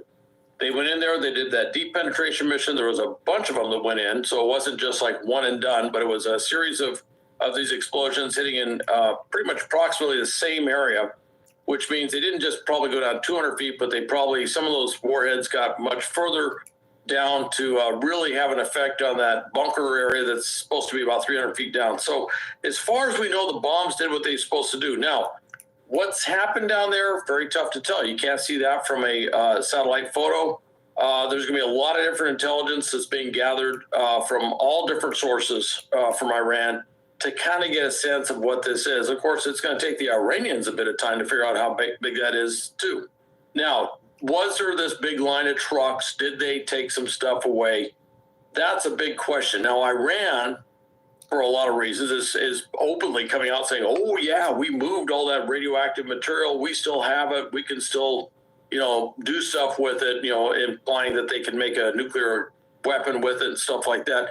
There's a lot of reasons politically why they would want to say that they have not completely lost all of their capability to make a bomb. If you go back to Iraq and some other countries, this sort of move the chess pieces around to make it appear that they have capabilities that they may not have. One of the reasons that we were chasing WMD, if you will, weapons of mass destruction in Iraq, was because Saddam Hussein had a very active deception program. He would say to the inspectors, oh no, I don't have a WMD. And then he'd do all these things to make it look like he was hiding WMDs. Worked pretty good. Not only confused us and made us believe he had it, but even his own generals thought that he still had it. So you're seeing the Iranians say this. Could they have moved something? Possibly. But that's going to be a massive intelligence collection to figure out.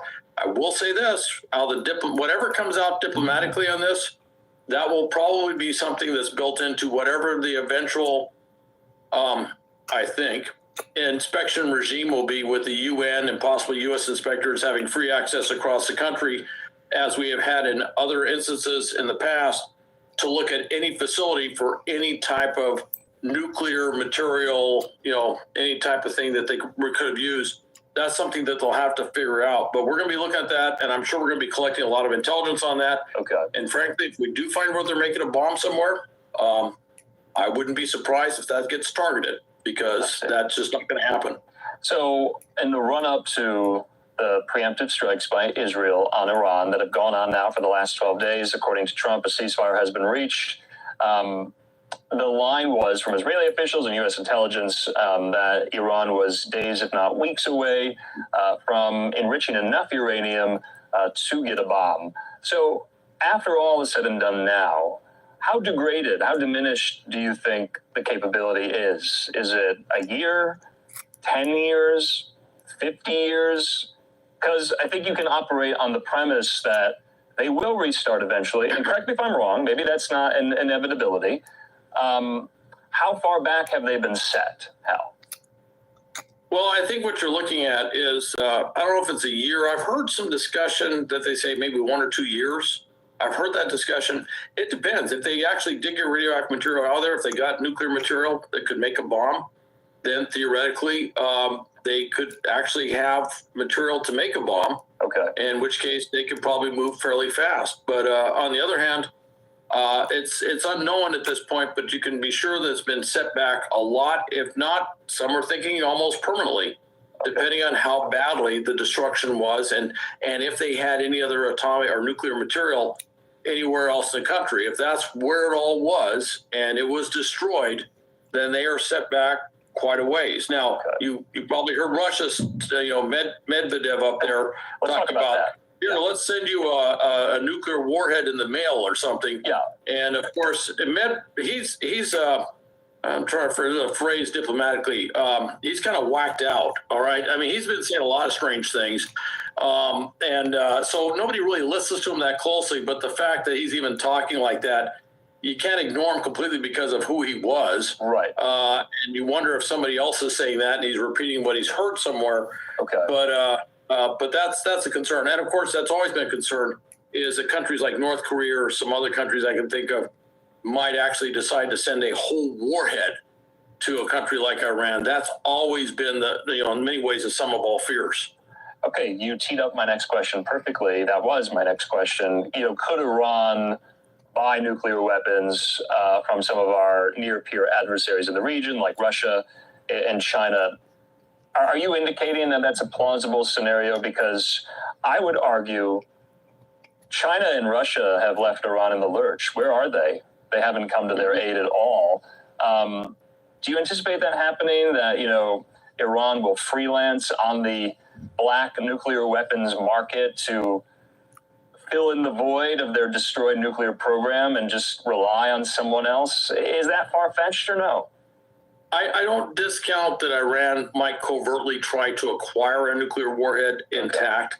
Here's the problem, though. If you do that, there are telltale signs of a nuclear warhead as to where it came from. So if you were to, say, purchase a North Korean nuclear warhead, and if Iran ever used that nuclear warhead anywhere, it wouldn't be too long afterwards we would be able to figure out probably where that warhead came from, which would then put a country like North Korea certainly in our sights as basically doing a nuclear attack by proxy. When you start getting into the whole stuff of nuclear warfare, it's a pretty horrific sort of gamesmanship, if you will. I don't know if you want to say gamesmanship, but strategic balance of power and stuff like that, and how you would retaliate and with what you would retaliate with. This gets into Cold War dynamics, and hopefully that would never happen. And you can bet there's a lot of pressure, but you bring up a good point. China, I don't think China would ever have an incentive to send a nuclear weapon to Iran.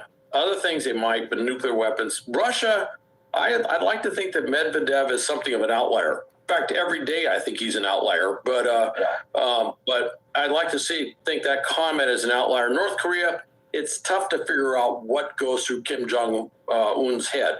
But hopefully he would see this as a bridge too far as well. So, I don't know, but probably not. Probably not. Yeah. Just for the record, we're referring to Dmitry Medvedev, the former Russian prime minister, who posted just in the last couple of hours this very notion.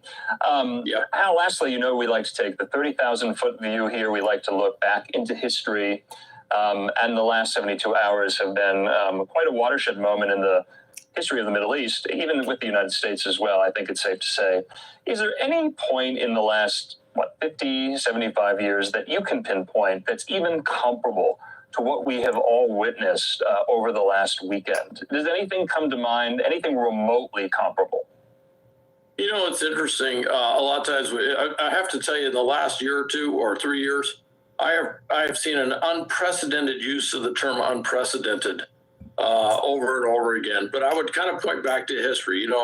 I've seen Desert Storm, when that thing kicked off. That was huge. All right, and it's not that we didn't know it was coming, but that was a massive onslaught of what occurred when Iraq went into Kuwait. That was huge as well. There's been a number of big things that we kind of put on the back pedal. I remember the day that 241 Marines and sailors were killed in Beirut by Hezbollah, a proxy of Iran. And the first person I knew personally killed by a terrorist was there at the airport. So there's been a lot of these things that have happened over the years. This is very unusual. We've kind of had a period of semi-quietude, but then again, I would say, yeah, this is big, but don't forget what happened in Ukraine a few years ago. Russia invaded, and swept in that country. You and I were on the air talking about that constantly. Yeah. I thought that was enormous, and in many ways much bigger than certainly what we've seen with Iran. Okay, there was some experts and analysts that we have brought on over the last couple of days, one of whom I believe at the Atlantic Council likened this moment to the fall of the Soviet Union. Is that too far? First off, I don't think Iran's as big as the Soviet Union was. I mean, the Soviet Union, that was a monolithic. That was our pure competitor, if you will, forever. And so that was a little bit different. But with that said, yes, I find myself referring to what happened in 1990, 91 as is very similar. And I got to tell you, it's still unraveling here. This is not done yet. Okay. I am waiting to see what happens within Iran. And, all these, as they like to say about dictators, they're always invincible until the last 5 minutes, where they suddenly become very invincible, if you will. And so with Khamenei and his autocratic regime that we don't ever see falling or whatever, look, I saw these countries fall in the Cold War, and certainly I saw what happened in the Soviet Union very quickly, where it literally just fell apart so fast it was making our heads spin. Right. So I don't rule anything out. And by the way, we've all seen what happened across the Middle East. With Gaddafi, we saw Assad gone. We've seen, everything that happened in Egypt. We have seen all of this unfold. So big changes in some of these countries where we don't expect big changes, they can happen, and they can happen very, very fast. All right, so we're going to have to leave it at that. We didn't get into kind of the regime change question that's still kind of percolating out there, but we'll save that for another time. Hal Kemper, thanks so much. Talk soon. All right, good night.